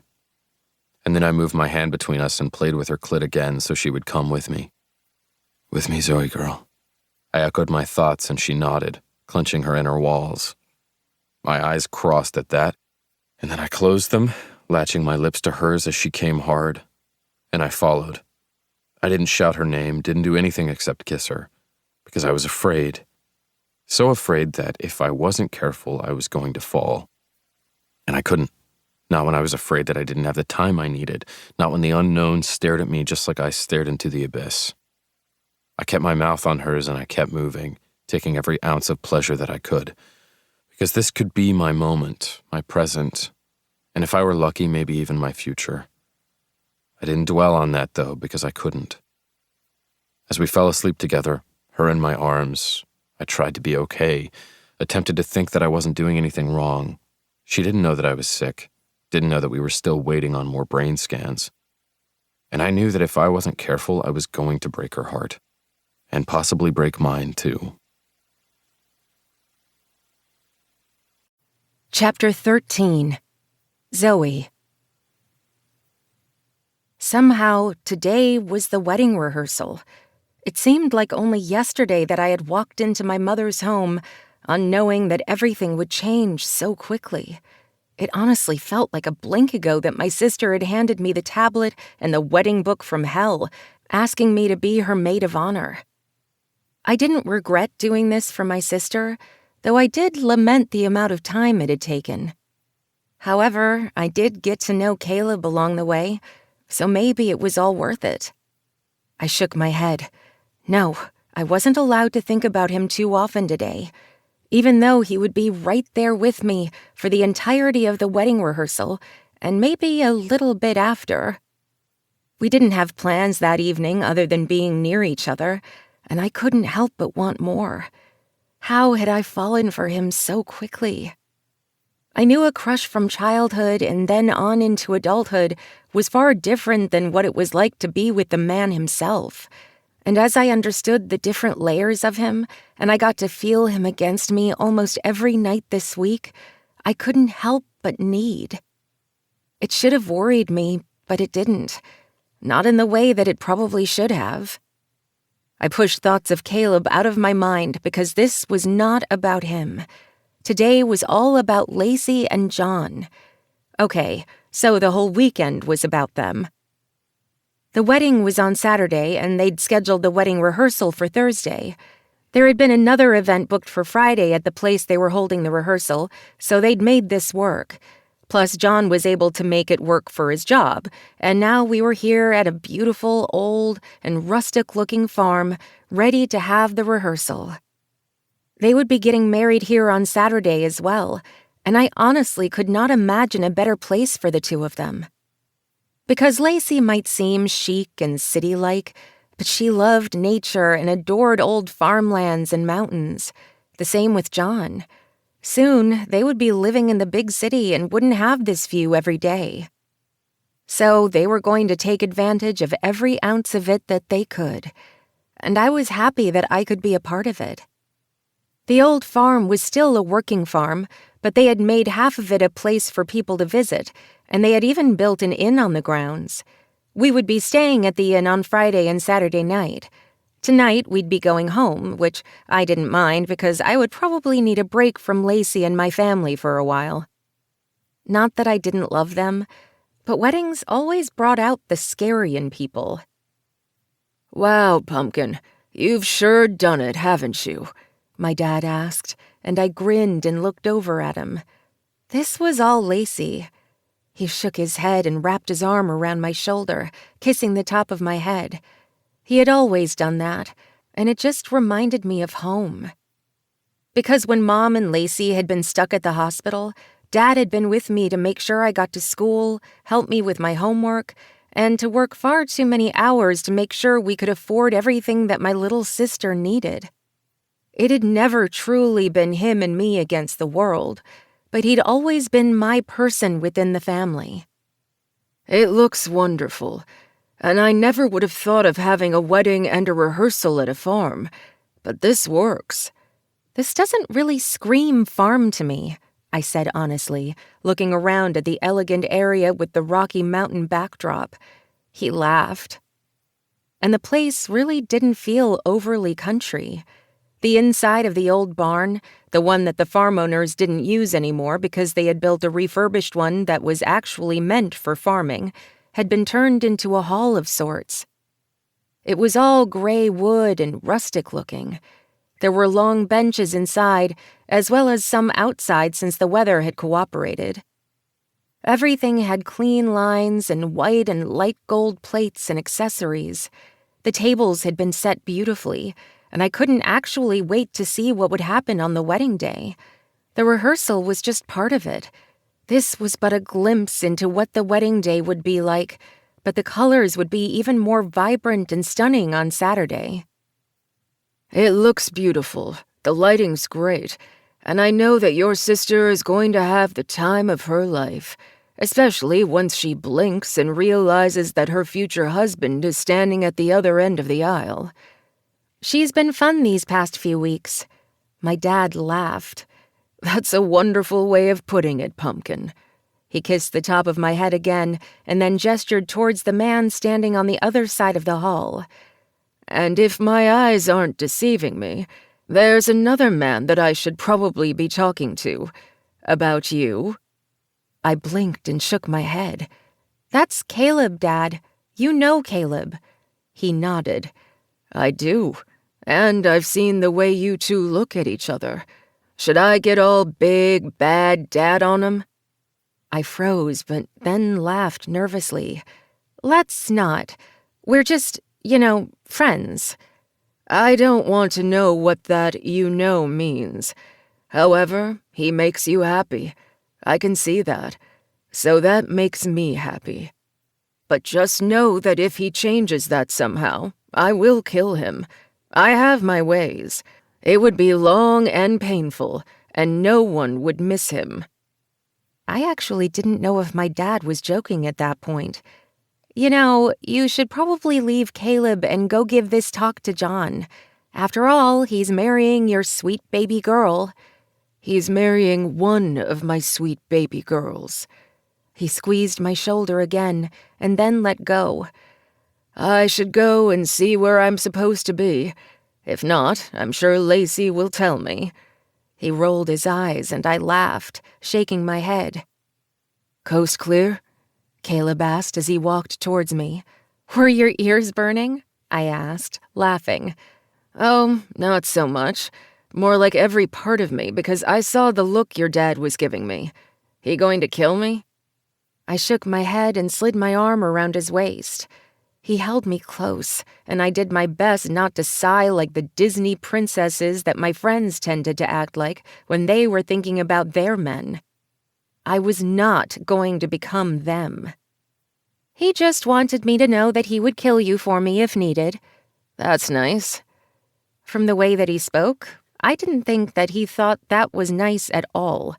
However, we didn't have time to focus on what that meant, or what we meant, because the wedding rehearsal was about to start.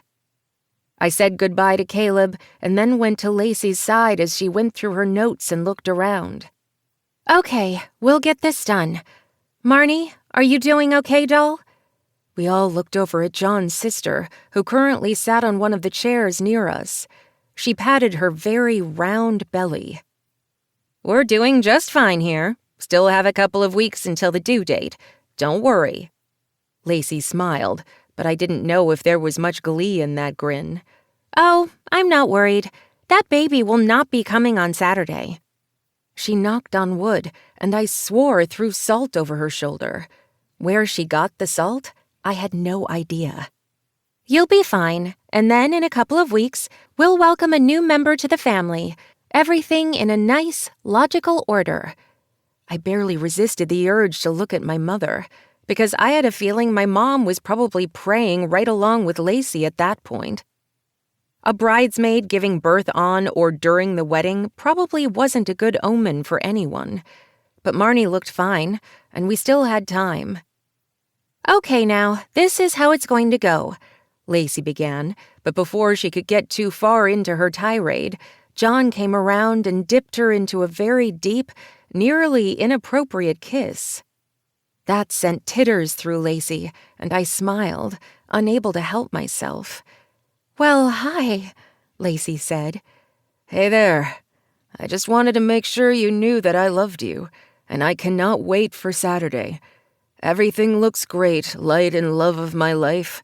This is going to be amazing, no matter what happens, because in the end, I'm going to be your husband and you're going to be my wife, and nothing else in the world matters except for that.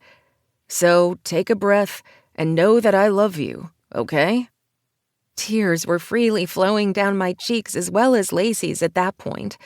My mother sniffled, and I swallowed hard as Caleb handed over a tissue. Thanks, I gasped, wiping my face. Where did you get this? Lacey made sure all of us had a pack of tissues in our pocket. We'll have some for the wedding, too. I held back a laugh. Of course Lacey did. She really did think of everything. And while I knew my maid of honor, if I ever got married, was going to be amazing and helpful, I had a feeling that Lacey was going to be right alongside her. However, I wasn't getting married anytime soon, and I purposely didn't look over at Caleb as I thought those things. Okay, let's get this rehearsal going. Caleb and Zoe, get close, because you guys are going to be attached at the hip for the rest of this wedding. Caleb slid his arm around my waist again, and I sighed dramatically into him. On it, I said, and everyone laughed. Lacey narrowed her eyes at us, but then went back to dictating the wedding, or planning it, whatever. The rehearsal went quickly, and then it was time for the food, my favorite part. There would be courses served and lovely cheese spreads and desserts and cake for the wedding.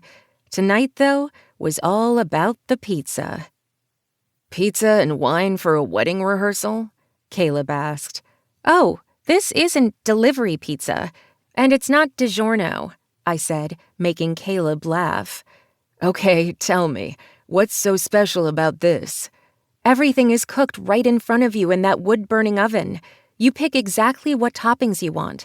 If you want to go classic with some margarita pizza or pepperoni, or if you want to go completely hipster and add some arugula and pears or whatever you want to it. You have fun, and the chef is sure to have the ingredients. I'm not putting arugula on my pizza, Caleb said dryly. I don't know. I've had it before. It's really good. Fine, you can put arugula, but if you touch my pizza with pineapple, we're going to have words. I didn't tell him that I actually liked ham and pineapple pizza. I already had to hide it from so many. Might as well hide it from Caleb, too. Everybody got their own pizza, and I groaned as I bit into the whole wheat crust, the cheese melting and almost burning my mouth. This is amazing, I grumbled around my bite. Can't talk, dying in bliss. I laughed and looked over at Caleb as he practically demolished his pizza. He hadn't been eating that much recently when we'd been near each other, and I figured work was hard or he wasn't that hungry. I just didn't know. And that kind of worried me. We were going steadily into this almost serious relationship, and he hadn't really told me much about himself. I didn't know everything, and he was pretty closed off. I had to remind myself that even though we had been friends forever, we hadn't been in this new part of our relationship for long. I didn't have to know every single secret. I just wished he would open up a bit. Then again, I was holding the worst secrets from him. The fact that I had loved him as the Caleb of my dreams for as long as I could remember, and the fact that I was totally falling for him now. He looked over at me and winked before taking a bite of mine. I knew I didn't have a plan when it came to making Caleb fall in love with me. And the thing was, I had done the exact opposite. I had fallen for him even more than before, and I had no idea how he felt about me. I ignored that, ignored the Caleb of my dreams, and focused on the Caleb of my present. Because I was so afraid that if I didn't live in the moment, there wouldn't be a Caleb going forward. As someone who tried her best to plan for anything, I didn't know what the next step was, or how I should feel, or if I'd have a Caleb at all in any part of my future.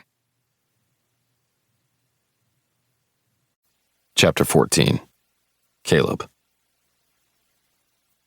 I groaned, sliding my hands over Zoe's thighs before I went back, licking, sucking. Her taste exploded on my mouth and I shifted my hips, my dick so hard I was surprised I could still see straight as I lapped at Zoe's pussy. I'm going to go if you don't slow down, I growled, and then went back to humming along her clit. Zoe answered by sucking my cock deeper down her throat, swallowing so that I felt the suction along my length.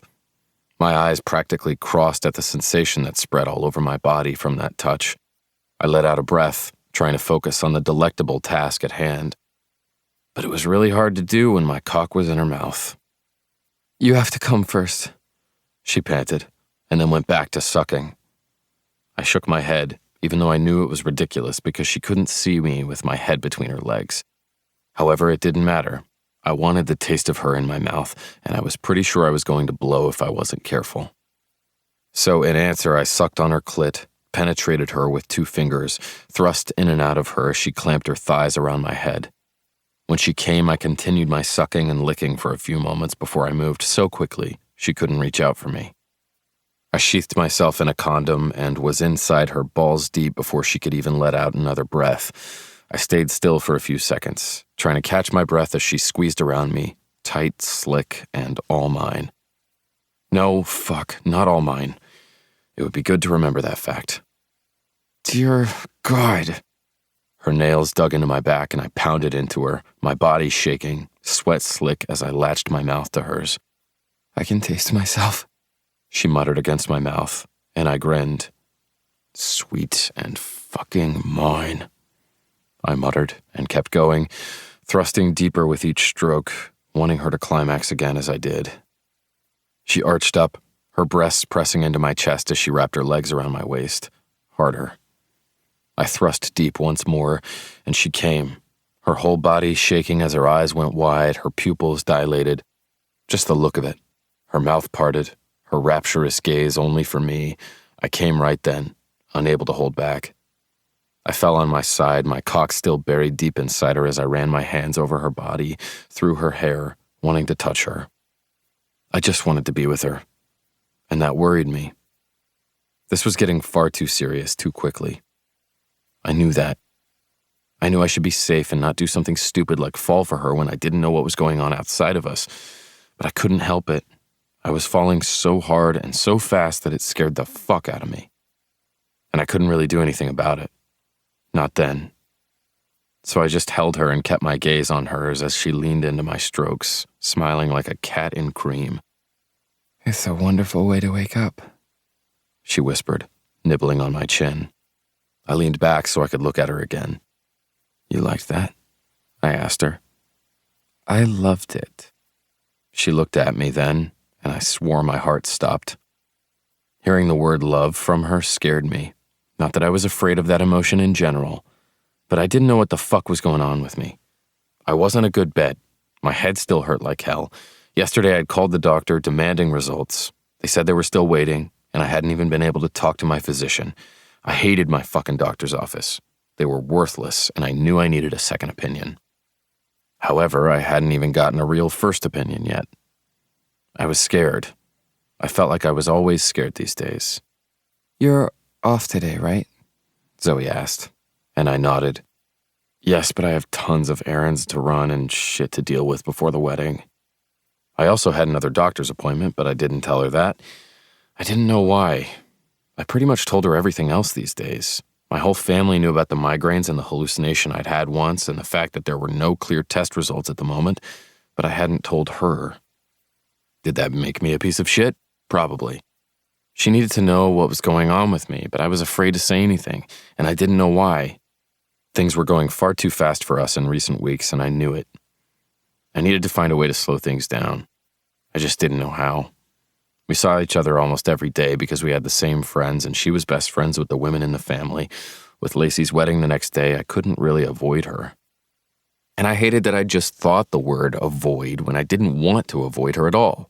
That fact worried me most of all, because I didn't have answers, and I felt like I actually needed them if I was going to continue this relationship with her. I was such a fucking asshole, but I didn't know how to fix things. I didn't know if there was any fixing it. "I'm glad you're not working today, mostly because, the wedding and all." I grinned. I'm going to see if John needs me for most of the day. However, he's pretty steady and he's spending some time with his family and Lacey before the big day. And I get to help with all of the little nitty-gritty details because Lacey has already texted me, I think 4 times? She leaned over me, her breasts right in my face as she looked for her phone. 6 times. I lapped at her nipple, sucking. She groaned, rocking against me, her pussy wet and pressing against my thigh. She let out a shaky breath. "Okay, enough of that. We have to get going. I have to see what Lacey wants." I hummed against her breasts and played with her ass, sliding my fingers between her crease. "Caleb, we need to stop. We need to be responsible." I nodded and let her breast go with a resounding pop. She didn't really want me to let go, I could tell. "You're right. Even though I'd rather stay in bed, I've got things to do. Like a doctor's appointment I really didn't want to go to." She grinned and looked down at me, her eyes filled with something I didn't want to name because I was too chicken shit. Because what if I really was sick? I didn't want to burden her with that. She deserved so much more than someone who had no idea what the fuck was going on. Because the doctor still hadn't ruled out any neurological diseases and I hadn't heard anything else. For something that apparently needed to be taken care of quickly, he hadn't done a single thing for me. I did not want to go to this doctor's appointment. "What's wrong?" she asked, and I shook my head, grinning at her. I had to look like everything was fine because it was. Everything had to be fine, at least for her. She had enough stress with Lacey. I didn't want to add to that. "Nothing. You should go get ready." "I know. I'll see you at the wedding, though?" "I'm the best man. Gotta be there."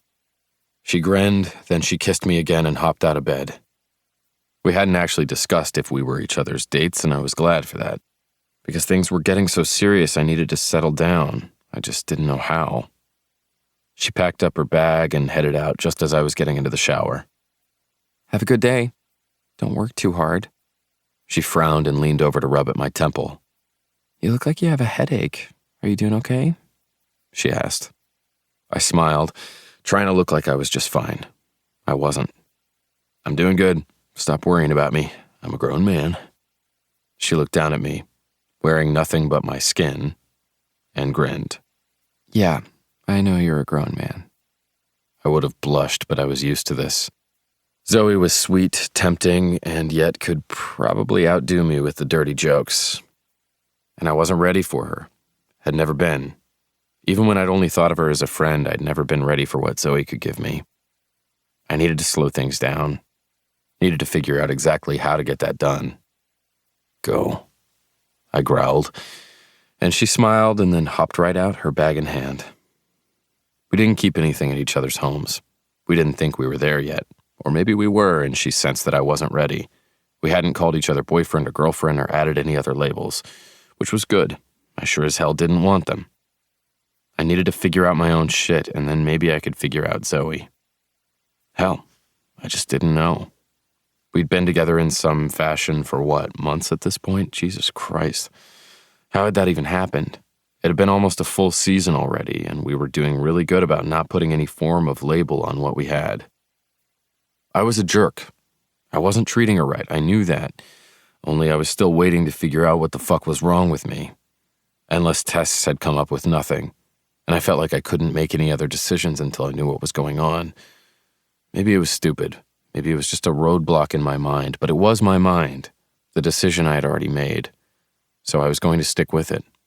After I'd jumped into the shower, trying to make it quick, my head started to pound. I staggered out of the stall into the toilet and threw up everything in my stomach. It wasn't much since I hadn't even had coffee yet. I sat there, pulling a towel under me, and drip-dried as I tried to breathe. Jesus. If that wasn't an omen, I didn't know what was. I tried to get my head to stop pounding for a little bit longer, and then I grabbed my phone to text Devin. My eyes hurt, and I narrowed them, hoping I was texting well enough that the words would make sense, at least with autocorrect. Me. Can you drive me to my doctor's appointment? Devin. When is it? Me. In about an hour? Devin. I'm on my way. Need anything? I needed answers. I needed to know what the fuck to do about the woman that I was falling for, the one I shouldn't fall for. I needed so many damn things that weren't available right now that I knew I was probably going to mess everything up as soon as I took the next step. Instead, I told Devin no and got dressed as quickly as I could. I was just grabbing my wallet and keys when Devin unlocked the door and walked in without even knocking. Good, you're standing. I'm glad that you didn't bother to knock, I said, trying to smile. My right eye was pulsating and I was having trouble seeing. Great, another fucking migraine. Seeing as the three of you rarely use the doorbell before you just walk into my house, I don't feel bad. Plus, I was worried. Sue me. I'm not angry, I'm glad you came in. The sound of the doorbell or a knock may actually set me on edge. I put on my sunglasses even though I was inside, the light starting to hurt my eyes. Another migraine? Devin asked, his voice low. No surprise there, but hell, at least my doctor, if I ever actually get to see the man, will see me in a full-blown migraine. What do you mean? I rarely see him. He shows up for like 2 minutes to prescribe some tests, but I'm always with the nurses or the PA. I'm not actually with the doctor who's supposed to diagnose me. I didn't know if that was how it was supposed to be done. I'd been healthy for all of my life, so having to actually see a doctor who wasn't just a general practitioner was new for me. I was out of my depth here, and I felt like I was drowning. I fucking hate our healthcare system. Devin shook his head.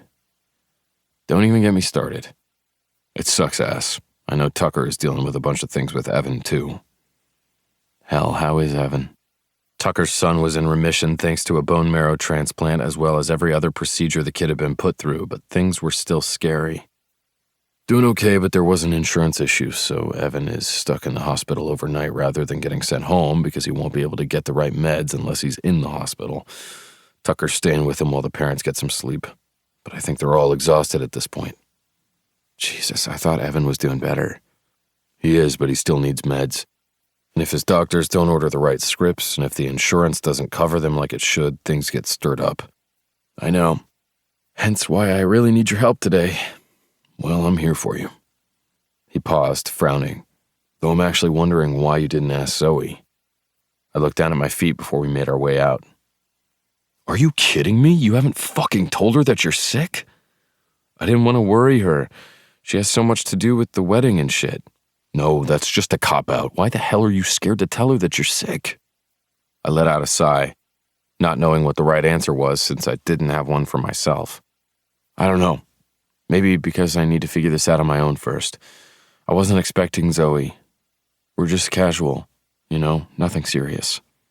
Are you telling me that or yourself? Fuck you. I already hated myself enough, and probably would even more by the time things were over. I didn't need Devin on my ass about it, too. No, fuck you if you hurt her. Come on, let's go to the doctor. I grumbled. What are you going to do about Zoe? Devin asked. I don't know. I think it's time to cool things off, though. No, I really don't. I don't want anything serious, especially when I'm trying to figure things out with myself.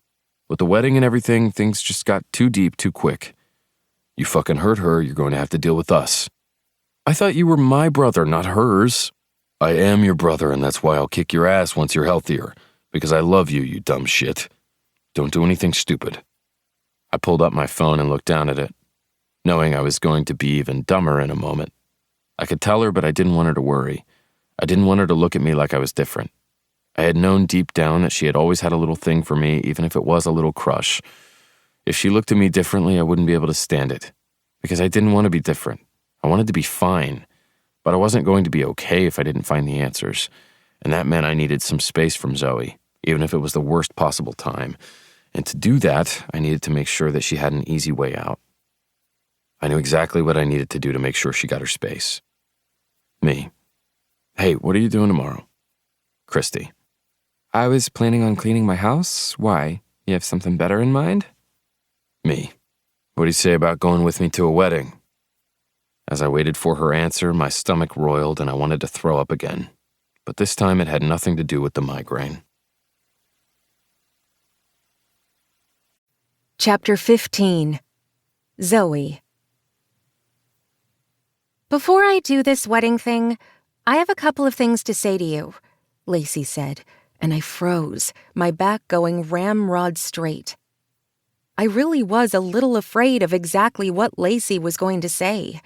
My entire life had been centered around Lacey and this wedding for the past couple of months, and the fact that I kept saying the mantra of, I love my baby sister, over and over in my head just to remind myself of that fact, spoke volumes. Lacey wore a beautiful white lace and silk robe, her hair already done in long, blonde curls, the extensions she had put in last month perfect for the half Elsa braid that she wanted. She looked gorgeous, like a perfect bride, and while I wasn't jealous, I was a little worried about what was going to happen next. Not that I thought John was going to leave her at the altar or anything, mostly because Lacey had become more and more intolerable over the past couple of days, and I was exhausted. I really didn't want to deal with any last-minute scary issues when it came to this wedding. Okay. Lacey winced and reached out, gripping my hands with hers, her nails perfectly manicured. I had a similar manicure done, but I had already messed up one nail, and my hands were full of cuts, and a little set of scars and gouges. However, the flowers for this wedding looked phenomenal. If I did say so myself. The fact that you just looked at me with apprehension tells me I truly have been the world's worst bride. I shook my head. No, you haven't. I'm sorry if I made you feel that way. No, you don't apologize to me. I know I leaned on you a lot for this wedding. I know it's been hard, and I've been a beast. I love you, and I wanted to thank you for being amazing throughout this whole experience. I know you didn't really sign up for this, and I kind of threw you to the wolves. The wolves being me, and possibly Mom. We both smiled, but thankfully Mom wasn't in the room to hear the comment. Lacey, I began. My sister held up her hand, her teeth worrying her lip for a moment, before she seemed to realize that her makeup was already done and stopped. No, let me finish. I promise I'll be quick. I love you so much. I wanted this day to be perfect, and I know I was overbearing. I know I made it all about me and John, but mostly about me. I didn't refute that comment, but it was a bride's prerogative, and I didn't blame her for that. Plus, I knew John didn't mind at all. Throughout it all, you were always there for me, but I feel like I was cruel to you. I forced you to work on my timetable and do far more than any other maid of honor would do. I should have hired an actual wedding planner. That way you could focus on just the flowers and being my sister, and maybe on a potential amazing romance with a certain best man. She winked, and my face flamed. Lacey, what? I was rude to you. I was a bitch. Let's be honest. Well, I trailed off, and she rolled her eyes. I really was a horrible person. It's because I suck at this whole communication thing and getting things in the right order. I had my reasons, and you know them. But those reasons don't negate the fact that I was cruel. I never want to be that person again. I know we're only a couple of hours or less away from the wedding ceremony, from walking down that aisle and seeing John, and I don't want to have those bad feelings on my mind because of the way I treated you. Today is supposed to be about you, always. Perhaps, and you're right, but I still didn't need to be mean to you. And I didn't need to be callous when it came to your relationship with Caleb, or the fact that I didn't even allow you to talk about it with me at all. I know you have your girlfriends, and I know you've probably talked with them, considering Caleb's part of that group as well. Only I haven't even said a damn thing about the two of you, other than the one time where I was a harpy. I'm so happy for you. I know he is that shining star for you. He's your John. I've always known.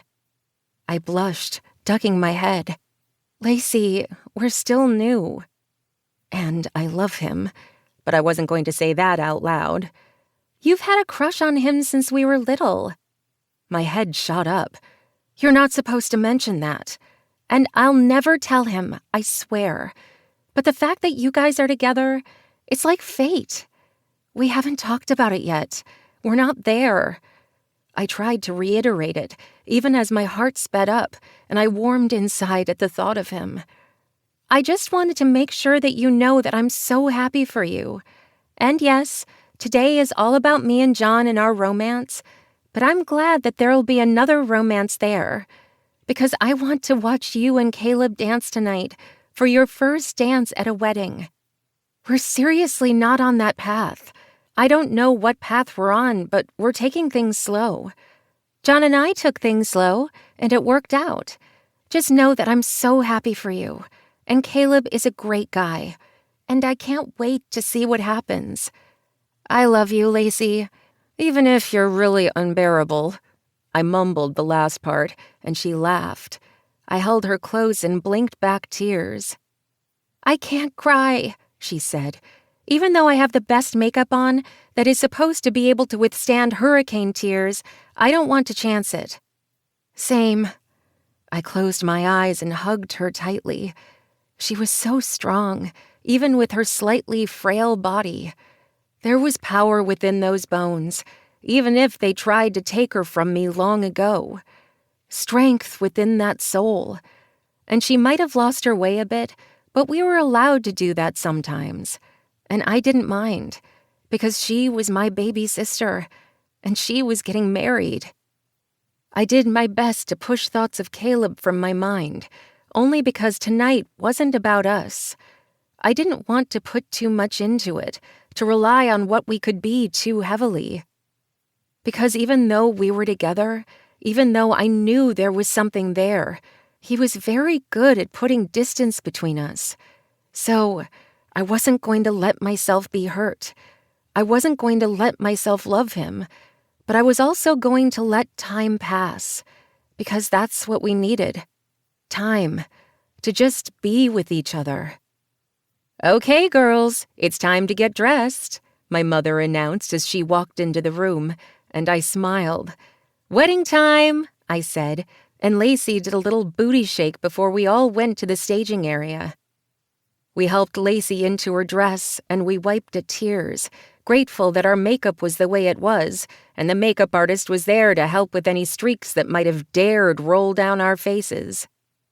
I quickly put on my dress, grateful for the champagne gold that made me feel like a princess. We would match the romance of fall ambiance perfectly. I loved my dress, and would possibly wear it again if I ever had a gala or something to go to.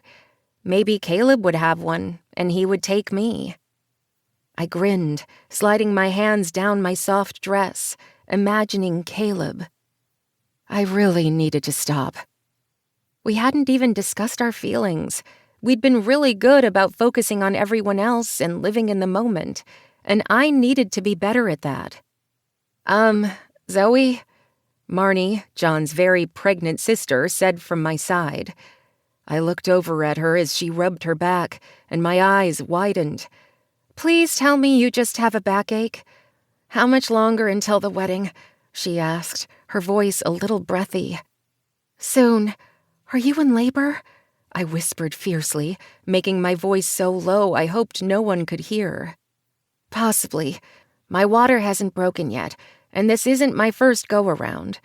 I should be fine during the ceremony itself, but if we can make it quick, that would be amazing." "Sounds perfect," I bit out, trying to be quiet. "Everything is fine. Everything is fine," she repeated. We looked at each other, and I really hoped to hell everything was going to be fine. "What's wrong?" my mother asked, looking between us. Nothing," I lied. "You're in labor, aren't you?" my mother said, and I winced. "I'm sorry, ma'am. I didn't mean to." Marnie blushed. "They are babies. You can't control when they show up. Are you okay?" "I'll be fine for a little bit. It just started, but I know what labor feels like." "What's wrong?" Lacey asked, coming up between us, her eyes wide, looking gorgeous in her long white dress with lace and a princess train. "Nothing," all three of us said at the same time. "Oh my God, you're in labor," Lacey said, her hands shaking. "Okay, this is fine. Do we need to take you to the hospital? I can drive you right now." I blinked at her, then looked at Marnie, who looked just as confused. "Lacey, it's your wedding. You can't drive her." I tried to be patient, but she just glared. "The hell I can't. That's my niece or nephew in there, and if they need me to drive them to the hospital right now, I will. Screw my wedding." "My God, hell's frozen over," I said, and my mother elbowed me in the side. Marnie smiled, however, looking strong and beautiful. "I'm really okay, Lacey. We're just going to make it through the ceremony, and then I'm going to head over to the hospital." Lacey looked down at my mother's diamond watch and nodded tightly. "Okay, then. We're going to make this quick. Come on, let's go marry the love of my life so we can go get a baby." She picked up her dress and started stomping towards the door, and I just couldn't hold back my laughter any longer. "Who are you?" I asked. She looked over her shoulder and winked. "Not a bitch. That's not who I am anymore. But seriously, let's get this thing done. I want my husband, and that baby isn't going to wait long for us." I laughed and followed her and ran smack into Caleb as I walked out the door. "Hey, did you hear?" I said, running my hands down his very sexy suit. He had on a gold pocket square that matched my dress, and I just wanted to fix it for him and keep running my hands down him. He looked at me then, his eyes serious, a frown on his face. "I did. She okay?"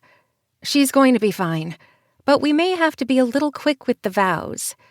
I winked as I said it and tried to search his face for something, but I saw nothing. He was so closed off. It worried me. "What's wrong, Caleb?" "Nothing. But I just wanted to let you know that I might not be staying that long after the ceremony and first part of the reception when I'm needed.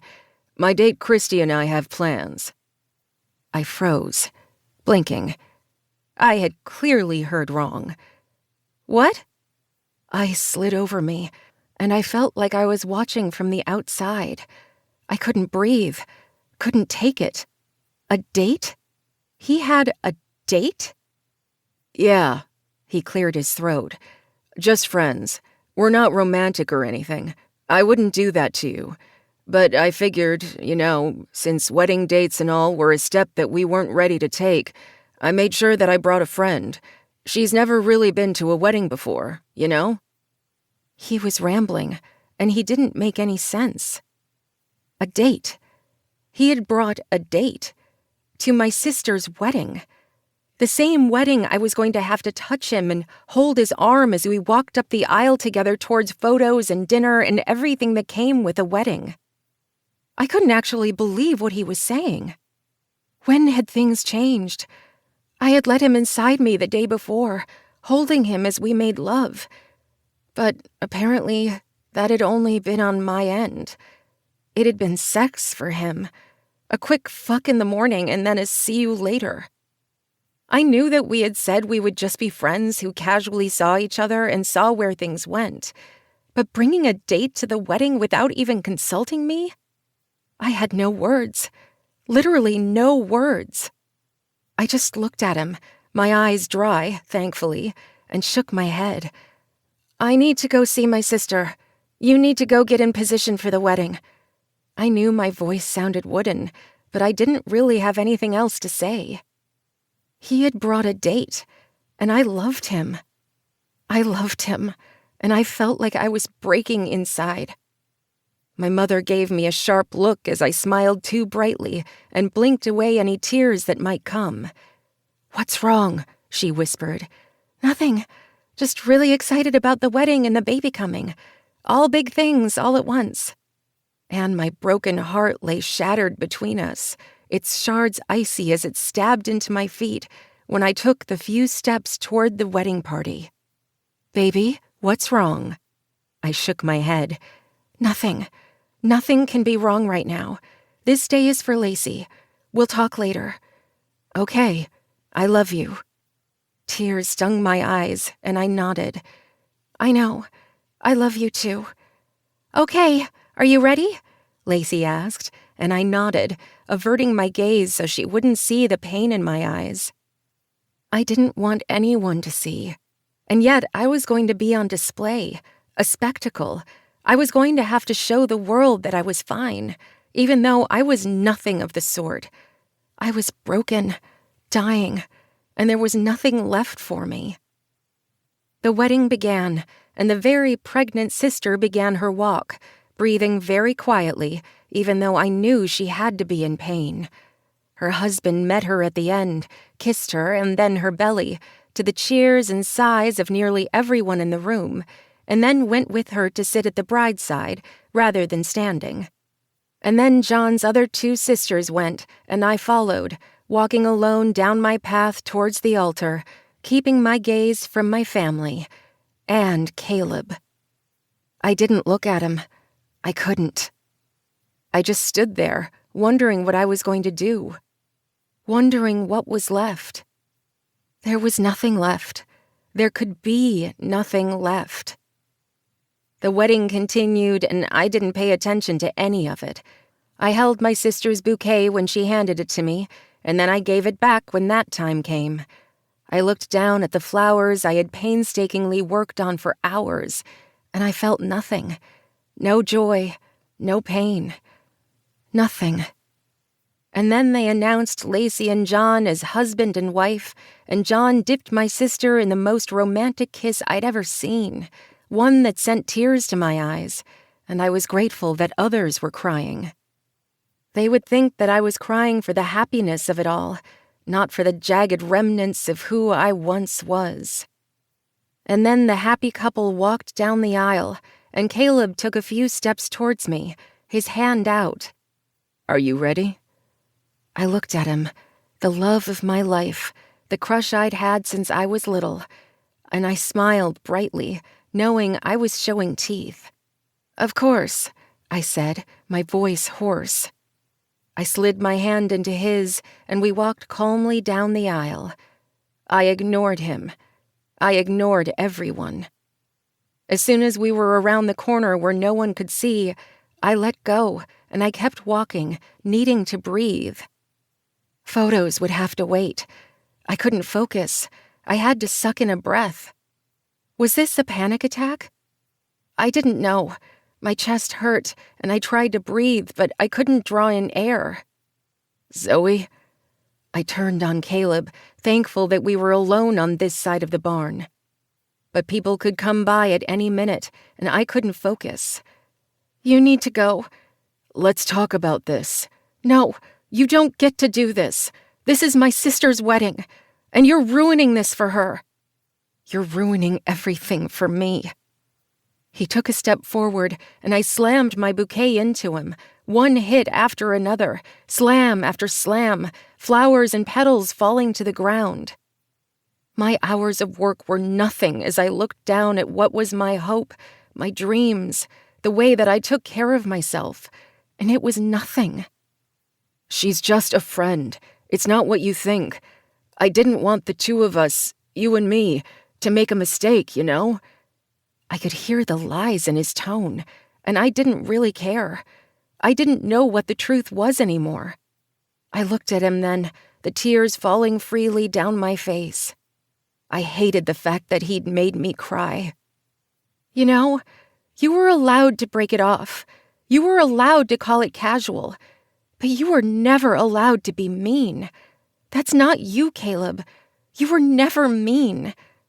He looked at me then and didn't say anything. Instead, he rubbed his temple and looked like he was hurting. I wanted to feel like it was okay that he was hurting, because I was hurting. Zoe, it's not like that. I don't know what it is, because I cannot believe you did that. And what hurts the worst? I think I hate you. I hate you so much right now. I let out a rough chuckle, but he didn't say anything. You know what's even worse than that? I hate the way you make me feel. The fact that I love you, and there's nothing I can do about it. And as I bared myself to him, my heart shattered into a million pieces all around us, and I walked away towards the rest of the wedding party. I would take the rest of the photos, even if I didn't have a bouquet. I would be the best sister I could be, and then I'd lay in shattered remains and wonder what the hell I had been thinking. Because having a crush on Caleb Carr was one thing. Knowing that love could be unrequited was another. Having that love thrown in my face in the worst way possible, that wasn't something I'd ever prepared myself for. Chapter 16. Caleb. I didn't glower. I didn't scowl. I didn't fucking smile. I was such a loser. I had known the minute I texted Christy to see if she wanted to come with me to the wedding as a show of support rather than an actual date that it had been a mistake. But I hadn't been able to think of anything else to do. Could I have actually talked to Zoe? Sure. But I didn't have my head on straight, and that was fucking clear. So now I stood for the wedding photos, standing by John as the other man looked at me, knowing something was wrong, but he wasn't going to ask. And I wasn't going to fucking answer either, because I was not going to ruin this for my friend. John and Lacey deserved for this day to be fucking perfect, and that meant I needed to leave soon. The wedding had been beautiful. Not that I'd really noticed, because I'd been trying not to look at Zoe, who looked as if I had broken part of her. And fuck, I had. She loved me. Jesus Christ. She couldn't love me. I was such an idiot. I didn't deserve anything she gave me. I deserved to go to hell, to get my ass beat and be left for dead. I knew I would hurt her, but I hadn't known it would be like this. I hadn't known she would hate me. Or maybe that's exactly what I wanted. Because if she hated me, I wouldn't have to make a fucking decision. In the past, I'd always been the man who treated women like royalty even if I never stayed, but that wasn't me right then. No, not even a little bit. Damn it. You doing okay? One of the groomsmen asked. I nodded, smiling brightly, even though I knew it didn't reach my fucking eyes. Yeah, long day. But good wedding. So you came here with Zoe, right? The guy asked. I shook my head. No, I didn't. Because I made mistakes and couldn't fix them. The guy's brows lifted. Oh, so you're not with her? That was the question for the ages. But considering what I had done and what she'd said, I knew the answer now, and though it had been my goal, the taste of regret was bitter on my tongue. No, I'm not. So you wouldn't mind if I asked her to dance? I had my hands on the guy's lapels before I even thought about it, and then Dimitri was on me, pulling me back. Caleb, what the fuck? The groomsman sputtered. Sorry, man, he said she was single, but I guess I was wrong. I meant nothing. You and Zoe, you guys are great. I'm just going to go. Sorry about that. You going to tell me what the fuck that was about? Dimitri asked as he tugged me towards the other end of the barn. There was no one around, and we were outside so no one could hear us. But hell, I just wanted to fucking go home. My head hurt, I needed to throw up again, and I was still waiting on my damn doctor to give me the results. I'm fine. Don't lie to me. That's one thing we don't do. We don't lie. Mom and Dad lied enough for both of us, you know that. Don't bring up our sad parents and their sad drinking. That wasn't a conversation I really needed, and hell, we were all mentally healthier now. Devin getting with Aaron had forced us all to look into our past so that part of us wasn't hurting anymore. I'm not going to. I don't need to, because I thought we had moved past that. Now you're going to tell me why you almost beat the shit out of that man because he thought Zoe wasn't yours? I was pretty sure she was. I don't want to talk about it. Tucker and Devin came over soon after, both glowering at me. What the hell is going on? Family fight? Tucker asked, frowning. Dimitri snarled. No, he almost beat the shit out of a groomsman for daring to talk about Zoe, but I don't really see Zoe around, so why don't you tell us what happened? Nothing happened. Caleb? I closed my eyes and wished for death, because, seriously, this was par for the course on this fucking day. Christy, I said, turning to her. I noticed my brothers and Tucker glare at each other and then looked directly at me. Their eyes felt like daggers digging into my back, but I ignored them. Hey, sorry for leaving you like that. I cleared my throat. Christy smiled, but it didn't look happy, more resigned. Don't be sorry. The wedding's beautiful. But hey, I know you said you had a girl, and I was here to help you make a decision. You were very clear about that. I'm going to go. Jesus Christ, Dimitri grumbled. I'm going to fucking kick your ass, Devin grumbled.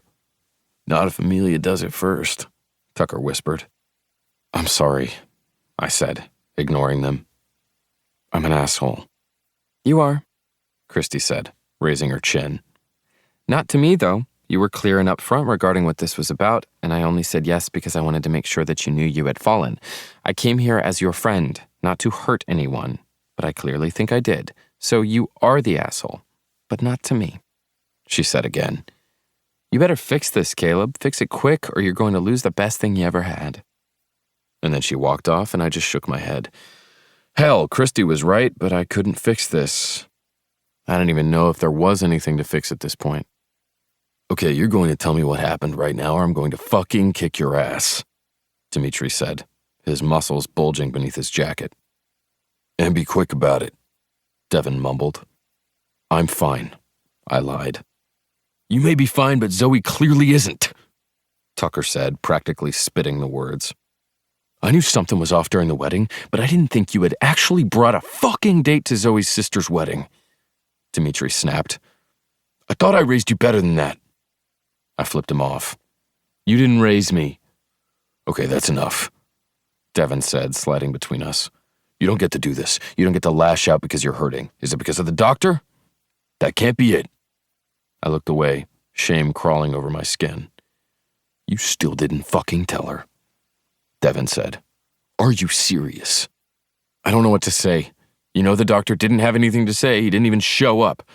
Just the nurse saying they were still waiting on more test results and they would probably give me more details later, but they all sounded worried. You were there.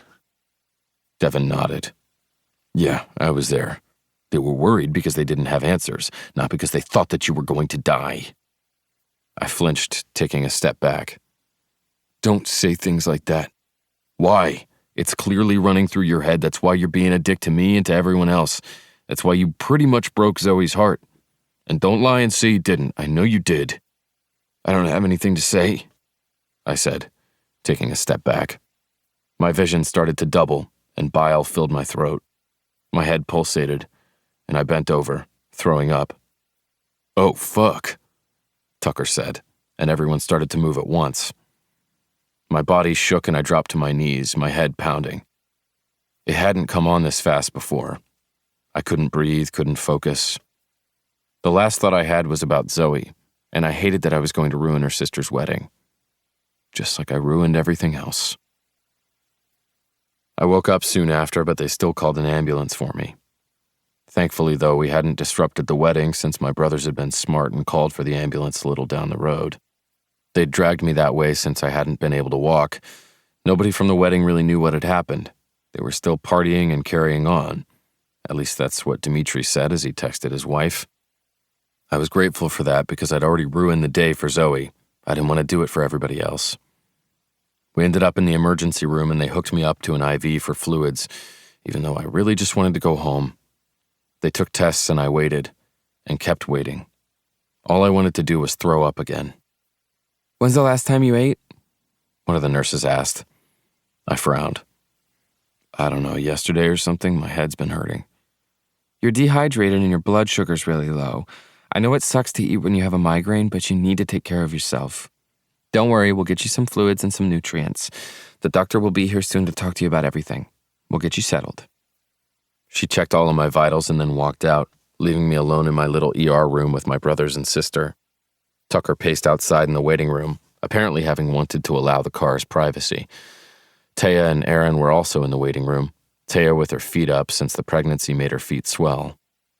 Apparently one of the bridesmaids, Marnie, John's sister, was also here in the hospital, only she was in the maternity ward. It was a big day for hospital visits. Hell. "Why didn't you eat?" Dimitri asked, not looking at me as he spoke. I felt like crap. I didn't mean to forget. "You need to take better care of yourself," Amelia said, her hands folded over her stomach. Devin wrapped his arms around her shoulders and kissed the top of her head. "We all need to make sure we watch out for each other. This doesn't get to happen again." "Well, what if it does? What if it's a neurological disease or a tumor they couldn't find in the first tests? We've been waiting how long, and I still don't have any answers." "Then we'll do this together." I looked at my sister as she spoke and sighed.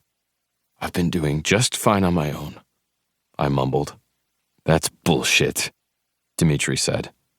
I turned my gaze towards him. "Complete bullshit. You came to us, you asked for help, and now you're pushing us away? I get that you're hurting and you fucked up with Zoe, but you're going to have to find a way to make this right. We're going to find out whatever the fuck is wrong with you and make it better, because cars don't back down, and you don't get to be sick anymore." If I didn't feel like shit, I would have smiled just then. Dimitri would find a way to fix everything, even if some things weren't fixable. I leaned back against the pillow and let them mumble to each other as I tried to focus. Making sure things didn't get serious with Zoe had been a mistake. I had known that even as I was doing it. But I couldn't go back now, and I didn't deserve her forgiveness. If I ever got a chance to say that I was sorry, I would just have to live with my regrets, even if I didn't know what was going to come next. "Mr. Carr?" An unfamiliar voice said, and I opened my eyes to see a doctor in a white coat, a frown on his face. "That's me," I said, my voice growly. "We're his family," Dimitri said, ever the eldest brother. "Well, I have a few things to go over with you if you don't mind. Do you want them out?" I shook my head and then winced. "I wouldn't shake your head with a migraine, you know that. So I have your permission to go over some results with you in front of your family." "Yes, they get to know everything." "Okay then." The doctor took a seat next to me, and I looked into his gray eyes, took in his graying hair, and I felt more at peace than I ever had with the other asshole I'd been talking with. "First up, Dr. Johnson is no longer at this hospital. We've removed all his privileges. From now on, I will be working with your case." I sat up quickly and then almost threw up. "Stop moving so fast," the doctor said. "I'm Dr. Martinez. I will be helping you out." "What the fuck do you mean about Dr. Johnson?" Dimitri said. And then he whispered, "Sorry about the cursing." "No problem. You're probably going to be cursing a little bit more soon. Dr. Johnson no longer has privileges here, like I said. He hasn't been able to determine what tests to order, and now that we've been going over things with him, I wasn't happy with his work. So I'm taking over and we're going to get you fixed. I sat there, blinking, a cold sweat sliding over me. You let him work with people for a year and he's been wrong? I asked, flabbergasted. No, Dr. Martinez said, a little growl in his tone. I didn't think it was about me, more about the fact that Dr. Johnson had fucked up. I can't go into much of it. Suffice it to say he didn't do a poor job with everyone, but he did miss a few things and failed to order some of the correct testing for others. What are you saying? I'm saying I looked over the tests he gave you and I can give you a diagnosis. I swallowed hard, my body shaking. A real diagnosis. My God. Dr. Martinez continued. You have severe cluster headaches and migraines that could possibly cause hallucinations. You've only had the one according to your chart. That could have been due to the environment, but we won't rule anything out as of yet. We're going to monitor you, but you're going to be fine.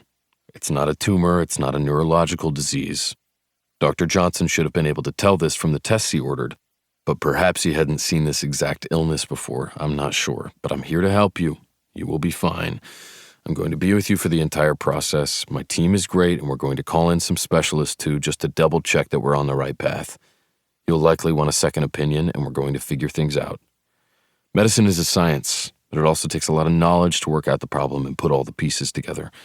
So we're going to get you on some migraine medication, both preventative and something for acute relief. And then we're going to figure out a long-term treatment plan for you. You are going to have a healthy and fulfilling life, and we're going to help make that happen. I sat there and listened as the doctor talked with my brother and sister about doctors and treatments and whatever else was going on. I didn't care. I just wanted that old doctor out of my life. I didn't really care what happened with the hospital. Because, hell, I wasn't going to die. It wasn't a tumor or something that would take my faculties or anything. I had seriously been scared that this was the end, that I wouldn't be able to control things anymore, that this was it. I had fucked everything up with Zoe because I hadn't had the right test results and I was scared, and I had been too chicken shit to do anything about my fears. The doctor went over a few things about my treatments and set up a whole battery of new tests and appointments so we could start on a fresh page. I had meds waiting for me. I still couldn't quite believe it was this easy. All I'd needed was a doctor who cared, one who could actually read a test result. It was no wonder I had always hated the healthcare system. Because it had fucked me over, and then I had fucked myself over again. Afterward, my family left me alone, mostly because I was like a bear with a thorn in my paw. I couldn't breathe, couldn't think. Because I didn't know how to fix this. Not myself, but things with Zoe. I didn't think there was any fixing it. Apparently, it was like I had called to her. I heard a rustling in the doorway, and I looked up. Zoe stood there, her blonde hair flowing around her shoulders, her champagne-colored dress fitting her curves in a way that made me want to hold her. She was stunning, the most beautiful woman I had ever seen. And I had broken her heart. As she looked at me, worry in her gaze, I didn't know how I was going to get her back. Because I knew that no matter what, I didn't deserve her. I never had, and I didn't think I ever would. Chapter 17. Zoe. I stood in the doorway, my whole body shaking, and I hoped I looked like I was sane, that I had the strength I needed, because I certainly didn't feel like I did. Caleb lay there in a hospital bed, machines hooked to him, an IV in his arm. He looked so different. Scared, worried, exhausted. I had seen some of the signs before, but when I'd asked, he'd lied to me. Lied. Why didn't you tell me? I hadn't meant those words to be the first thing out of my mouth, but I couldn't help it. I should have asked how he was, what the plan was. But no, he'd hurt me, and I needed to know why. The fact that Amelia had already filled me in on the other details just made my pain more real. Because Caleb would clearly rather push me away, lying and making me feel like I was worthless, rather than telling me the truth. I didn't know if I could come back from that. Because as I looked at him now, I saw the boy he had been, the man I had loved since I was 8, and I didn't know how to fix this. How could I put those two images together? The boy he had been, who'd evolved into the caring man I knew, with the man who had broken me. "I don't know," he said, and he let out a sigh. "Can you come in? I'd like to talk to you." "Now? You want to talk now?" I smiled, but there was nothing happy about it. I didn't want to be bitter, though. This wasn't me, and I couldn't let this change me more than it already had. This was our first true fight, and I didn't know if it was going to be our last. Because he was in a hospital bed, I took the few steps into the room and closed the door behind me. "I really shouldn't be here. You need some sleep." "No, don't go." "Your sister called me and told me what happened." He swallowed hard. "She told you everything?" "About the doctor visits, why you moved here, everything. It's something you should have done. We were together for how long? And even if it was just a pity fuck the entire time, I deserve better than that." I wasn't crying. I was angry. At my use of crude language, Caleb's eyes widened. "Jesus, Zoe, you were never a pity fuck." "But that's what you made me feel like today, by bringing her." "Christy's just a friend. I told you that, and she knew that going in." "Yes, I actually met her." His eyes went wide. He looked comical, and I let out a rueful laugh. "Yes, she came up to me to make sure that I knew that she wasn't poaching, that she had only come to make sure you knew what a great girl I was or some crap like that. And the thing is, just like with every other woman I've met who's been with you, I couldn't hate her." "What are you talking about?" I shook my head, a smile playing on my lips at my own naivety. "I couldn't hate her because you didn't treat her poorly, and she walked away happy. Even if she couldn't have you, she was still happy in the end. I've never understood that. How you could go through so many women throughout your life, and they could all walk away knowing that they had a part of you, still feeling fulfilled in the end." "Zoe, I'm not done yet." "You're right." He closed his mouth, studying me. What would he see? The remains of the woman who had loved him? The scorned woman who felt as if she could burn this place to the ground? Or Zoe, hopeless, lost, and here? Every time I saw you outside of our group of friends, you were always with another woman. Even when we were 8 and in Hawaii with that little girl that pushed me into the water by accident, you were still with another woman. I was 8, and she wasn't my girlfriend. You gave her your last piece of gum. That is like a vow of marriage when you're 8. Zoe, I'm just saying, every time, every state, every long-distance meeting, at the campsite, at college. I don't want to talk about college. Tough shit, because we're going to. I've always had a crush on you, Caleb, and I know part of you has always known that.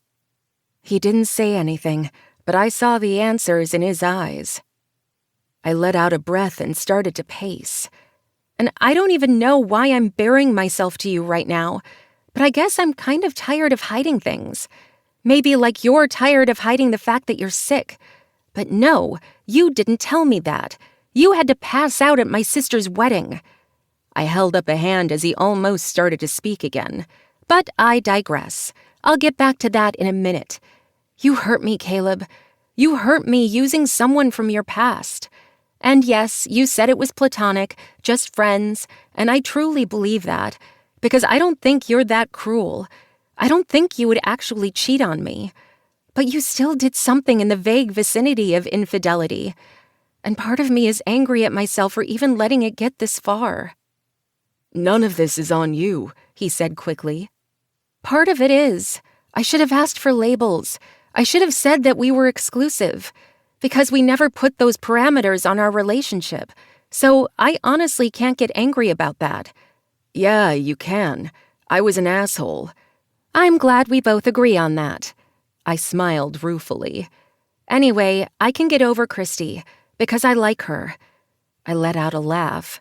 Just like I liked every single other woman who's ever been in your life. Because they're amazing women and you have great taste. But I don't think I can get over the fact that you didn't tell me you were sick. I asked you point blank if you were feeling okay several times, and you said, "Oh, it's just a headache." But you had migraines, to the point where you're in a hospital right now and waiting on test results. Migraines that made you move from Alaska to Colorado. And you never told me. Why? Why did you feel that you couldn't trust me with this information? You told your family, but you didn't tell me. The woman you're sleeping with. The person you spend most of your time with. That tells me that I was nothing more than just a warm body in a bed for you. Because you needed to tell me that. You should have. And I don't know what to do about the fact that you couldn't and didn't. Tears fell freely down my cheeks, and Caleb moved, trying to get closer. A nurse walked in with a frown. "Your vitals are up. Don't bother him, miss." "It's fine," Caleb said gruffly. "I'm fine. Leave us alone, okay?" The nurse raised a brow. I turned. "I'm almost done. I'm sorry. I'll try to be calm." "And I didn't mean to be rude. I apologize. I'm a bastard. I know it. We just need a minute." The nurse looked at both of us, gave us a tight nod, and then walked away. I don't know how to explain it other than I was scared. I looked up at him then, surprised. "What?" I said. "I was scared," he repeated. "I didn't tell my brothers or Amelia until well after I had moved back here. I was scared because I didn't know what was happening. I had a hallucination in Alaska, Zoe. Saw things that weren't there. And I was afraid. I couldn't work in my old job, couldn't trust myself, so I came here. Now I work behind a fucking desk because I was scared. And yeah, I like my job now, but I changed everything in my life because I didn't have the answers, and I was too chicken shit to do anything about it." I wanted to reach out and hold him, to tell him that everything was going to be okay, but I held myself back. I didn't know if I could hold him, and frankly, I didn't know if I had that right anymore. If I ever had. I just really wish you would have told me. And I guess it's selfish of me to want to know more about you, but because you used it against me, it feels a little personal. I only did all of that so you wouldn't be hurt. I blinked. "Excuse me?" I wasn't thinking clearly, and I know it makes no sense, but what if it was a tumor? I didn't want you to have to date a guy that could die. I just looked at him, aghast. "You shut up right now. You don't get to make those choices for me." "I didn't mean to. I just didn't know how to tell you, what to tell you, because I didn't have any answers. I mean, I knew I needed to open up, but I didn't want to until I had an actual battle plan and answers, you know?" "Maybe. I don't know, Caleb." I started to pace, the gold of my dress swishing under the harsh hospital lights. I had it in my head that once I had answers, things would be okay, that I would be able to fix it and would be able to talk it over with you. It was like this block in my head, and I couldn't stop keeping it a secret. It made no sense. But I am sorry. I was just scared. I moved forward, swallowing hard. I was so close then that I reached out, trailing my fingertips across his hand. He gripped my fingers, squeezing tightly. It startled me. "I'm sorry, Zoe. If I could go back and change it all, I would. I would tell you everything, even if I was scared, because I wanted to. I really did. I just couldn't." "You didn't," I corrected. "And I guess, I don't know. I don't even know how we started dating," he said, and I took a step back. He held on to my hand, though. I couldn't move. "That's not what I meant." "Please explain to me exactly what you did mean." I said the words very slowly, crisp and precise. "All I know is that you've always been a part of my life, and then somehow you were a different part, and I didn't know how or when exactly that happened. All I knew was that I really liked it. I liked you being in my life. I liked the fact that I had you there.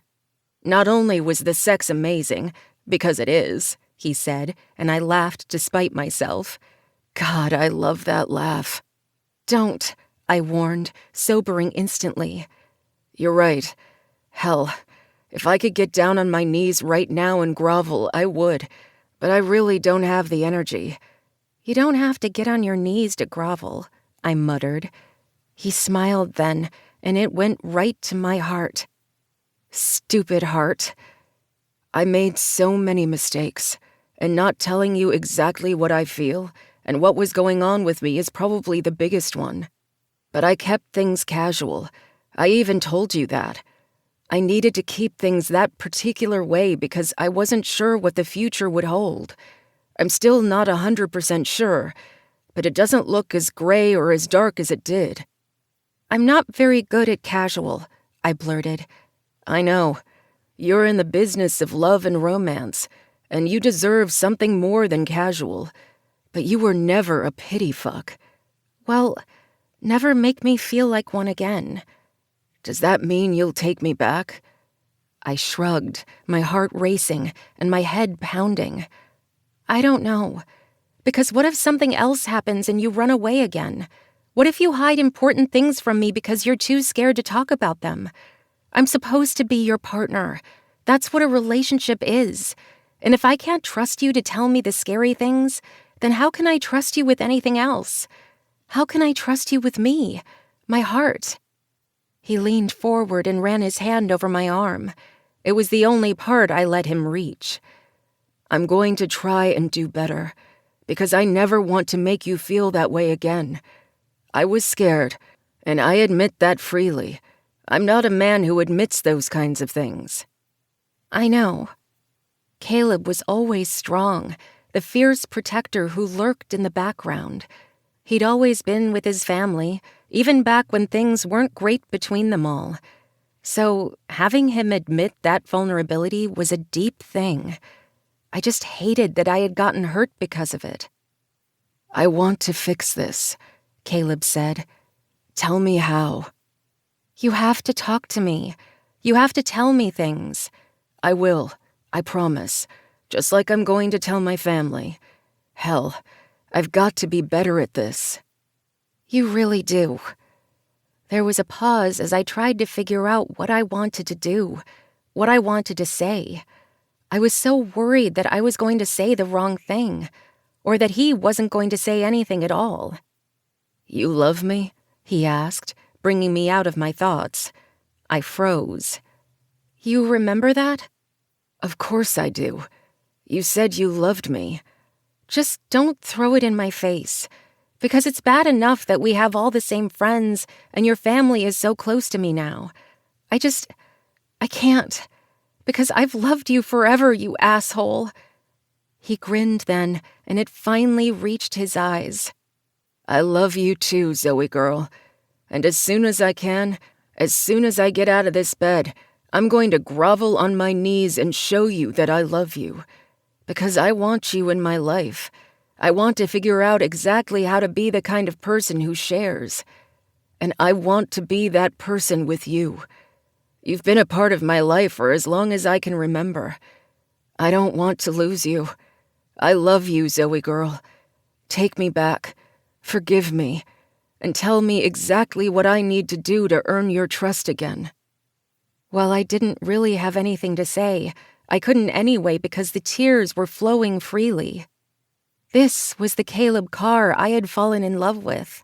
The Caleb I had always known was buried deep down inside. And as I leaned down and kissed his lips, I knew that I would forgive him, even if he did need to grovel a bit more. Because I had loved him since I was 8, and through every incarnation of him in my life, I had loved his soul, his smile, just him. As he trailed his fingers down my cheek and whispered my name, I knew I had forgiven him already. I had been scared before too, and I had pushed others away because of it. I understood. And he would be mine. It was a promise I had made when I was little, and it was a promise I was finally going to keep. I had written Caleb Carr on my heart years ago, and as he held me in that hospital room, and we looked towards the future that wouldn't be perfect, but would be ours, I knew I would write it again and again. Because I was shameless when it came to Caleb Carr, and that was just fine with me. Epilogue. Caleb.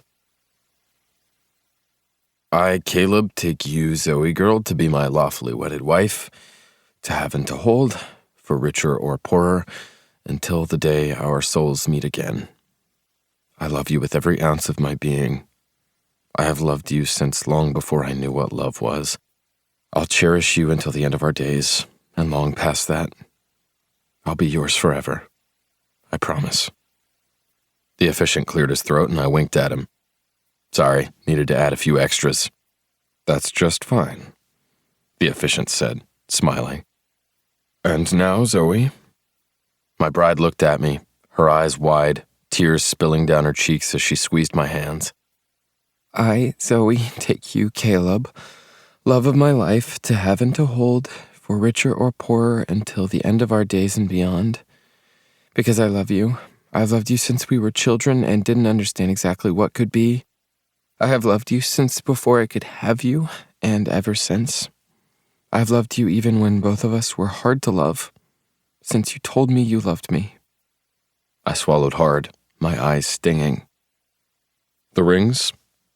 The officiant continued. Dimitri handed me my ring, and I winked at my brother. Thanks. You got this, Dimitri whispered. Now take Zoe's hand and put the ring on her finger. And I'm sure, like we said before, you have your own vows for this. Zoe girl, I said, swallowing hard again as I slid the ring on her finger. With this ring I thee wed. With this ring I'm forever yours. With this ring I promise you my devotion, my truth, and my secrets. I promise you, me. There was open weeping from the front of the room, but I only had eyes for my soon-to-be wife. She slipped the ring on my hand, saying the same words back to me, and when the officiant pronounced us husband and wife, I leaned down and gently trailed my fingers along her cheek. Are you ready, Zoe girl?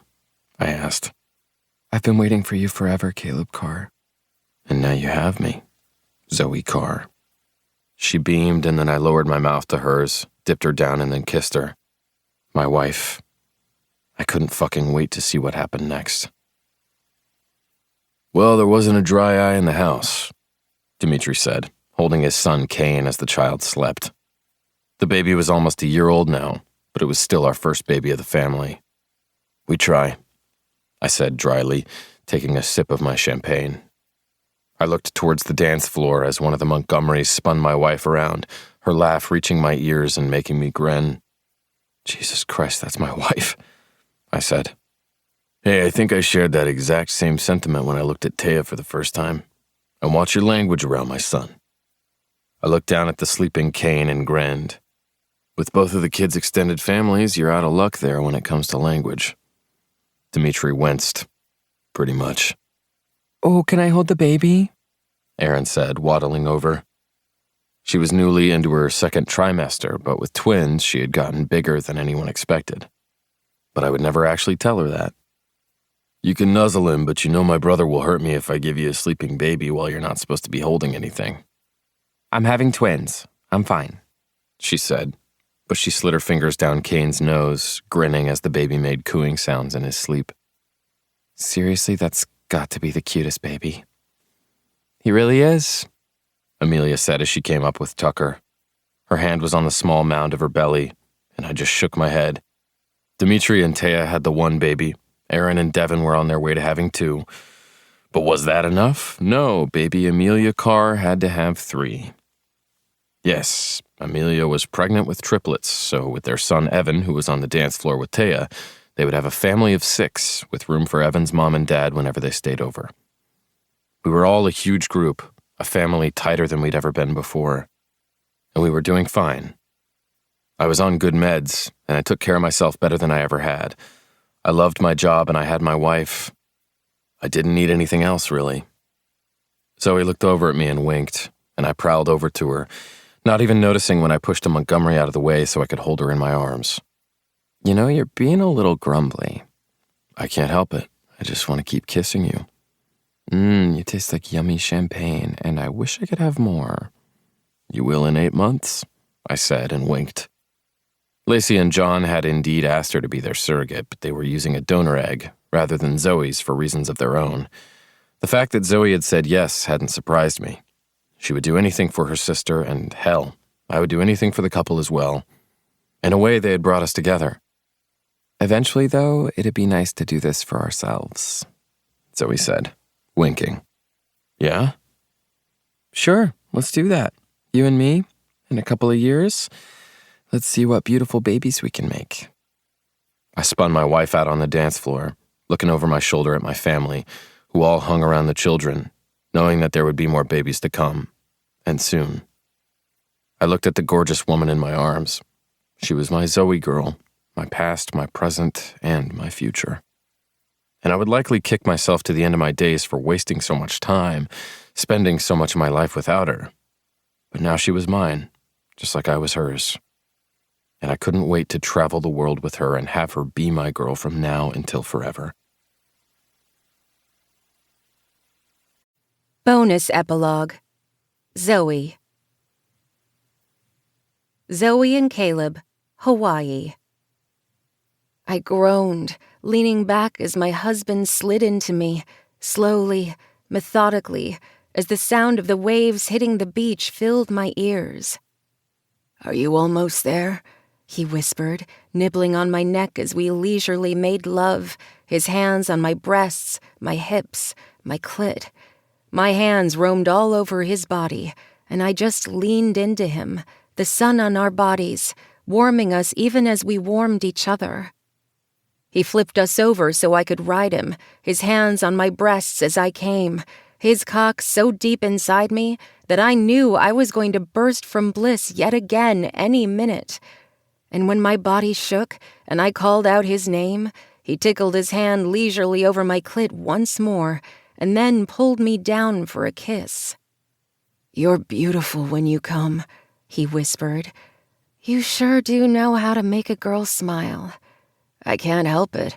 I like making you come, over and over and over again."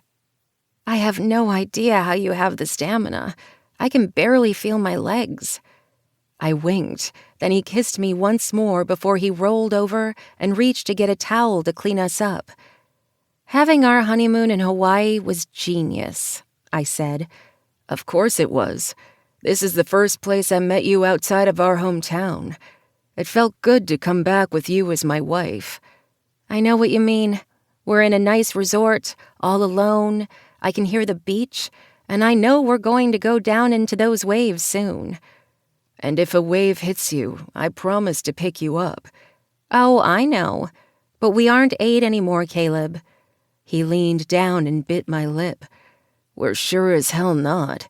He waggled his eyebrows and I pushed him away. "Down, Tiger. I need a minute to breathe. Seriously, I'm going to be waddling." He laughed and shook his head.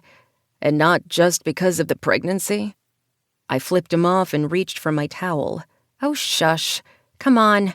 I want to go hit the waves with you. I love you, Caleb." "I love you too, Zoe girl.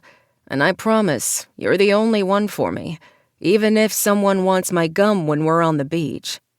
"Good, because I will have to beat them up if they try." I kissed him again and fell even deeper in love with my husband. My husband, Caleb Carr. In Hawaii, the first place we met outside of our hometown. He was pretty romantic when he tried. Zoe and Caleb, camping. "Caleb!" I shouted, knowing that there was no one else around us, but I was still afraid of bears. "You can be as loud as you want, Zoe girl," he mumbled against my neck as he pistoned into me. The bark bit into my back, even though I was still wearing most of my clothes. He had just pulled my pants down slightly and was slowly drilling me, moving in and out, in and out. We were camping at the same campground we had all those years ago, but this time we were in a more secluded area. How I had been convinced to pull my pants down so we could make love against a tree, I didn't know. But I was one lucky bitch. At least, that's what I called myself. "Jesus, you're so tight," he growled. "Oh, you say the sweetest things." I kissed him again, and he squeezed my hips, pounding into me. And when he came, I came with him, my legs shaking. Thank goodness he was keeping me standing. "Wow," he whispered. "Wow." And here I thought I'd be bored, pretending to like hiking since I actually hate camping, I said, laughing. He pulled out of me and I groaned. Then he tugged out some wet naps and we cleaned each other up, mostly because we were adults and sex was messy, but also amazing. "Well, we aren't 15 anymore, so I guess we don't actually have to hike and eat s'mores." "S'mores are the best part of camping, and I would also like a beer." He laughed. "Now that you're not pregnant anymore, you want to drink all the drinks." "Hey, I had to go through a cesarean and labor and back pains and weight gain and everything. And while I'll love my niece until the end of our days, and I will always be the best aunt ever for going through that, I'm really glad that I can have a beer." I laughed as I said it, but seriously, I loved my little niece. Hannah looked just like John, and it was amazing. I had actually liked being pregnant, even if I'd hated parts of it too. I knew I would get pregnant again someday, hopefully, and it would be with Caleb. Then I would have my own baby. But the fact that I had given that gift to my sister and her husband had meant the world. Today, however, was not about that. Today was all about camping with my husband. Because he had promised to take me to every place in the world where we had met before, and said that I would always be his girl. There would be no other girls hanging on him for fireworks. Because I was going to be his fireworks. Finally. Zoe and Caleb, College Town. "Okay, are we going to sip it or take the shot?" I asked, and Caleb winced. "It's whiskey, babe. Good whiskey. We're going to sip it." "I don't know. It's a college bar. How good can it be?"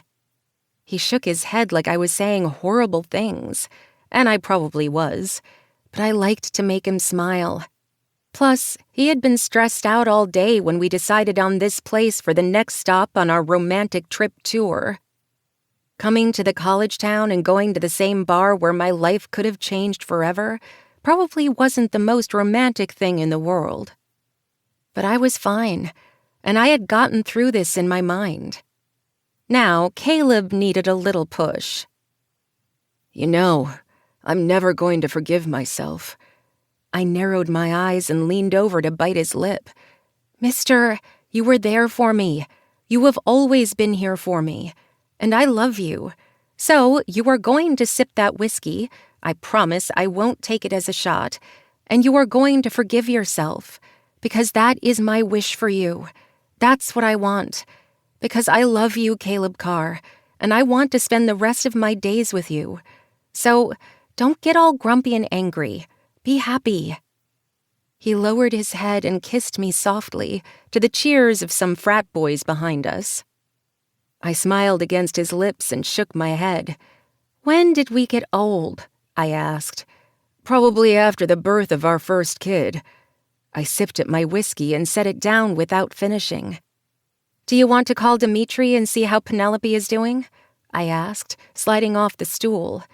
"I knew you weren't going to last the full night." "What? I can't help it. I miss our baby." "Our baby is 2 years old, and it's our first road trip without her." He paused. "And I'm sure if we get in the car right now, we can make it home before morning. That way we can hold our baby girl and watch her wake up." "I love you, Caleb Carr." I wrapped my arms around him and then kissed him firmly on the mouth. "Now let's go. I miss our baby girl." My husband grabbed my ass as we walked out of the bar, and I couldn't help but fall in love with him a little bit more. With my husband, my Caleb, my little girl's daddy. Zoe and Caleb, home. There was a dog on my feet, a cat on my pillow, and 2 little girls between my husband and me. My back ached from a long job that day, far too many flowers for a single order, but I hadn't minded. The wedding had been amazing, and Jeff and Julian were going to have a wonderful life together. But I wasn't as young as I once was, even if I wasn't hitting Social Security age anytime soon. "You need me to rub your back for you?" Caleb asked, pulling down his reading glasses. He had started wearing them over the past year, mostly to help with the migraines that, thankfully, were few and far between these days. But hell, he looked so sexy with them. "Maybe later," I said, pointing at the 2 sleeping girls between us. "You know, they should probably go to sleep in their own beds," Caleb said dryly. "I know, but we were all watching a movie earlier, and now they're all cuddled up, and I can't help it. You know, the fact that I'm now looking at a California king rather than a king bed tells me that we may let them sleep with us too much." I leaned over and brushed my hand down his cheek, and then pulled his hand towards my belly as his arm rested over the girls. His eyes widened, and his mouth parted. "Yes, we might need to look for a bigger bed." Tears filled my eyes as he leaned over our daughters and kissed me gently on the mouth. "I love you, Zoe girl," he whispered. "And I love you, Caleb Carr." He was my home, my first and last crush. And somehow, I had found my happiness, everything I had ever wanted. I wouldn't trade Caleb Carr and our past, present, or future for anything. This has been Shameless with Him, Less Than Book 3, written by Carrie Ann Ryan. Copyright 2020 by Carrie Ann Ryan. Narrated by Samantha Cook and Jacob Morgan. Production coordination by Lyric Audiobooks. Produced by Marnie Penning Coleman. Editing and mastering by Dion Audio. Samantha Cook and Jacob Morgan are members of SAG-AFTRA. For more information about author Carrie Ann Ryan or any other title in the Less Than series, please visit www.carrieannryan.com. This unabridged recording was produced in 2020 by Carrie Ann Ryan, who holds the copyright. Neither this recording nor any portion of it may be reproduced or used for any purpose without prior written authorization from Carrie Ann Ryan. Thank you.